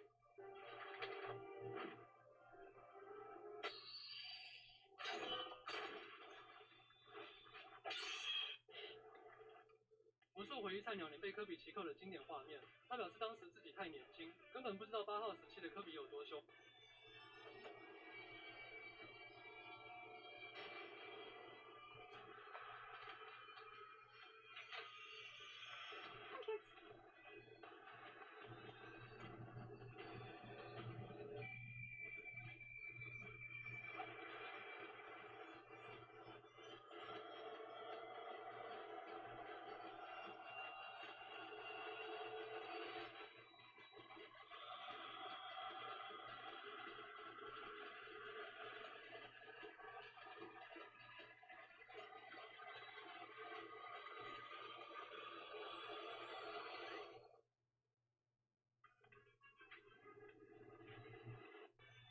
4 taps makes a layup. 4 taps. No, that was 2 taps and no layup. 4 taps. Oh, I got a trip. Let's go. Let's go. I got a trip. Come on. It's right up here. Let's go. I'm actually shocked. For some reason, I thought I'd go a second day with no orders. You're the man. Thank you for that. Have a good one. I'm parking right here. I'm not even scared of anyone stealing this. Like, what are you going to do? Pick it up? Awesome. Thank you so much. Have a good one.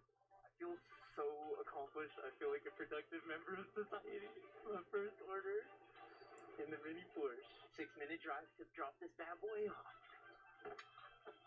I'm actually going in the wrong direction. You better keep it pushing, buddy. You're in the bike lane. This is only for bikes and mini Porsches. Uber Maps so annoying. It like gets you most of the way there, but then it doesn't show you very accurately where. Here we go. Food's still in one piece. I'm not gonna lie, this shit's spilled all over the back. $10.06. That is probably a record for me. Oh, I got a trip! Let's go! Let's go! I got a trip! Come on! Bye-bye.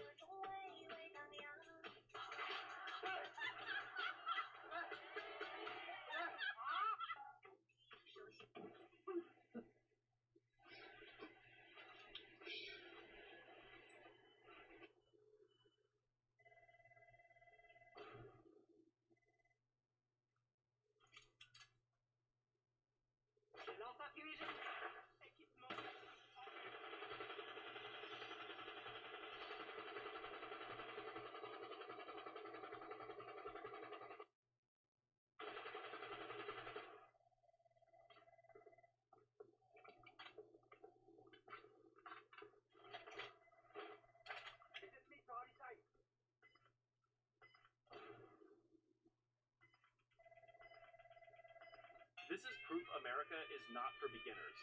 This detention officer was on.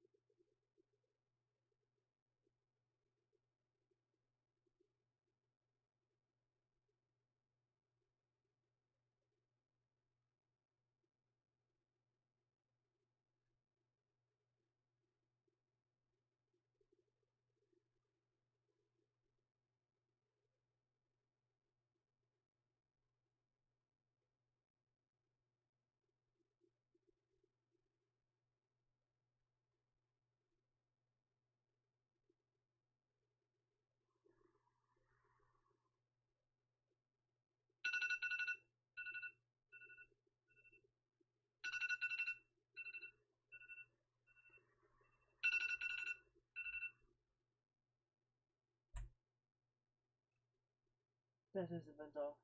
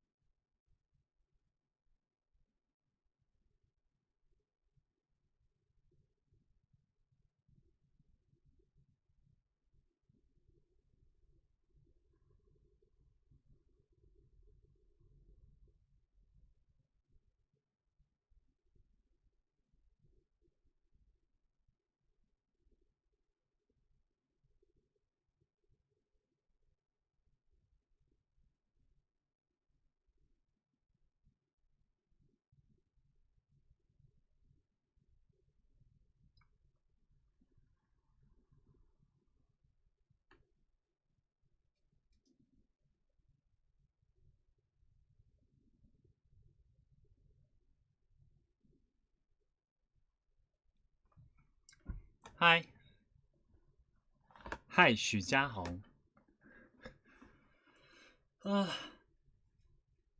Oh shit, man！ 怎么那么累啊？看，我今天一定要把这16个知识点搞完。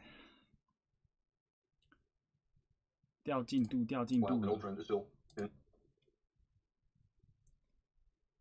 新趋势会在旧趋势里面，新趋势往往在旧趋势上。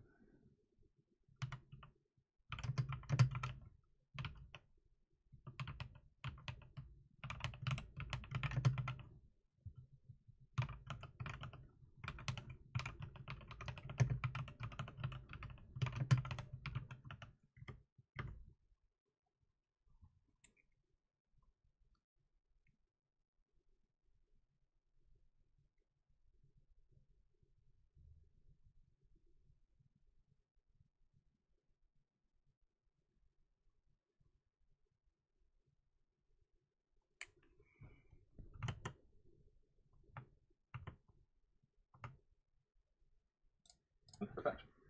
I'll then move on to talk about trends and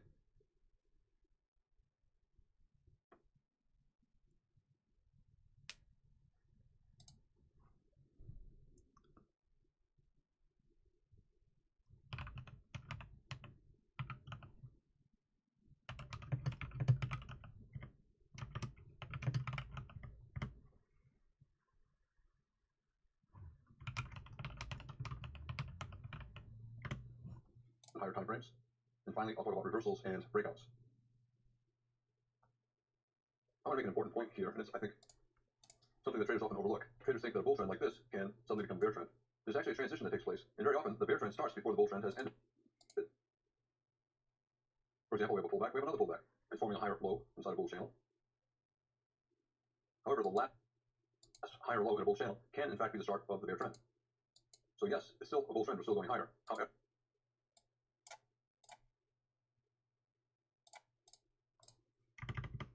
this bear trend, this pullback, actually began probably right here, at least in the minds of a lot of traders and in the algorithms of a lot of computers. doesn't matter that the bull trend extended beyond the high at this point. This is the transition. We have a bull trend, and at this point, although at this moment you don't know it, the bear trend has actually started. Once the bear trend begins somewhere in here, you're going to conclude that, maybe this pullback was in fact the start of the bear trend, even though the bull trend was still in effect. Remember, a bull trend usually transitions into a bear trend. It doesn't immediately reverse into a bear trend. And often the final pullback in a bull trend is in fact the first pullback in a bear trend. Final pullback of the bear trend is the first pullback of the bear trend. Well, the bears, they see this as a wedge bull flag. 3 pushes down. 1, 2, 3. It does not matter that the high of the bull trend came after the start of the bear trend. At this point, we have a bull trend and the beginning of a bear trend. You did not know it here, but after this and after that, you look back to the left and say, where did the bear trend begin? It probably began right here, even though the bull trend was still in effect. This is very common, and probably 50% of wedge bull flags have a high following the beginning of the pullback. 3 legs down. 1, 2, 3. And it's pretty good selling pressure, a lot of bear bars. When you have a wedge bull flag like this with pretty good selling pressure, it often becomes the final bull flag in the bull trend. In other words, you get a bull breakout, but the bull breakout might be the final leg up before the bull trend transitions into a trading range.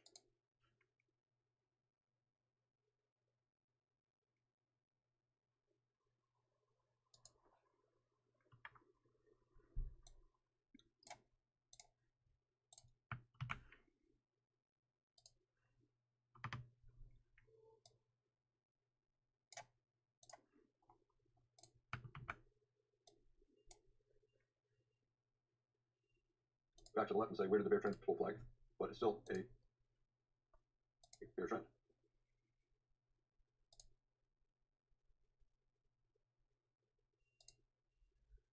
The opposite is true when you have a bull channel. Here we have a bear trend, and we have a pullback, and then we have a resumption of the bear trend. However, where did the wedge bear flag begin? Did it begin right here? Is it a low too short, 2 legs up?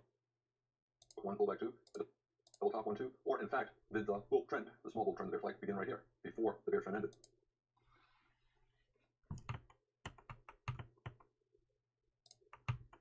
Okay, 我看一下，上课同学们，上课加油，加油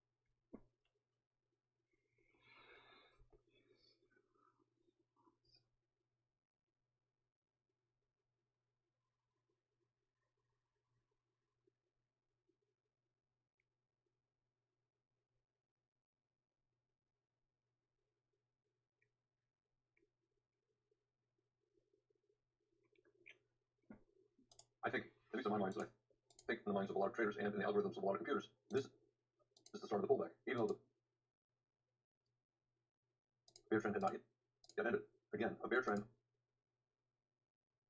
often transitions into a bull trend before the bear trend ends. Very often, the final pullback in a bear trend is the first leg up in a bull trend. Wedge bear flag, 3 pushes up, 1, 2, 3, even though that first leg up occurred before the bear trend ended.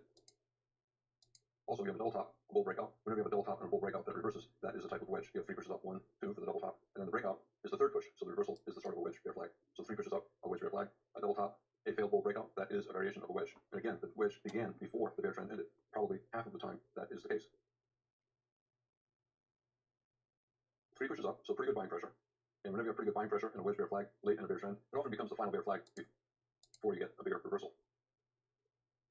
Here we have a wedge bottom after that wedge bear flag, and this led to a double bottom or slightly lower low major trend reversal. Again, a wedge late in a bear trend often becomes the final bear flag before there is a major reversal. We have a bear channel, lower lows, lower highs. However, the final lower high in a bear channel can be the first high in a bull trend. So the bull trend can start before the bear trend ends.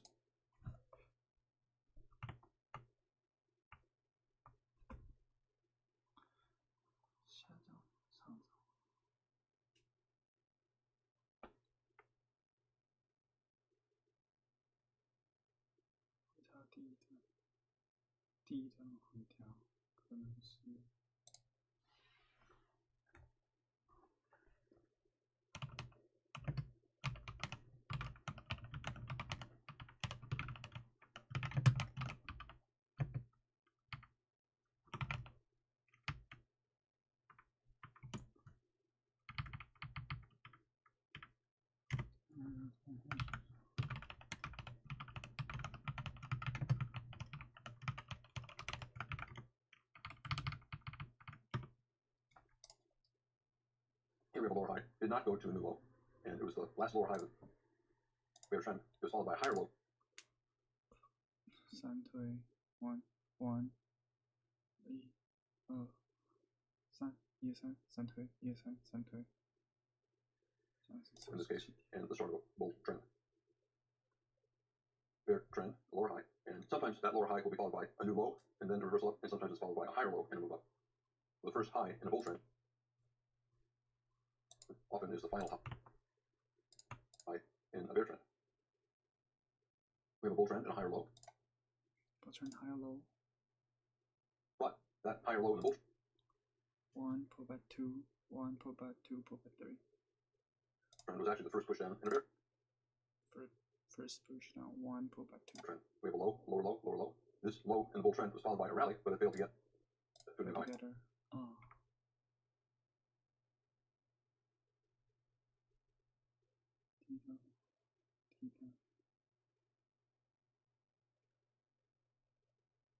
Even if it went to new.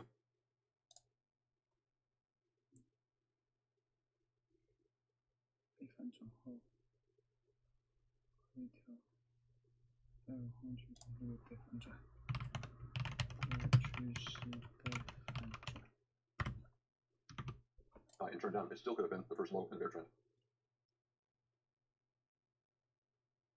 Look at the sell-off.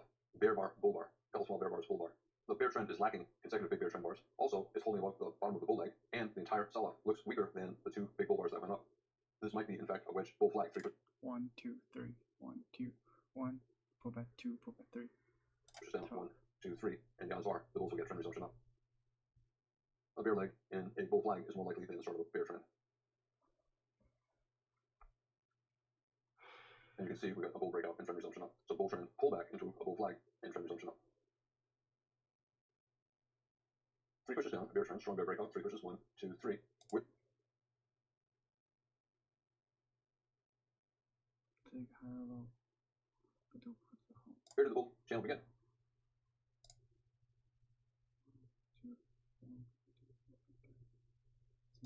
I always look to the left to see if there's a first leg up within the bear trend.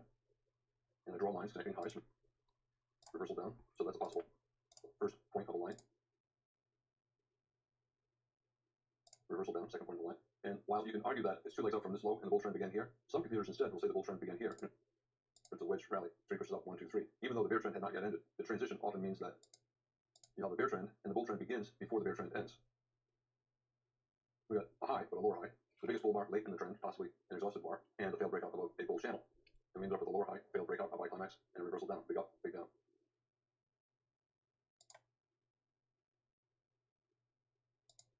We have a double top and a breakout, and it's a failed breakout above the double top. It actually extended up for about a measured move, but still a lower high.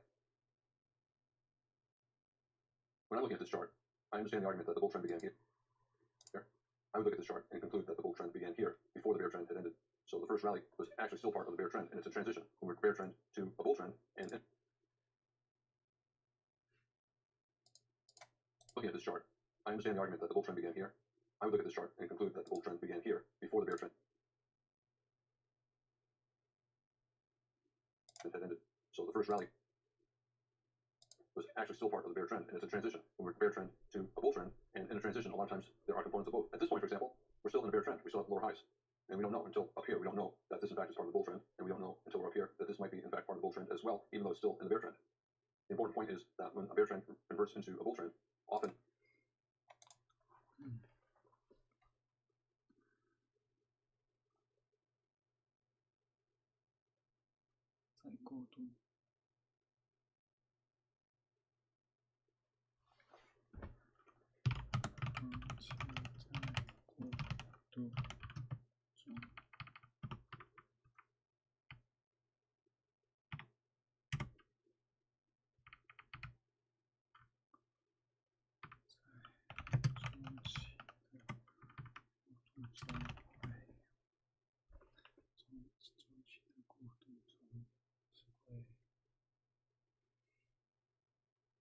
重复。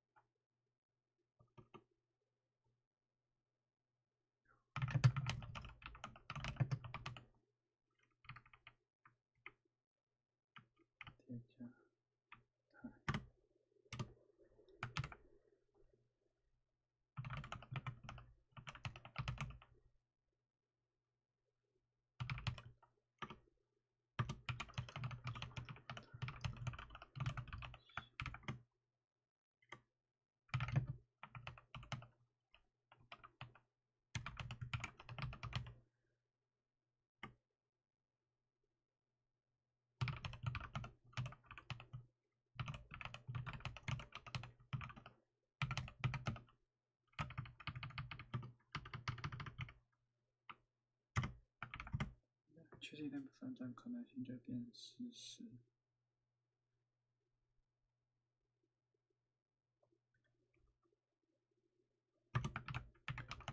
原本的价态会变成原本的跌价态就会变成。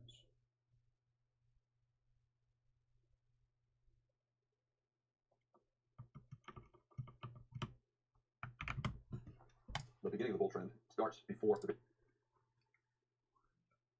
趋势可能性跌价态 bear trend completely ends. It's part of the evolution of bear to bull.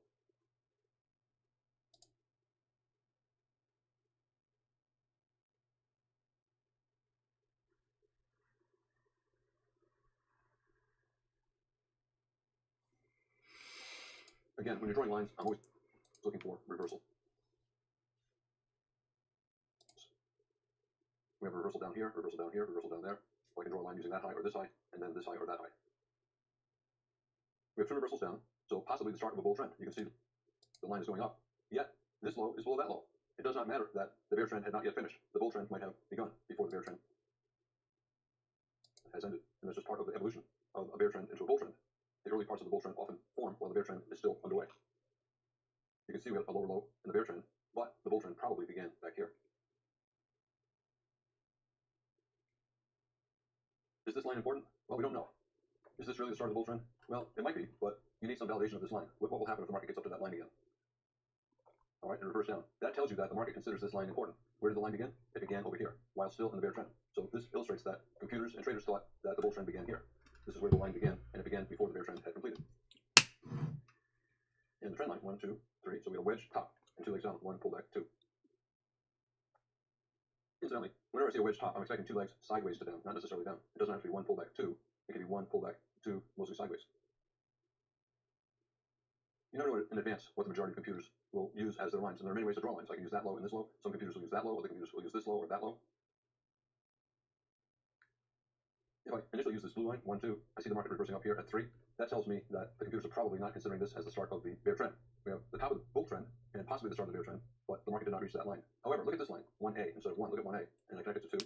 Look what happened when the market got here. It reversed up here, it reversed up again here. Which point do you think is the start of the bear channel? This one, the market never got there, or this red one, the market got here, reversed up, got here again, and reversed up. This red line looks like it's more likely part of the bear channel. And I look to the left, and I can see this is where it began. Yet the bull trend was still going up. We still got a new high after the start of the bear channel. That is very common. Probably half of the time when you get a bear trend, it begins before the bull trend has ended. I want to talk a little bit about higher time frames.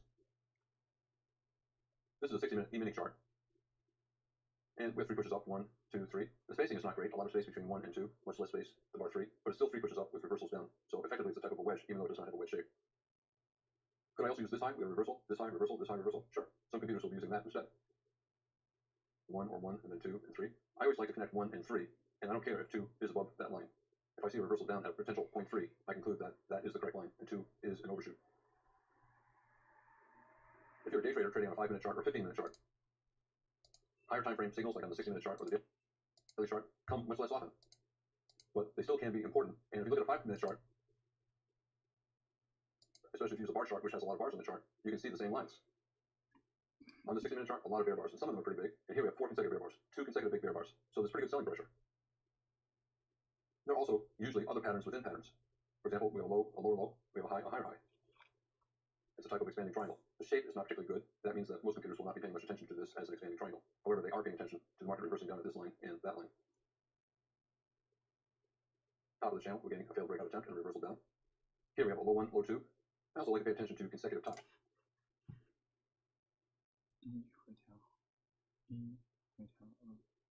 Which is a variation of a low 4 pattern. So the market try to top and then fail and then try to top again.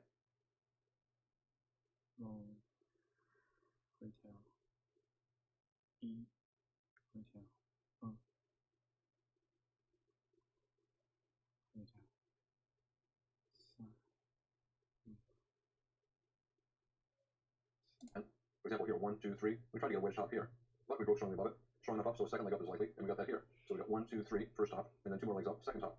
Consecutive tops. We try to get a wedge top here, it failed, and then we got another couple legs up, and this double top succeeded. Even though it's a low 5, 1, 2, 3, and then 4, 5, it's still a variation of a low 4. I prefer to use the term consecutive tops because a lot of times low 4s can be consecutive wedges. So it could be a 3 and a 3, it could be a 2 and a 3, it could be like here, a 3 and then a 2. The important point is the market tried to top, it failed. We got a couple more legs up, and the second attempt at the top was successful. Higher probability sell when you get a second consecutive reversal pattern. Bears will sell, expecting at least a couple legs down. 1, pull back 2. They sell just below the low of that bar. Take a look at this. This is the same chart. The last chart was a 60-minute chart. This is a 5-minute chart, and I compressed the bars so that it would look the same as that 60-minute chart. And these lines are the same. 1, 2, 3, and then over here as well. You can compress the bars and put a whole bunch of bars on the chart and get the same shape as I just showed on that 60-minute chart. This is a close-up of that 5-minute chart at the top. Traders can sell below that bar, or we have now a double top. They can sell below that bear bar, or below this below reversal bar. It's a reversal bar of the whole body. And why would anyone do that? They see the lines on the 60-minute chart. Why not just trade it on the 60-minute chart? A lot of traders will look for patterns on higher time frame charts, and then look for entries on lower time frame charts because they usually can enter with less risk. The bars are smaller, so the risk is smaller. On the 5-minute chart, you would sell here or here, and that's actually 3 to 4 points better than taking the entry on the 60-minute chart. For example, if you enter on the 60-minute chart, your entry would have been here. If you see the lines on the 60-minute chart, you can turn to a 5-minute chart and look for a reversal on the 5-minute chart, and often get in at a better price and with less risk. I'm going to talk a little bit more about reversals and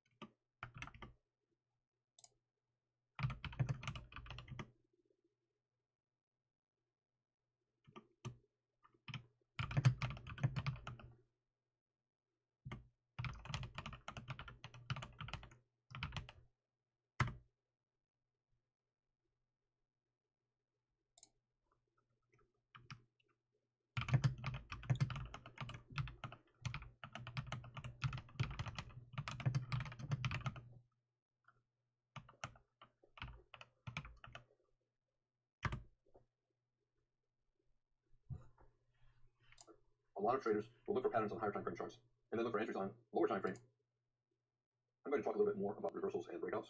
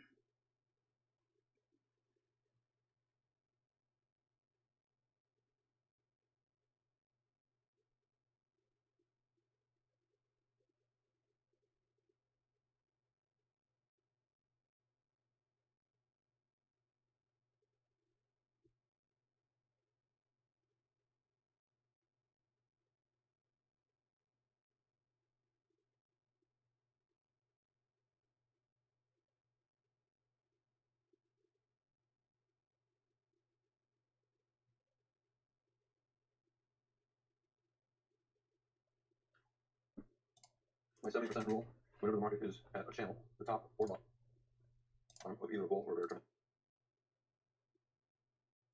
there's about a 70% chance that the market will reverse. 0.1, 0.2, 70% chance you'll get a reversal at 0.3.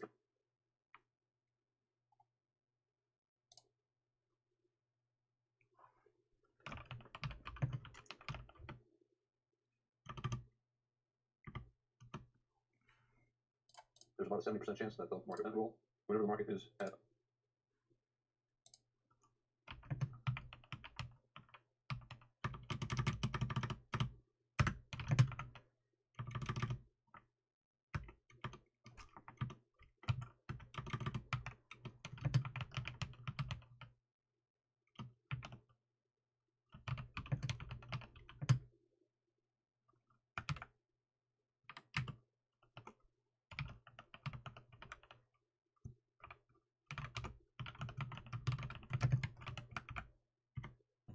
channel, the top or bottom of either a bull or a bear trend, there's about a 70% chance that the market will reverse.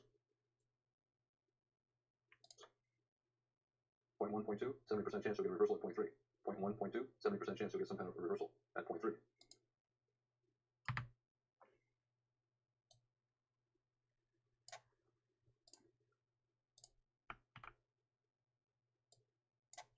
This is a bull trend, and this is a bear trend. It does not matter that this is the top of a bear trend, and this is the top of a bull trend. 70% chance you're going to get some kind of a reversal, a tradable reversal. The same is true with the bottom of a channel. Here's the bottom of a bear channel, 70% chance 0.3 will reverse up. Here's the bottom of a bull channel, 70% chance 0.3 will reverse up. 0.1, 0.2, I draw a line, this is 0.3. This is a very strong breakout.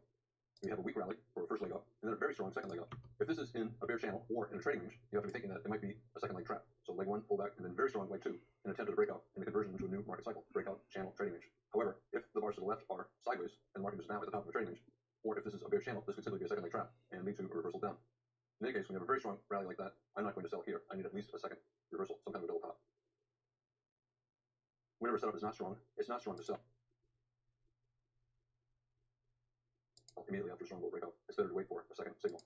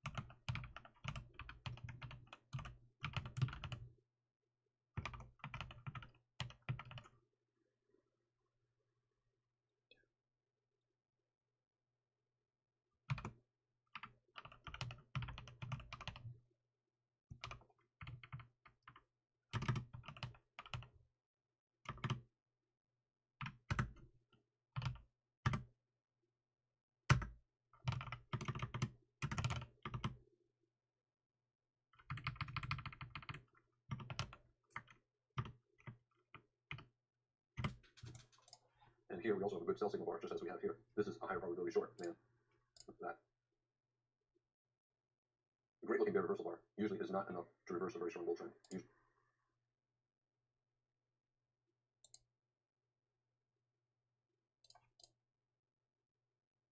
A great looking bear reversal bar usually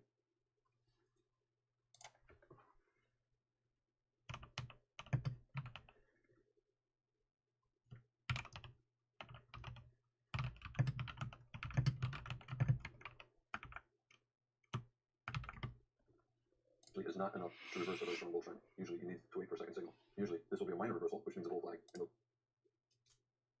be at least one more leg up before the bears can get a significant tradable, profitable short.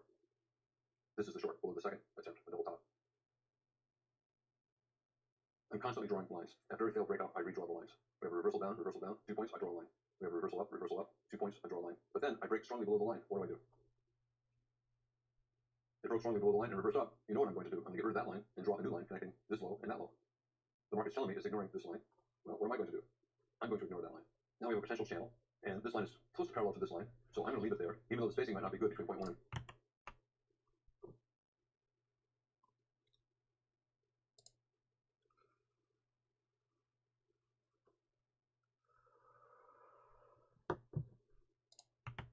point 2, and then point 2 and point 3. Very strong reversal up, but look what happened. We reversed down. So point 1, point 2, point 3, top of the channel. It didn't matter that this is very strongly up. It reversed down. When I see a big reversal bar after a breakout like this or new high, I'm not going to short that after this much buying. However, I will look to short a second reversal down, either here or here below that bear bar. Reversing up.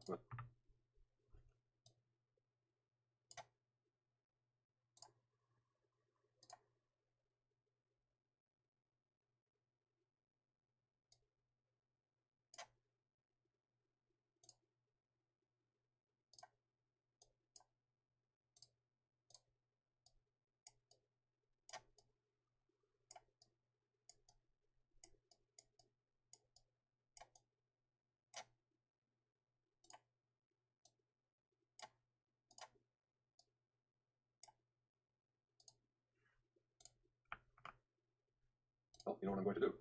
I'm going to draw a new line. I could draw the line from this low to that low. I'm initially going to draw it from this low to that low.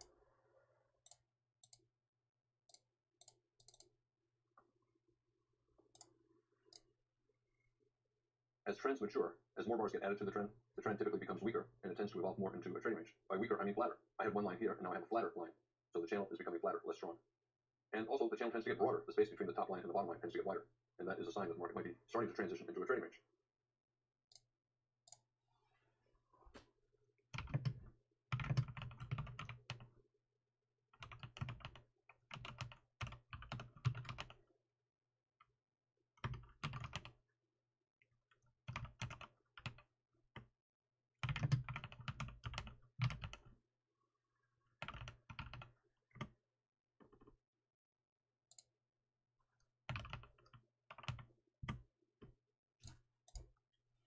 And that's ultimately what we had.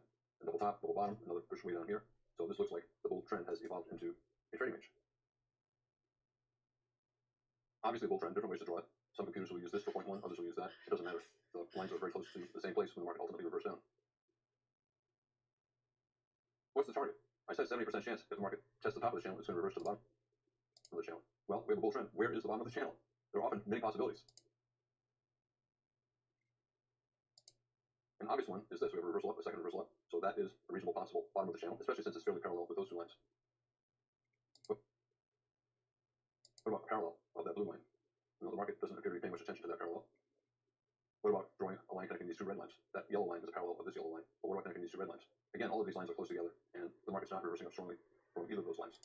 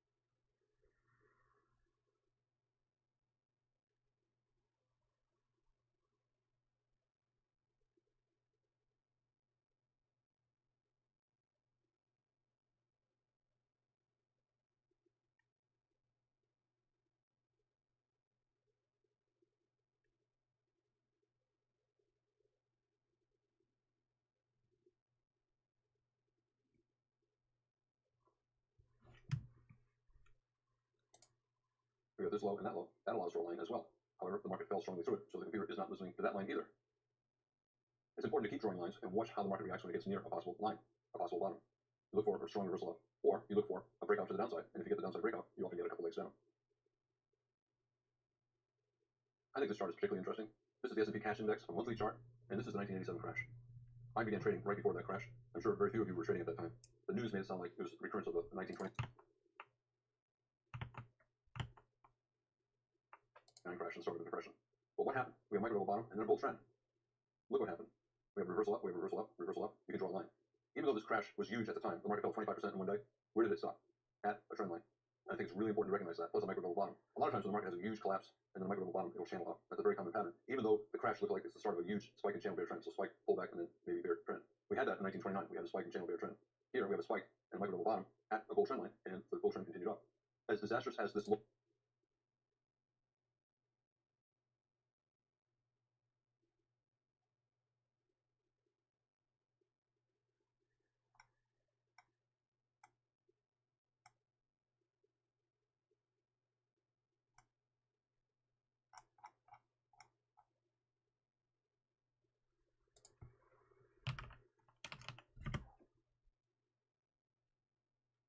at the time, it's really not a significant event in the big picture. For example, look at what took place since then. Here's that 1987 crash. As disastrous as it looked at the time, it looks like nothing today.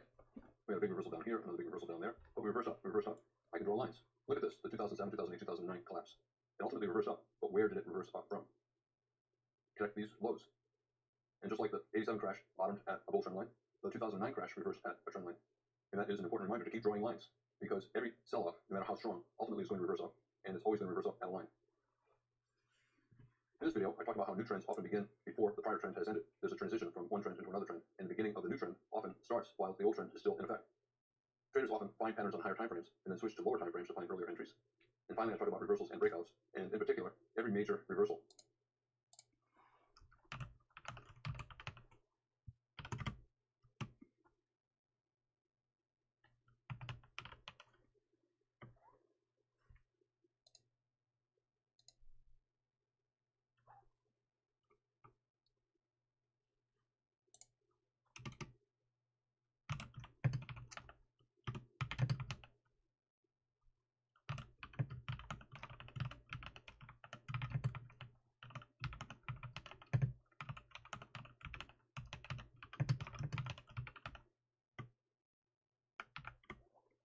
The new trend often starts while the old trend is still in effect.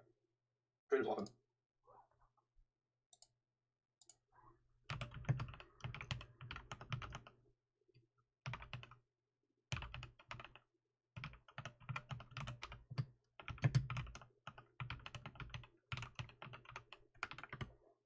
find patterns on higher time frames and then switch to lower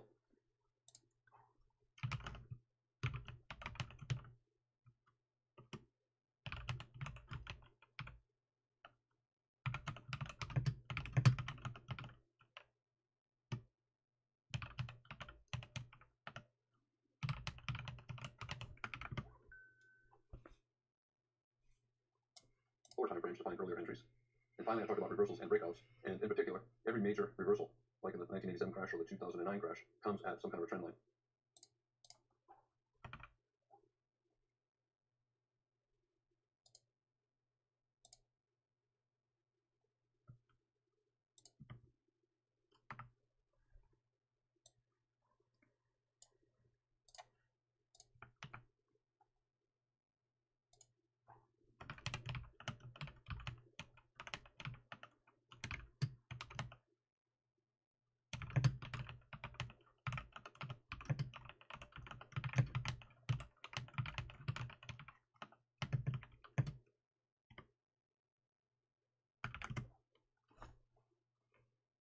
The 9 crash reversed at a trend line. And that is an important reminder to keep drawing lines, because every sell-off, no matter how strong, ultimately is going to reverse up, and it's always going to reverse up at a line. In this video, I talk about how new trends often begin before the prior trend has ended.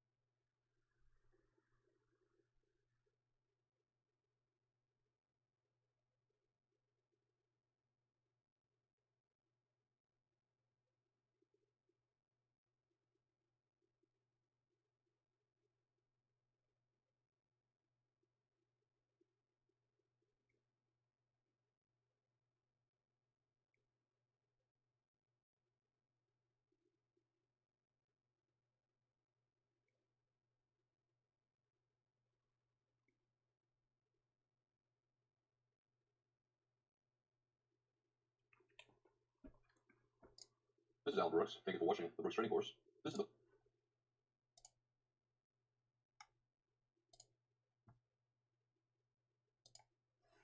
fourth of 6 videos on channels. I'm going to begin by talking about different types of channels. I'll move on to discuss tight and broad bull channels.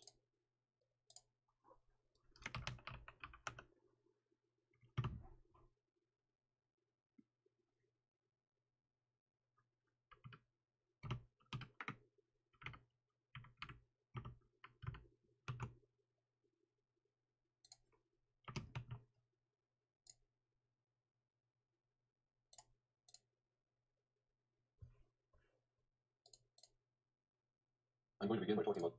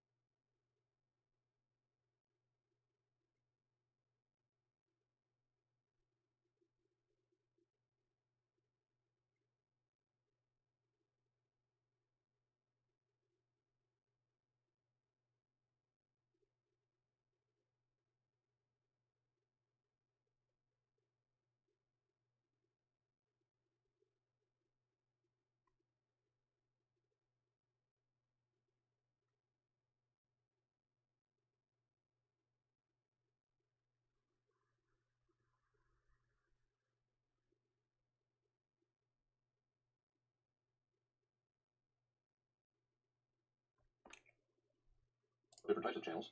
I'll move on to discuss tight and broad bull channels, and then finally I'll talk about tight and broad bear channels. A channel is simply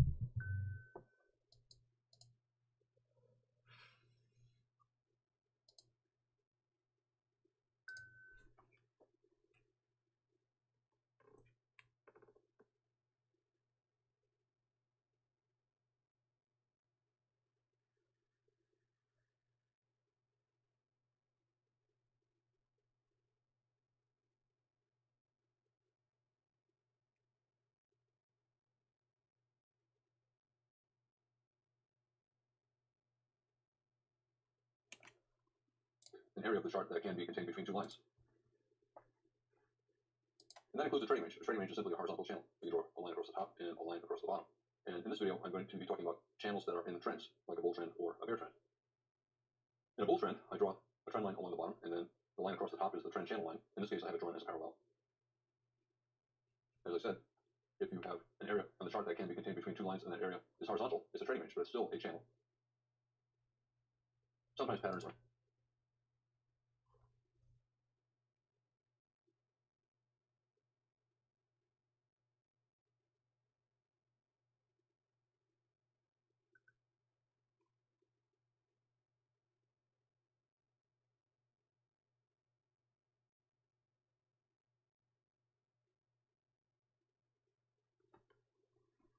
not all that obvious. For example, here there's a small expanding triangle. I have it drawn here using this side. It probably began with this side, so up here we would.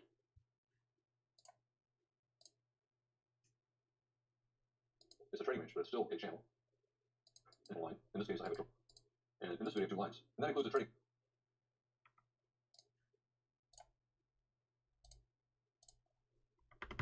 A channel is simply an area of the chart that can be contained between 2 lines. And that includes a trading range. A trading range is simply a horizontal channel. You draw a line across the top and a line across the bottom.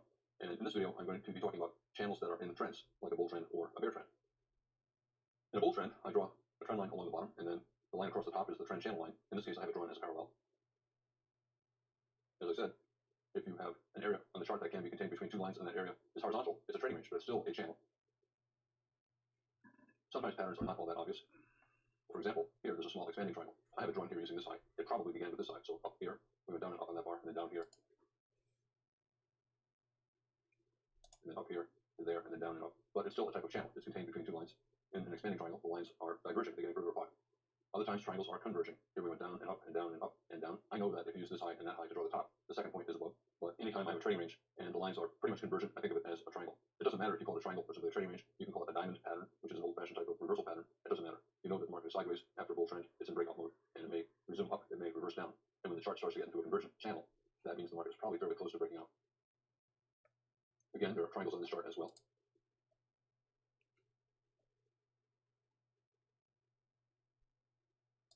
Whenever I see a trading range and I can draw lines that are convergent, I think of it as a triangle. There's a triangle up here as well. 3 pushes up. 1 down, 2 down, 3. That's a triangle as well. And if you have a diagonal channel, a trend channel, but it's convergent, I think of it as a wedge. So we have 3 pushes down. 1, 2, 3. Now allows me to draw a line, and then I can draw a bear trend line on top. A wedge bottom. Patterns are rarely perfect, and you have to be flexible.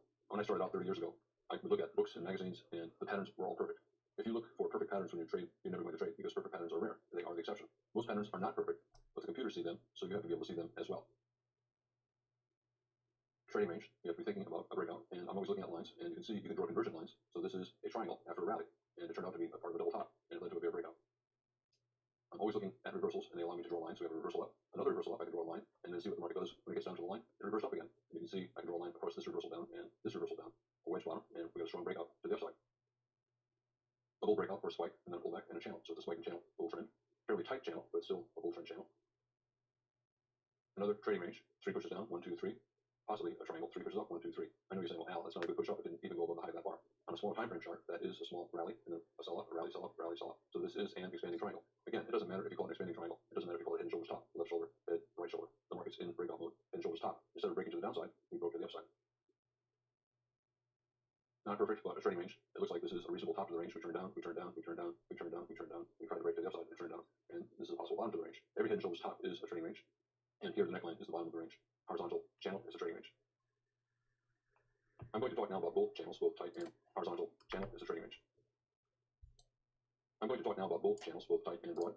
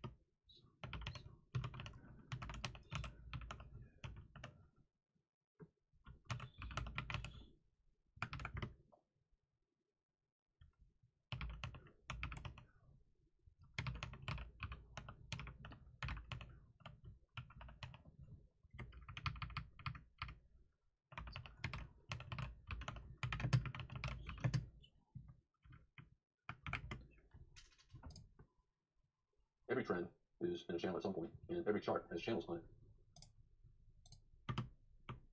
We have a breakout here, it continued here. On a higher time frame chart, this is simply 1 or 2 or 3 big bull trend bars. It's a breakout, no pullbacks, it's a micro channel. And then here, we have a bull channel, but the pullbacks are small, they're only Spiking channel. lasting 2 bars here, 1 bar here, 3 bars here, and they're not dropping very far. This is a very tight bull channel, and on a higher time frame chart, that tight bull channel is a breakout. Because it's a breakout on a higher time frame chart, it's better only to look to buy. Tight bull channel is a breakout on a higher time frame chart, better only to look to buy. For any reason, below bars, reversals up, doesn't matter. And bears should not sell. Even if they sell with limit orders at the highs of bars, the market rarely pulls back far enough for them to make even a scalp. Here, if you sell this high, you lose money. Tight bull channel, better only to look to buy. Again, a tight channel is a breakout on a higher time frame, so only trade in the direction of the trend. There are pullbacks. This bar fell below that low. These bars fell below that low. So it's a channel instead of a breakout on this time frame. But the bears are only in control briefly. Here for 1 bar. Here they couldn't even get a pullback. They just got a pause. When you look at this chart, you'll say, well, the market's going up. Yes, it's going up. But how is it going up? Is it a breakout? Well, there's a breakout here, but this is not a breakout. This is a trading range. There's a breakout here, but there's a reversal here. And there's a big gap down here. Yet, it starts in the lower left, ends in the upper right. It's a bull trend. It's a broad bull channel. And with broad bull channels, they often have times the market is always in short. Maybe it's always in short here, maybe it's always in short here. The market fell below a major higher low. This higher low broke strongly to a new high, yet we fell below it. However, we're still above this low, the bottom of the bull trend. Broad bull channels often have times when the market is actually always in short, but still within the broad bull channel.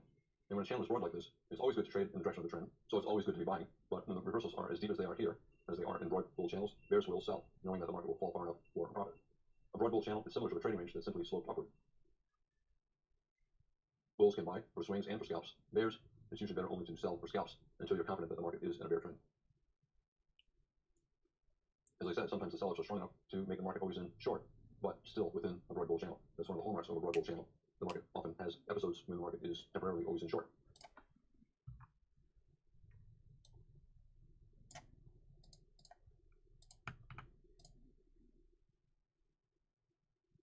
We reverse up here, so I'll redraw the channel using this low. As channels progress, they tend to become flatter and broader. The original channel was across here, but we gapped below it, and now I would redraw the line there. We fell below this low, and I think this is a major higher low, as is this, but we did not fall below the bottom of the bull breakout. And this sell-off then, while it makes the market always in short, at least temporarily, it still does not convert the market into a bear trend yet. We're still above this higher low. The big picture, at this point, the big picture is we're still forming a potential higher low after a higher high, and at this point you gotta be thinking, yes, we're in a trading range, we're in an early bear trend, but the bull channel still is alive. Is this really a minor higher low? You can call it a minor higher low because this is a much stronger higher low, but I would call it a major higher low. With this many bars up and breakout to a new high, I think this is a major higher low. And we're also in a trading range, and in a trading range, the market often falls below the bottom of the range before reversing up. The important point is that when the market's in a broad bull channel, it can be very bearish at times, but those times do not last long before the bull trend reasserts itself. A broad bull channel, I think of as a weak bull trend. It's barely better than a trading range, and during a lot of the time, it's in a trading range, like here and here. The flatter and the broader the channel is, the easier it is for bears to make money. When the market's in a broad channel like this, bulls and bears will place trades. It's okay to both buy and to sell. If the channel is very tight, you only want to look to buy. But when it's broad like this, traders will both buy and sell. As I said, one of the other characteristics of a broad channel is that it spends a lot of time sideways in a trading range. And traders trade it like a trading range. They buy and sell because most of the bars on this chart, even though we're in a broad bull channel, most of the bars are also in a trading range. Trading range, buy low, sell high, and scalp. The lines are far apart, so there's plenty of room for both the bulls and the bears to make money.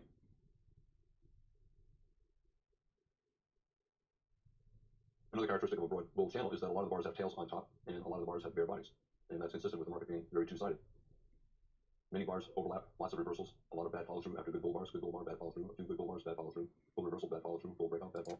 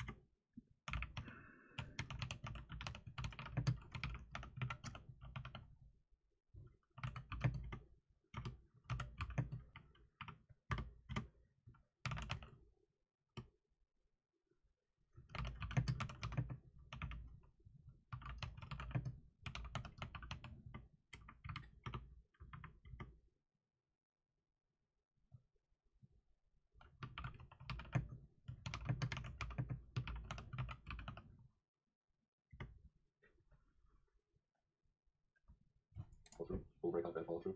When you see bull legs that have bad follow through, the market's either in a trading range or in a broad bull channel.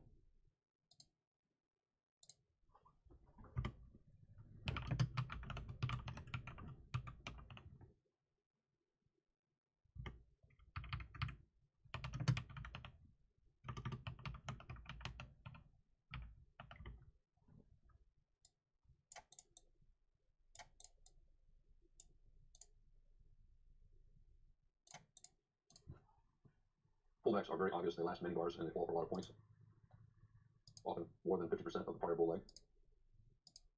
It simply looks like a trading range that is tilted up, and because of that, traders trade it like a trading range. They buy low, sell high, and scalp.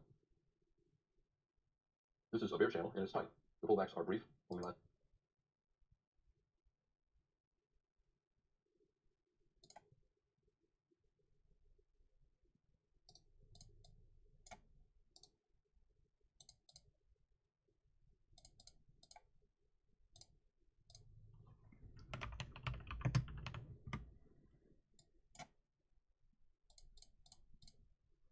A few bars, and they do not go up very far. On a high enough time frame chart, a tight channel like this is simply a breakout. This is a 5-minute chart, here's a 60-minute chart, and it's a breakout. And because it's a breakout on a higher time frame chart, when you're trading the 5-minute chart, it's much easier to make money only selling, so it's better only to sell and not buy. If you buy, even with a limit order, look at this, you buy that low right here, you're going to lose money. The market never comes back over that low. Same here, buying the low, you lose money. This is a bull channel, and it's back over that low. Same here, buying the low, you lose money. This is a bull channel, and it's very tight. Pullbacks are brief, do not follow them.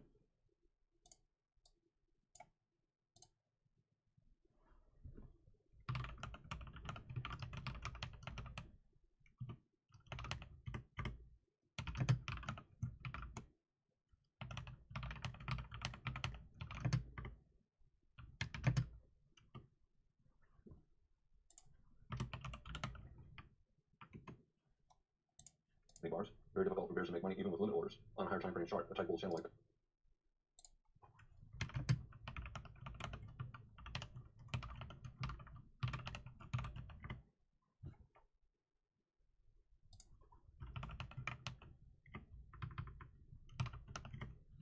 That is going to be a breakout.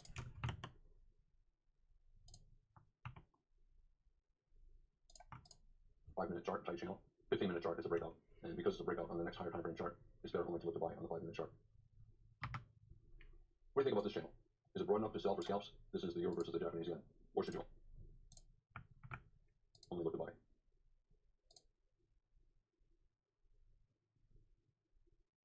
The general rule, if you cannot decide if the channel is broad enough to sell, only look to buy.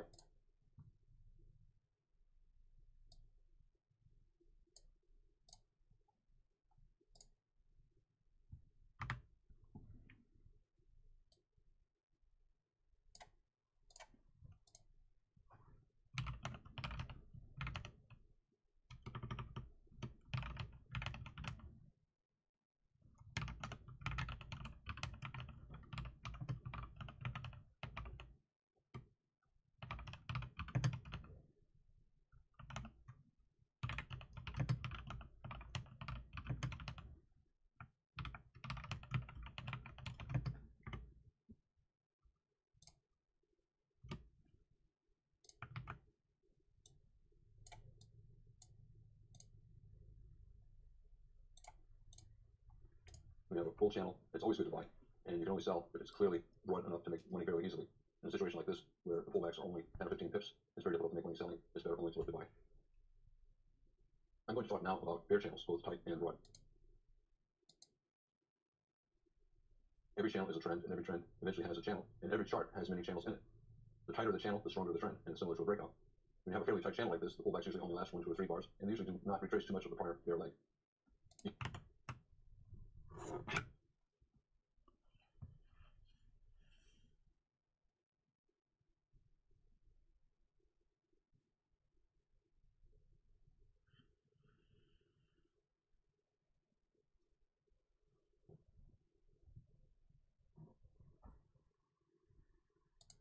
Should only be looking to sell. Here, a tight bear channel. Pullback went up 3 bars or so, but really very difficult to make money buying when this pullback.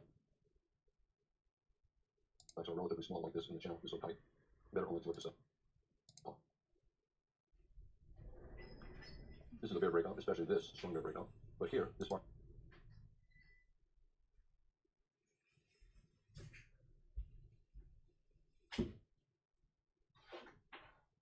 他还没来。他说他等下再来。是。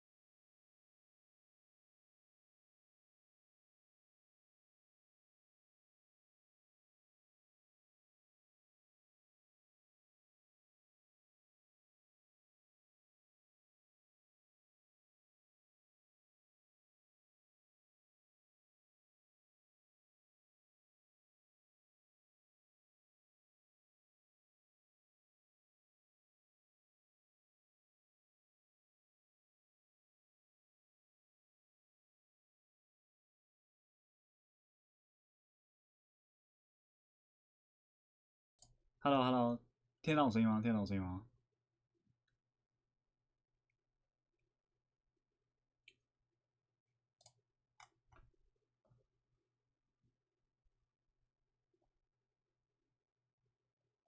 好，那你的问题就是怎么样子去分辨怎么样是好的 order block 嘛，对不对？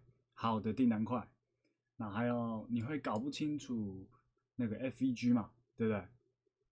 那我先从订单块的定义开始讲。那订单块的定义呢，就是今天这个上涨趋势，上涨趋势应该不用教了，就上涨趋势涨价。那上涨趋势的这一个趋势之前，这个趋势开始之前的前一根下跌的 K 棒，我们把那一根 K 棒就会定义为是订单块。这个是订单块的定义。订单块的定义是这个上涨趋势或者是下跌趋势都可以，反正今天这个趋势之前，我前面可能是涨价的前一根 K 棒，这一个趋势，这个打勾勾嘛，巴特他们不是有教吗？就这个打勾勾，这样打勾勾。那前一根 K 棒，前一根阴 K， 如果是上涨趋势，前一根阴 K， 下跌趋势前一根阳 K， 这叫做 order block。那 FEG 的定义呢，就是3根 FEG 就是在上涨趋势中3根 K 线，它中间的缺口叫做 FEG Fair Value Gap， 它是公允价值缺口。那3根就是假如说随便数3根啦，我们随便数3根。好，假如说这样子，好，1、2、3这3根。看得到吧？这3根。假如说这3根的话，那1、2、3这3根中间开了一个这个东西，就叫做缺口 FEG。那价格回来，要么就去补内部流动性，要么就是去清扫外部流动性。那我们从那个它整个趋势，我们可以去辨别它接下来是要走回调阶段，它大概去补内部流动性。那我们的点就是2个，第一个是 FEG， 第二个是 OB。就像这个地方一样，上涨趋势。好，把这边全部擦掉。今天这个地方是上涨趋势嘛，对不对？对吧？好，上涨趋势，我今天这上涨趋势的什么？这边的上涨趋势的前一个看点的阴 K 在这里。那这一根 K 棒就叫做什么？就叫做订单块。这个地方就叫做订单块。一样，这个上涨趋势从这边涨到这边，这个上涨趋势，你在这个时间级别能看到的订单块就是这一个，对吧？那巴特他可能会说，我会把这个东西都纳进去，或是把这个引线都放下去，有时候会这样子去看。为什么会有这样子的事情发生？是因为我们把时间周期先放到这边这个地方，我们直接重播拉到这边。好，今天我们看5分钟时间级别，我们可以发现什么？趋势是从这个时候才开始的，懂吗？趋势从这个时候开始的，所以我们其实要再细化的话，那我们可以把这个地方当做是我们的订单块。5分钟时间级别再往下看一下，哎，是不是越来越小了？那我们如果要再细化的话，好，细化到这边，把整个订单块画起来。再细化1分钟时间级别的订单块，我们就可以看到，在这个地方，这就叫做订单块。就是你一直不断细化之后，你就会发现，哦，订单块原来画到最小时间级别，完全就只是引线的部分，就这样子。然后订单块给你的作用是什么？订单块给你的作用是判断趋势，判断趋势用的。那今天这个地方被强势突破了，那接下来回调就不应该跌超过这个地方。这个地方被强势突破了，接下来回调就不应该跌超过这个订单块的下面这个地方。对，订单块就是这样子意思。好，今天趋势强势突破了，接下来价格就不应该跌超过这个地方。我自己个人是会把整个证件一起画了。这个地方是订单块，好，趋势间突破了，对吧？突破这个地方，我们接下来要思考什么？这个地方被突破了，对吧？那接下来我们要去思考什么？接下来我们要去思考的是价格有可能会怎么样进行反转，对吧？在这么小的时间结构来讲，它要去进行一个反转。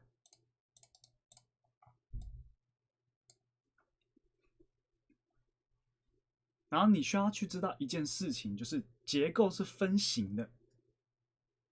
就是什么叫做结构是分形的？就是你不能把小奈米在做的事情跟，就是你不能把小朋友在做的事情跟大朋友就大人在做的事情混为一谈。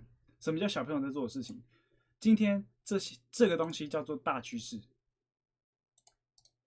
怎么判断的？在巴特他们教课的时候可能会教这样子，这叫做大趋势，一次小回调往上涨，这叫做大趋势。但是我们从15分钟级别看的话，中间是不是有很多市场慢慢的上升趋势，越来越小，越来越小，动能在慢慢减弱。我们发现这件事情的时候，价格可能会去做什么事情？可能会去回补大趋势的供应缺口，或者是直接进行反转。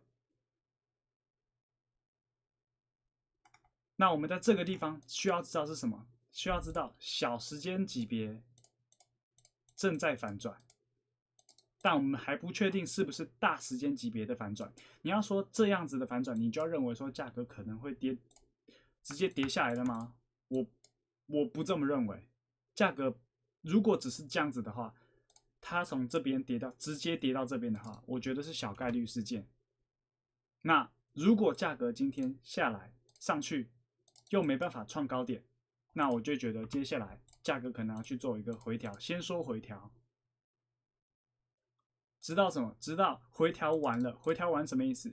这边的缺口都不在了，这边的 OB 这边的订单块都被补过了，缺口都不在了，该补的都补完了。到这个时候的时候，我们才能去定义它什么？定义它已经这个地方已经回调干净了，这边没有庄家留下来的足迹了。那接下来这个低点才大概率是流动性，所以我们就去一个一个找嘛，我们就一个一个找。好，这个订单块被补了吗？好，被补过了。这个订单块被补了吗？被补过了。那这个订单块被补了吗？我们可以细化在这个地方，还没被补，所以这个是潜在有可能会来补订单块的地方。那我们可以细化，但不要细化的话，我们就把这一块全部画起来。懒得去其他时间级别看的话，你就把这一块直接画起来。所以这个是接下来价格可能会来到的地方。再来，这边有缺口吗？有一个小小的缺口，在这个地方有缺口，这地方是有缺口的，这地方有小小的缺口。那再来，我们还要看什么？成交分布图嘛，从这边拉到这边嘛，因为这个是一波趋势嘛。好，价格可能会回来到这个地方，这地方一破了，价格可能会去到非 L 的地方。那我们先要观察这个地方嘛，因为这个地方目前是高时间框架的订单块结合我们的非 L 的地方，所以我们要看一下这个地方的反应。在这个地方的反应是必须得看的，所以价格继续往下。然后在这个时候，你在这边就要先有一个偏见了。首先，这个缺口是被补完的，对吧？那这边现在下跌就会有这种下跌的缺口啊，还有下跌的订单块，你要去看接下来会不会回来补。那如果回来补完之后下去，那其实价格大概率反转，你就这样看。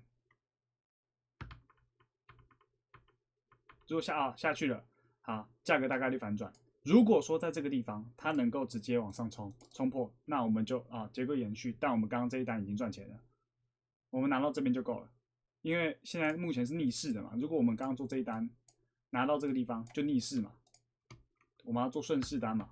好，我们就看一下。好，接下来我们要看什么？看一下这边的订单块，因为这边下跌趋势嘛，中间没有 FEG 嘛，缺口都被补过了嘛。那这边订单块我们就要看一下价格会不会回来补，然后再去看一下成交分布图，就几个工具就好，不用拿到很多，成交分布图就看一下。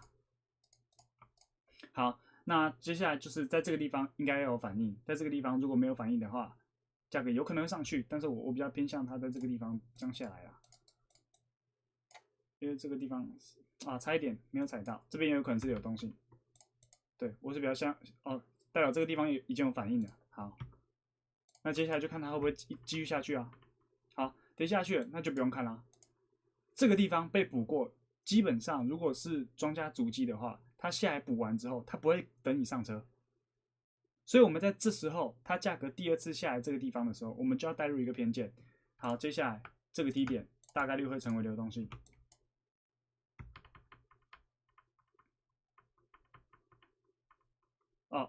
到现在这个时间点，好，拿掉了，就这样。所以订单块你要去辨别的就是趋势，然后还有价格不应该去跌破哪些点。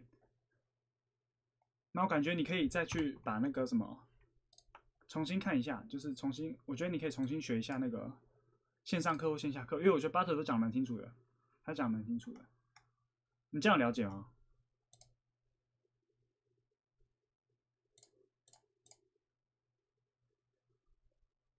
有吗？有吗？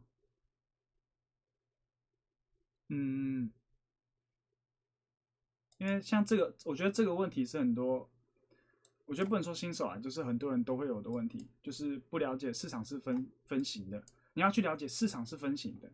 那接下来价格这样下跌，它会一直这样下跌吗？我不知道，我看来是不会啊。我觉得现在这个地方啊，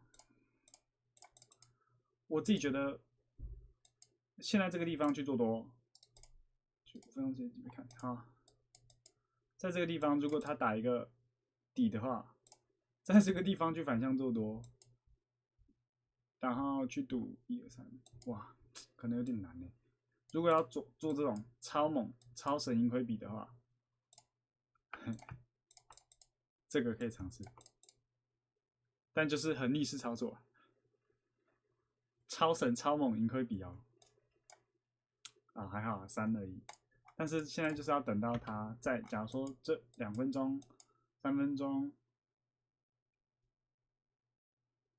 因为这通道上面被突破的几率60%嘛，那这样子它也没有突破下跌通道，所以我觉得很有可能在这个地方反转哦，蛮有可能的。而且我觉得这刚好又是50%的地方，所以我觉得是很不错的反转点。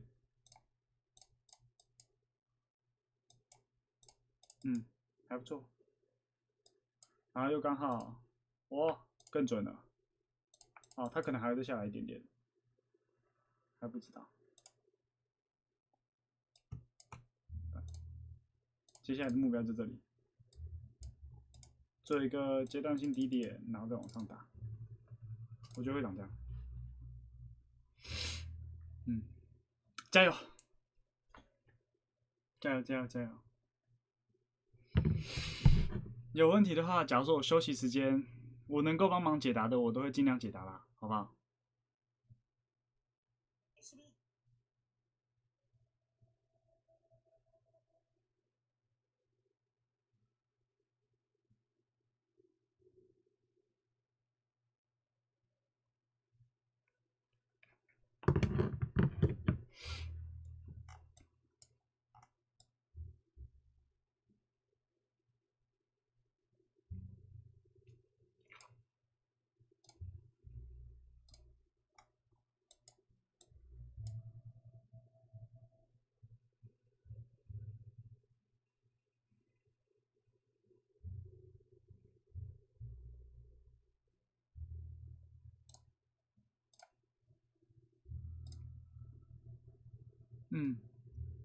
不会，能帮上忙，不幸中的大幸啊！因为其实我也没有很强，没有很强，能帮上忙最好，能帮上忙最好。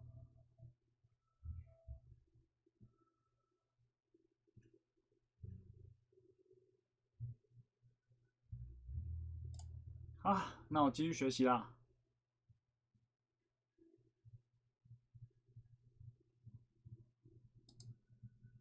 Before the market gets all the way up to the top of the channel.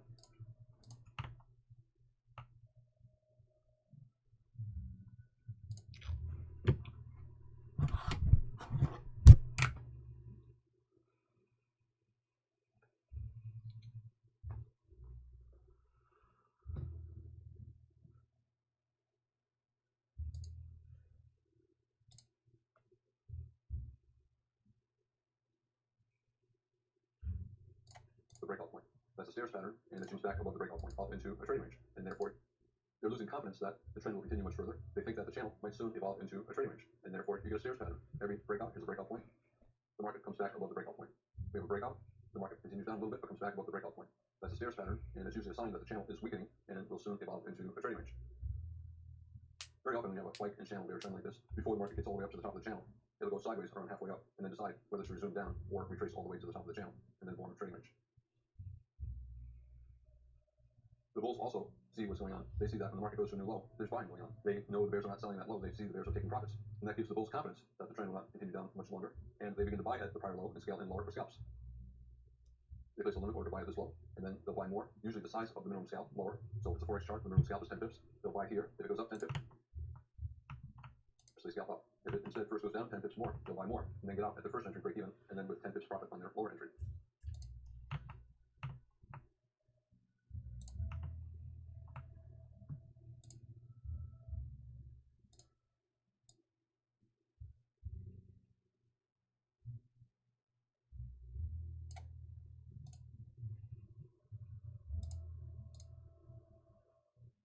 Most bear channels, here's a bear channel, we have a bear breakout, a spike, and then a pullback. That's the start of the channel. Most bear channels have bull breakouts, and therefore, even if the market is in a bear trend, a bear channel is a bear trend. Traders should look at bear channels and see them as bull flags because most have a bull breakout. And the same is true for bull channels, whether or not it's a bull channel and a bull trend or a pullback and a bear trend. Traders should see them as bear flags and expect a bear breakout. We have a bear trend, bear breakout, and channel. However, I always think of it as a bull flag because the odds are it's going to have a bull breakout. Bear channel, bull flag, because probably we'll have a bull breakout, which it did here. Here we have a strong bull breakout, and then a pullback, and then a channel, overlapping bars, some bear bars, pullback, pullback, pullback. So it's a bull channel. It's a bull channel and a bull trend. However, the odds favor a bear breakout. Whenever I see a bull channel, I always think of it as a bear flag, even though it's not a bear flag. It's a bull channel and a bull trend. The odds are it's going to eventually get a bear breakout. Bull channel, bear flag. And we got a bear breakout below the bottom of the bull channel. So spike, pullback, channel, probably going to be a bear breakout, and then we have a trading range, the market cycle, breakout, channel, and then trading range. This is a very strong bull trend. It's in a channel. It's probably a breakout on a higher time frame chart. This is the dollar versus the yen, a 5-minute chart. However, 75% of the time, if you have a bull channel, even if it's tight, strong, it'll have a bear breakout. Only 25% of the time will it get a bull breakout, and the market cycle then begins over again, breakout, and then another channel, and eventually.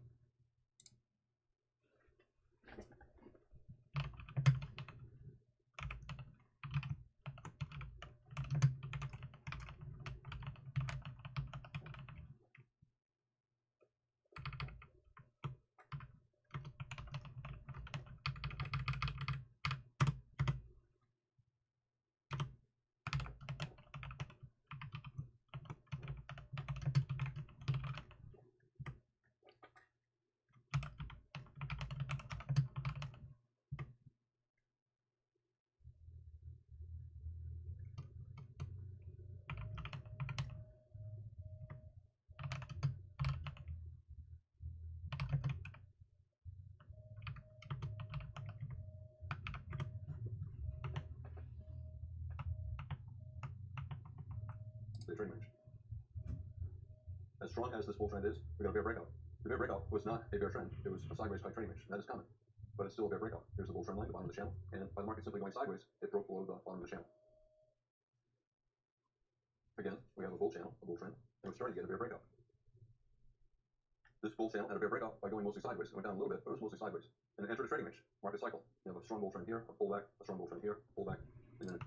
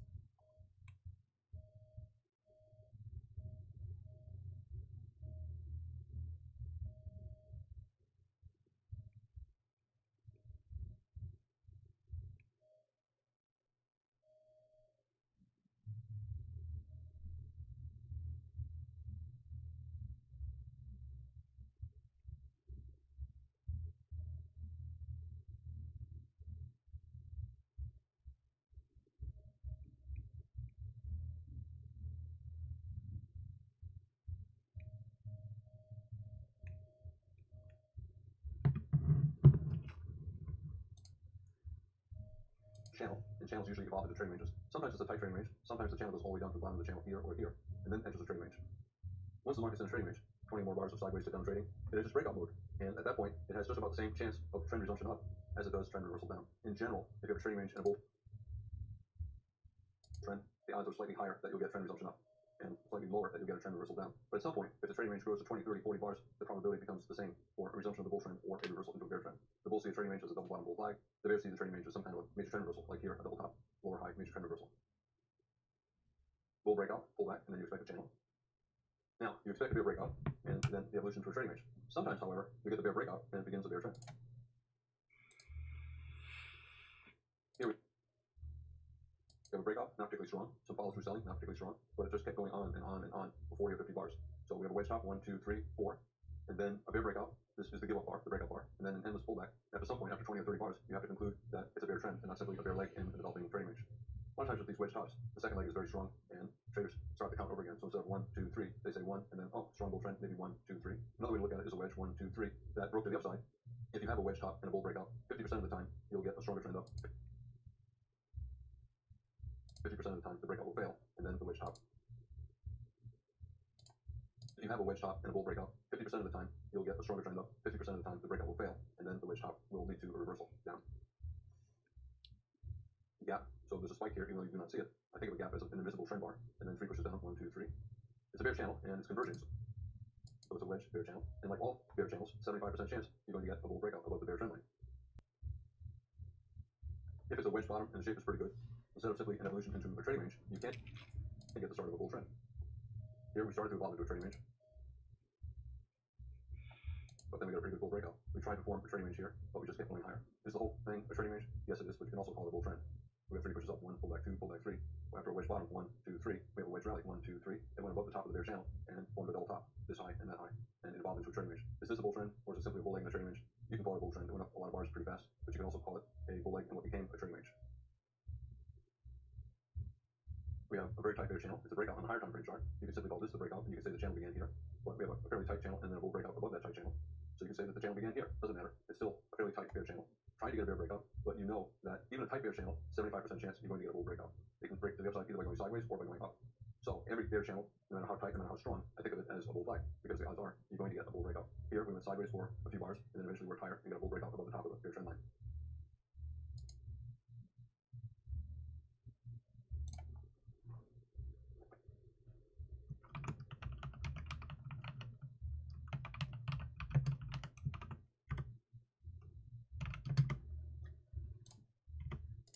Most channel breakouts usually fail.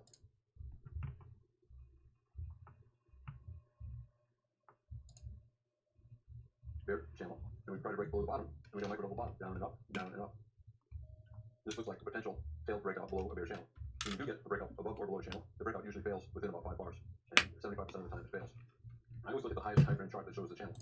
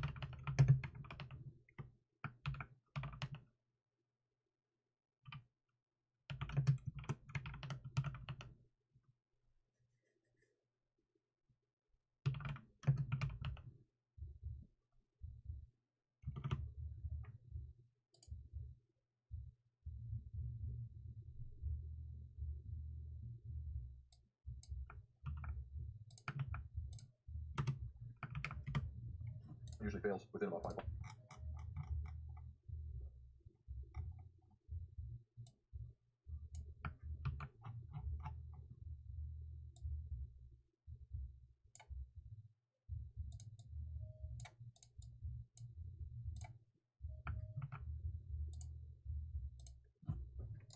And 75% of the time it fails. I always look at the highest time frame chart that shows the channel. For example, let's say this is a 5-minute Forex chart. If I look at a 1-minute Forex chart, these 2 bars would be 10 bars instead of 2 bars, and therefore the failed breakout would be occurring in 10 bars. However, I always look at the highest time frame chart that clearly shows the channel, and on that chart, 75% of the time, the breakout will reverse up within about 5 bars. Breakout below the bear channel, and we reverse up, and we reverse up the second time. It looks like the bear breakout is failing, which it did.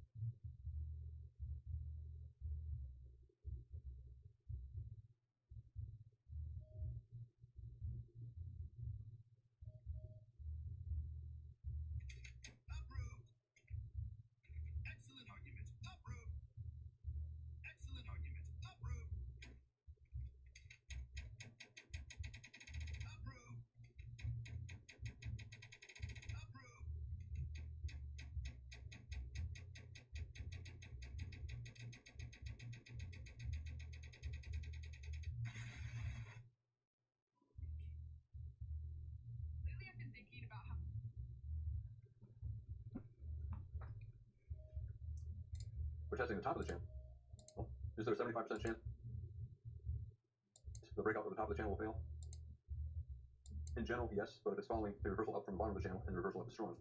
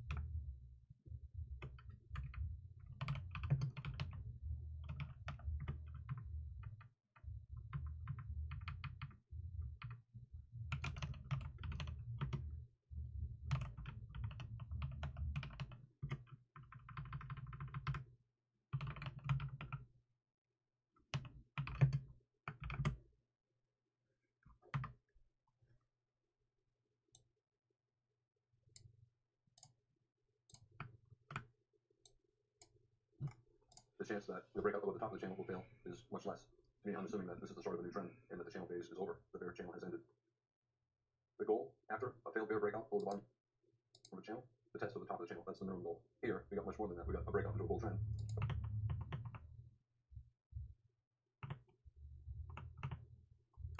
The breakout into a bull trend.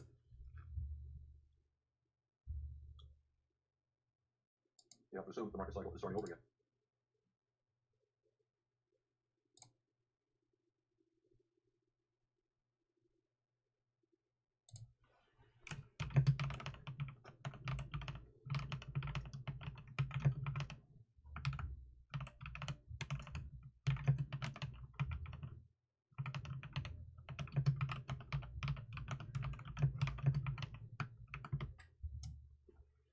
So bull breakout, and then we get a pullback, and then a channel. Here, let's say we're looking at this chart, and we're getting a bear breakout below the bottom of the channel, yet the bear breakout is continuing. And that is far more than 5 bars before the breakout fails and reverses up. This is a 2-minute chart, and it took 30 bars before the bear breakout failed and reversed up. However, I'm always interested in the highest time frame chart that shows the pattern. And if you look at this, this is exactly this chart. This is a 2-minute chart, this is a 30-minute chart, and it shows the same breakout, and the reversal up occurred within 3 bars. bars, 1, 2, 3. So bear breakout and the bear breakout failed within 5 bars. In this case, it failed within 3 bars. Always look at the highest time frame chart that shows the pattern. 75% chance that the bear breakout will fail within about 5 bars and then test the opposite side of the channel. The minimum goal when you have a reversal from one side of the channel is a test of the opposite side of the channel. That's the minimum goal.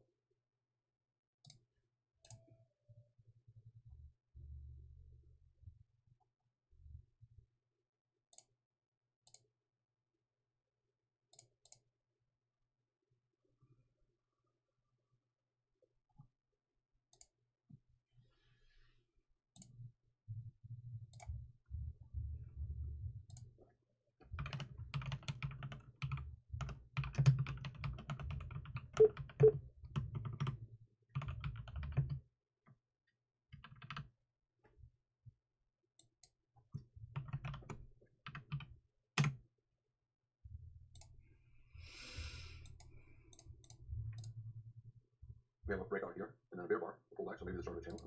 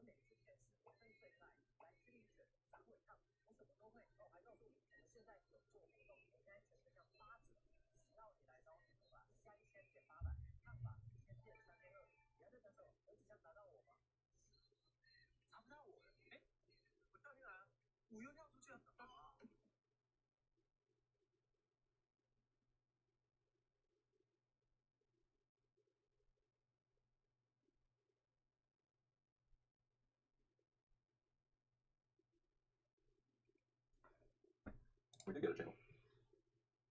And here we have a bear breakout below the bottom of a bull channel.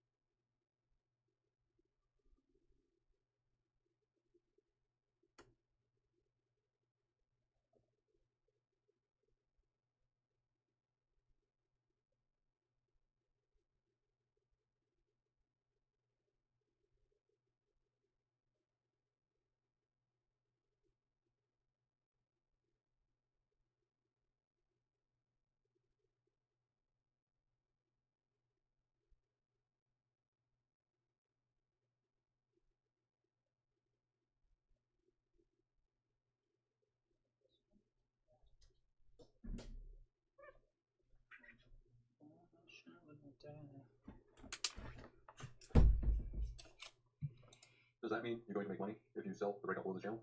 No, not at all. When the channel is very tight like this, the chance of making money selling is small. You're going to make money and here we have a bear breakout below the bottom of a bull channel. Does that mean you're going to make money if you sell the breakout below the channel? No, not at all. When the channel is very tight like this, the chance of making money selling is small. Expect that any reversal is going to be minor, and it's very difficult to make money betting on a minor reversal. Just because you know the odds are it's going to break below the bull trend line does not mean it'll go far enough down for you to make money selling. When there's a very tight bull channel, it's a very strong bull trend. It's better only to be looking to buy.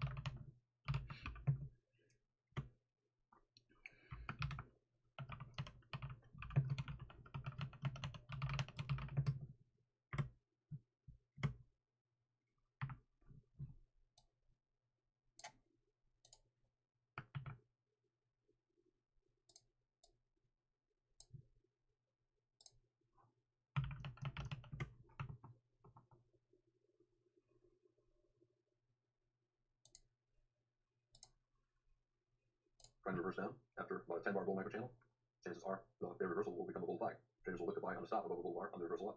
They'll buy above the high of any bar on the reversal up. In fact, traders will buy below bars, betting that the reversal down will fail.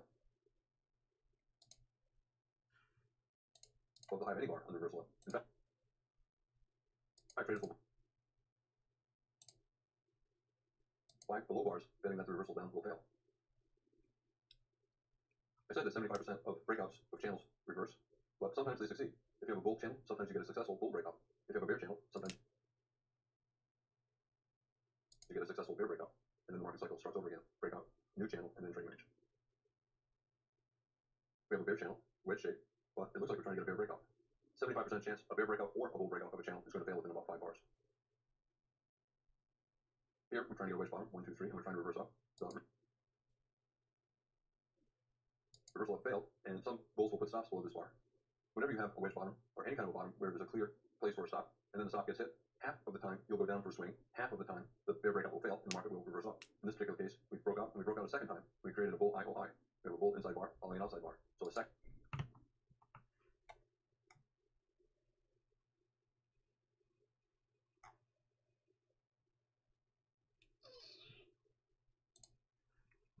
Entry buy. Some traders would buy above this bar. Other traders would say a single bull bar is not enough to reverse such a big bear bar. Chances are you get at least a small second leg down. The bear's got it here. Then this is a second failed bear breakout. This is a higher probability buy, looking for a test at the top of the channel. Think about what's happening here. We have a reversal up, reversal up. You can draw a line, 1, 2, and you wait to see what happens on the third test of the line. And we tried to reverse up, but not a particularly good reversal. We have 3 decent bear bars here. And then look what the bears did next. A very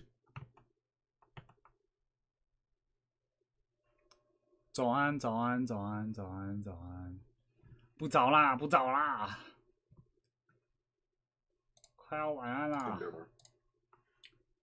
想一下，46 EF， 他等下还有最后一节课，我看今天能不能把它盯完。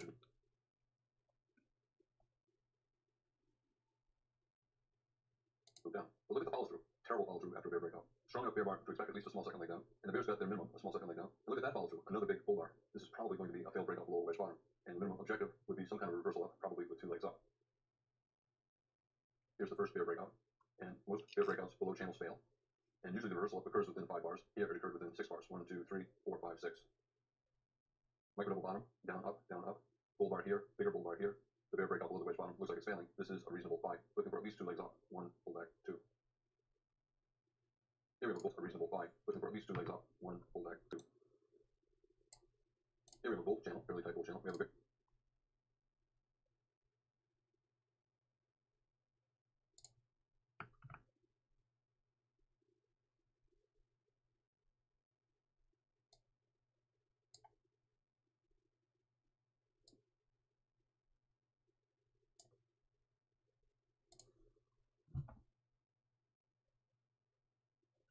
bear breakout. And now it looks like we're trying to get a bull breakout above the top of the bull channel. Only 25% of the time will you see a successful breakout above the bull channel. This is an example. 3 consecutive bull bars closing on their highest good sized bodies. This is a breakout, and it appears that it's going to be successful. We have some hesitation, and then you can call this a channel. So spike, and then pull back, and then maybe channel, and eventually a trading range. Because there's a bull breakout, you have to be thinking that the market cycle is starting over again. So breakout, and then channel, and eventually trading range. In general, after there's any kind of a breakout or a reversal, traders expect about 10 bars and 2 legs as the minimum objective. So bull breakout, and then pull back, and then second leg. This breakout is so strong that it may have a second leg up. Bull breakout, pull back, and maybe one more leg up. Don't know. But the minimum objective.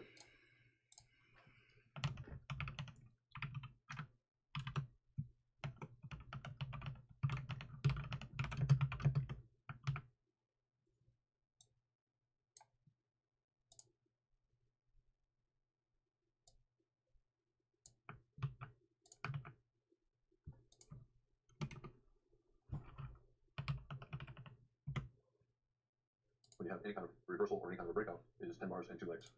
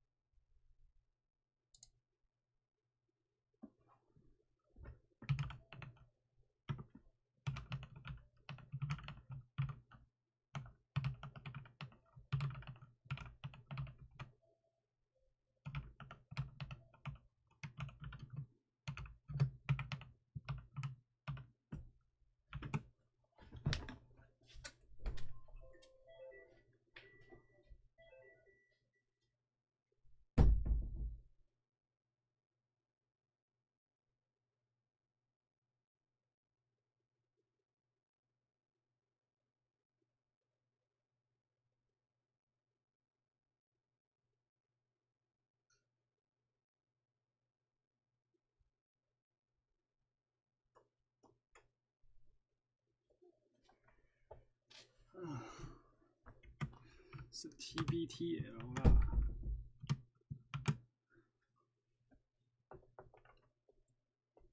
下楼下。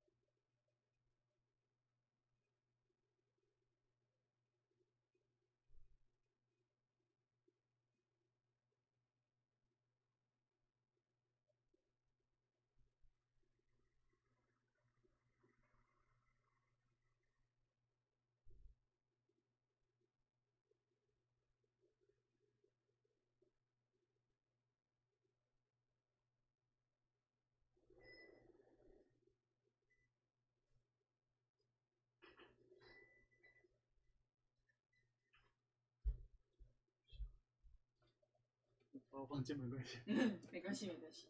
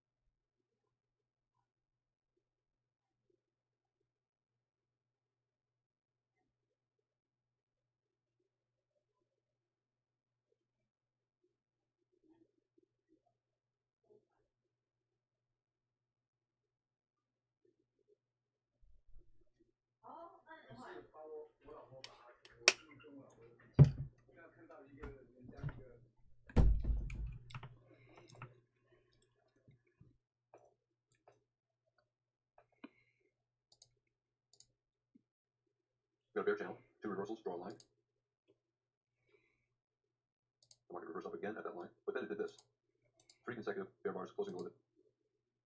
The midpoints, 1 closing on its low. Decent sized bear bodies, especially compared to the size of the bull and bear bodies here. This looks like a breakout, and a breakout, you have to be thinking market cycle, breakout, pullback, and then channel.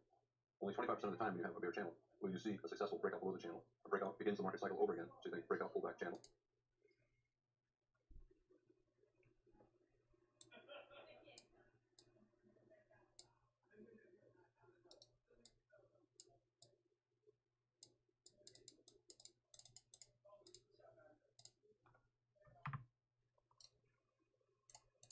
And then eventually trading range.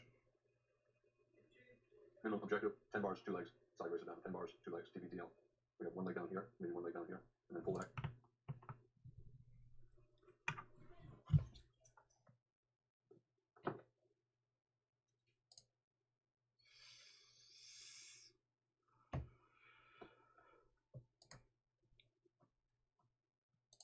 And then second leg down.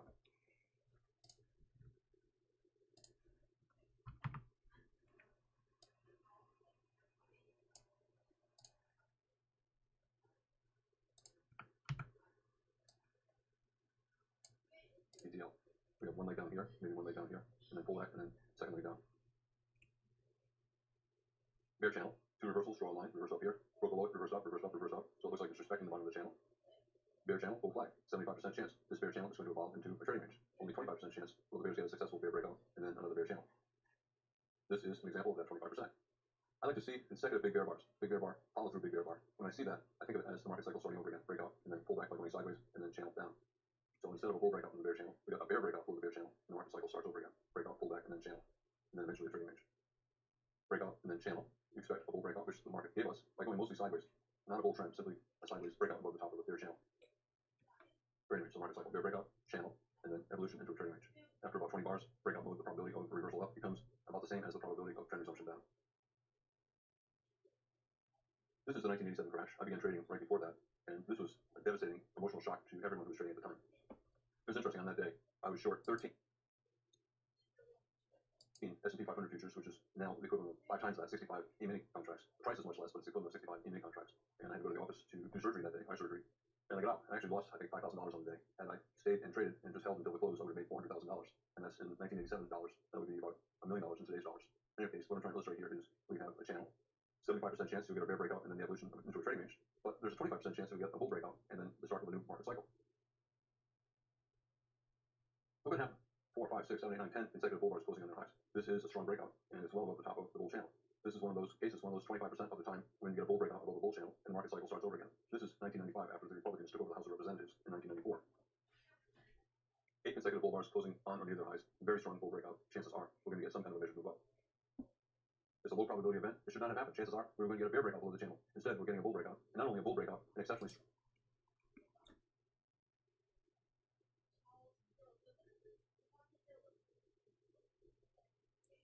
我感觉可以从 K 线上面说故事，就像是因为我刚刚上课上到一半，然后我发现，有一些，我感觉我们可以从整个 K 线图表上面说故事，就像是假如说有崩盘发生啊，这一个市场那时候到底发生什么事情，我觉得可以用这种方式去切入，只是我不知道怎么样包装这样子的一个题材。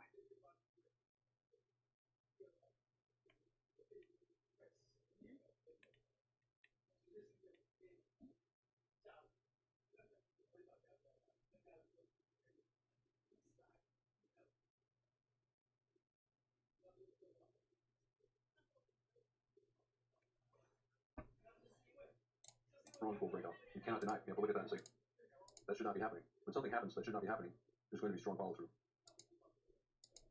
Here's that same chart, but zoomed out. Here are those 8 bear bars on the monthly chart.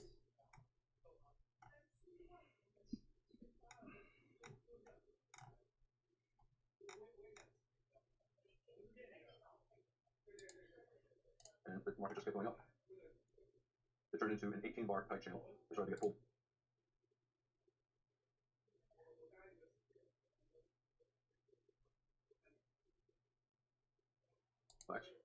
But it's still in a very tight channel. And we have a pullback here, and this is what followed. The S&P went from 400 to 1,500 over the course of the next 5 years or so. We have a bull channel. You expect bear flag, bear breakout. When you get a bull breakout, especially if it looks particularly strong, you're probably going to get good follow through. This is unusual. However, you cannot deny it. Once you start to see 5, 6, 7, 8, 9, 10 bull bars breaking above the top of a bull channel, you have to assume that the market has changed. Here we got a 300% gain in the S&P over the next 4 years. Bull channel, usually you get a bear breakout and then a trading range. But here we have a bull channel and we got a bull breakout. So the market cycle starts over again. Very strong bull breakout, micro channel, little pullback, very tight channel, then a bigger pullback, and then more bear bars and more pullbacks. Very tight bull channel, a breakout on a higher time frame chart.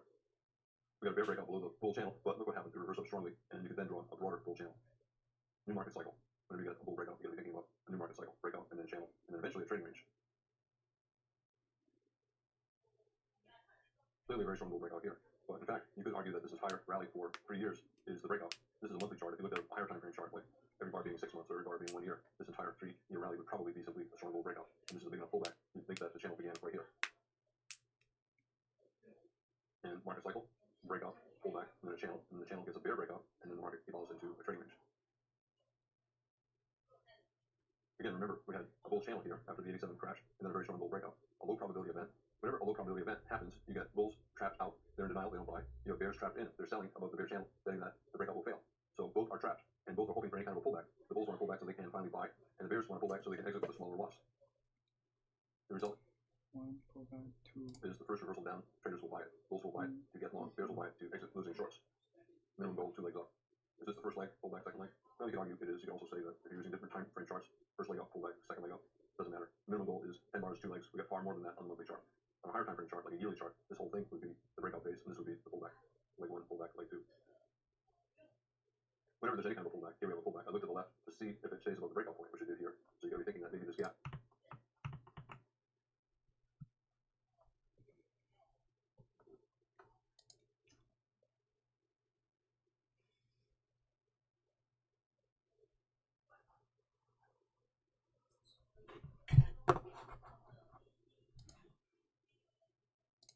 Between this low and that high is a measuring gap. I'll look at the start of the move and then the top of the first leg and project up for a measured move, knowing that a lot of bulls will begin to take profits there. Aggressive bears will short there, but when a channel is this strong, it's better only to be looking to buy. Here's that same chart, the 87 crash. At the time, it was huge. The market fell 25% in one day. But when you look back now, so many years later, 30 years later, it looks minor. In any case, we have a bull channel and then a bull breakout, and then we have another bull channel, and this bull channel did get a bear breakout. In fact, this was a devastating direction. It's a loss of about 50%, and it's about a 50% pullback from this rally. This is the spike pullback channel. We have a bear breakout below the bull channel, which happens 75% of the time, and then the market typically comes down from the bottom of the channel. Here we went a little bit below. Bull breakout, pullback channel usually evolves into a trading range, and this trading range lasted 15 years, and eventually we got trend resumption up. Here's the dollar versus the Canadian dollar, a 480-minute chart. We have a bull breakout, and then a pullback, and then a channel.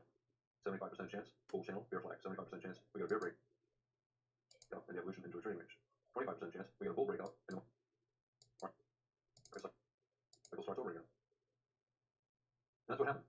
Bull breakout channel. Instead of a trading range, you can say that this is a trading range, but you can also say it's still a bull channel. We got a very strong bull breakout. 25% of the time, that's what happens. You get a bull channel, and you get a bull breakout, and the market cycle starts over again. Breakout, a pullback, and then channel, and then eventually a trading range.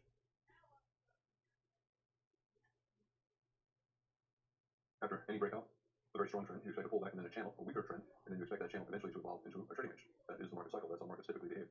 Bull breakout, pullback, a channel, a broader channel, and then eventually a trading range. And after the trading range, especially one that lasts 40 or 50 bars like this, 50-50 chance, there'll be trend resumption up. The bulls will see a triangle or maybe a double bottom bull flag, and the bears will see a major trend reversal, like a double top, lower high, major trend reversal, and they'll look for trend reversal down. Market cycle. Bull breakout channel, maybe trading range, or maybe just bull breakout channel, and then bull breakout again. 25% of the time you get that. The market cycle starts over again. Bull breakout channel, and then trading range. And then the market waits for a breakout up or down, and then the market cycle will start over again. Bull channel, so bear flag, but then we got a strong bull breakout, so we have trapped bulls and bears. Bulls were hoping for evolution to a trading range. That would allow them to buy lower, so you have a lot of bulls who are trapped out, and you have bears who have been selling every new high, betting that the market would evolve into a trading range, and they are trapped in. And both are hoping for any kind of a pullback, even a small one, so they can buy. The bulls buy to get long, the bears sell to exit with a smaller loss. And because you have bulls and bears eager to buy after this kind of a strong breakout, you usually get at least a small second leg up. Here is what could have been the top of the channel in the start of a trading range. Instead, we got a bull breakout. I'm always looking at measured move targets. I might look at a measured move based on the bottom of the channel to the top of the channel, or the top of the channel here. And if the breakout is strong enough, then I'll look maybe at the bottom of the entire pattern to the top of the entire pattern and look for a measured move up. And you can see traders started to take profits at that measured move target. Very strong bull breakout. Did the channel begin here? Maybe it just rounded up and accelerated up. Is this a strong bull breakout and then a pullback that lasted 15-20 bars and then the channel began? Some computers see it one way, other computers see it the other way. I tend to think of this as part of the channel, that the channel began either here or here, and it's a horizontal channel. If the pullback goes sideways for 20 or 30 bars, then the probability of trend resumption up drops to about the same as the probability of trend reversal down. Here, we lasted about 15 bars or so. I still think the probability favored trend resumption up. I said that whenever you have a bull breakout and then a channel, maybe this is the channel, only 25% chance of a bull breakout. However, if the channel is not clear and it's mostly horizontal, the chance of a bull breakout is much higher than just 25%. It's probably closer to 50%. This becomes more of a trend resumption, trend reversal setup. So bull breakout, pullback. Is this a channel? Is it a trading range? I don't know. But the flatter it is, the more the probability is that there'll be a 50% chance of trend resumption up, a bull breakout above the bull channel, and not just a 25% chance. A bull channel, but pretty flat, and therefore, instead of a 75% chance of a bear breakout, it's probably closer to 50-50 that you'll get a bear breakout or a bull breakout. In this video, I talked about the evolution of channels into trading ranges. I made the point that 75% of channel breakouts up or down fail, usually within 5 bars. However, 25% of the time, you'll get a bull breakout above a bull channel, or a bear breakout below a bear channel, and then the market cycle starts over again. Breakout, new channel, and then trading range. I'm Al Brooks. Thank you for watching the Brooks Trading Course. This is the 5th of 6 videos on channels.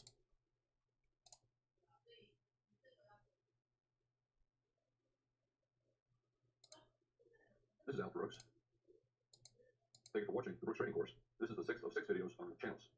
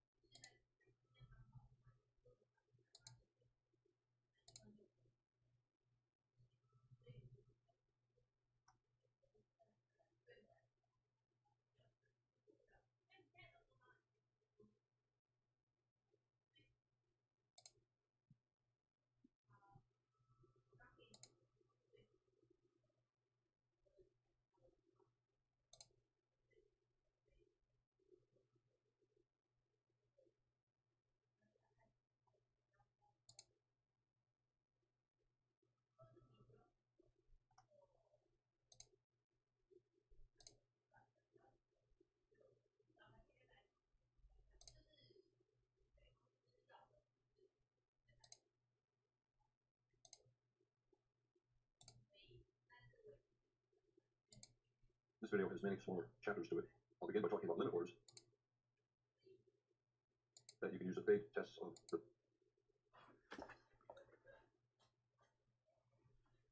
top or bottom of a channel.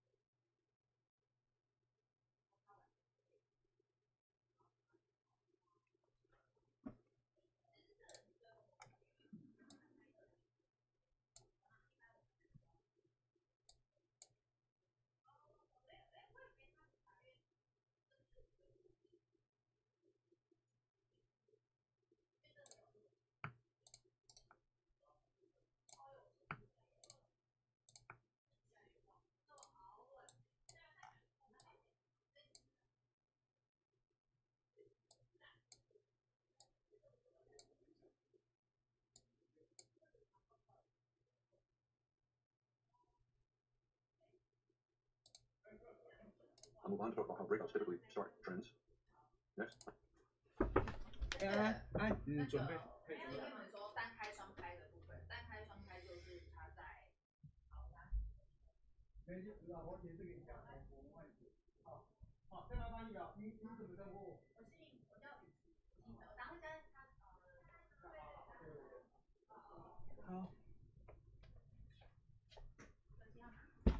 还是先加这边搜寻比较好，我现在过去你来查。他可能收不到讯，他这可能开始。来，继续说。他可能收不到讯。这里可以啊。可以吗？加赖可以啊。真的吗？这是讯号哦，持续。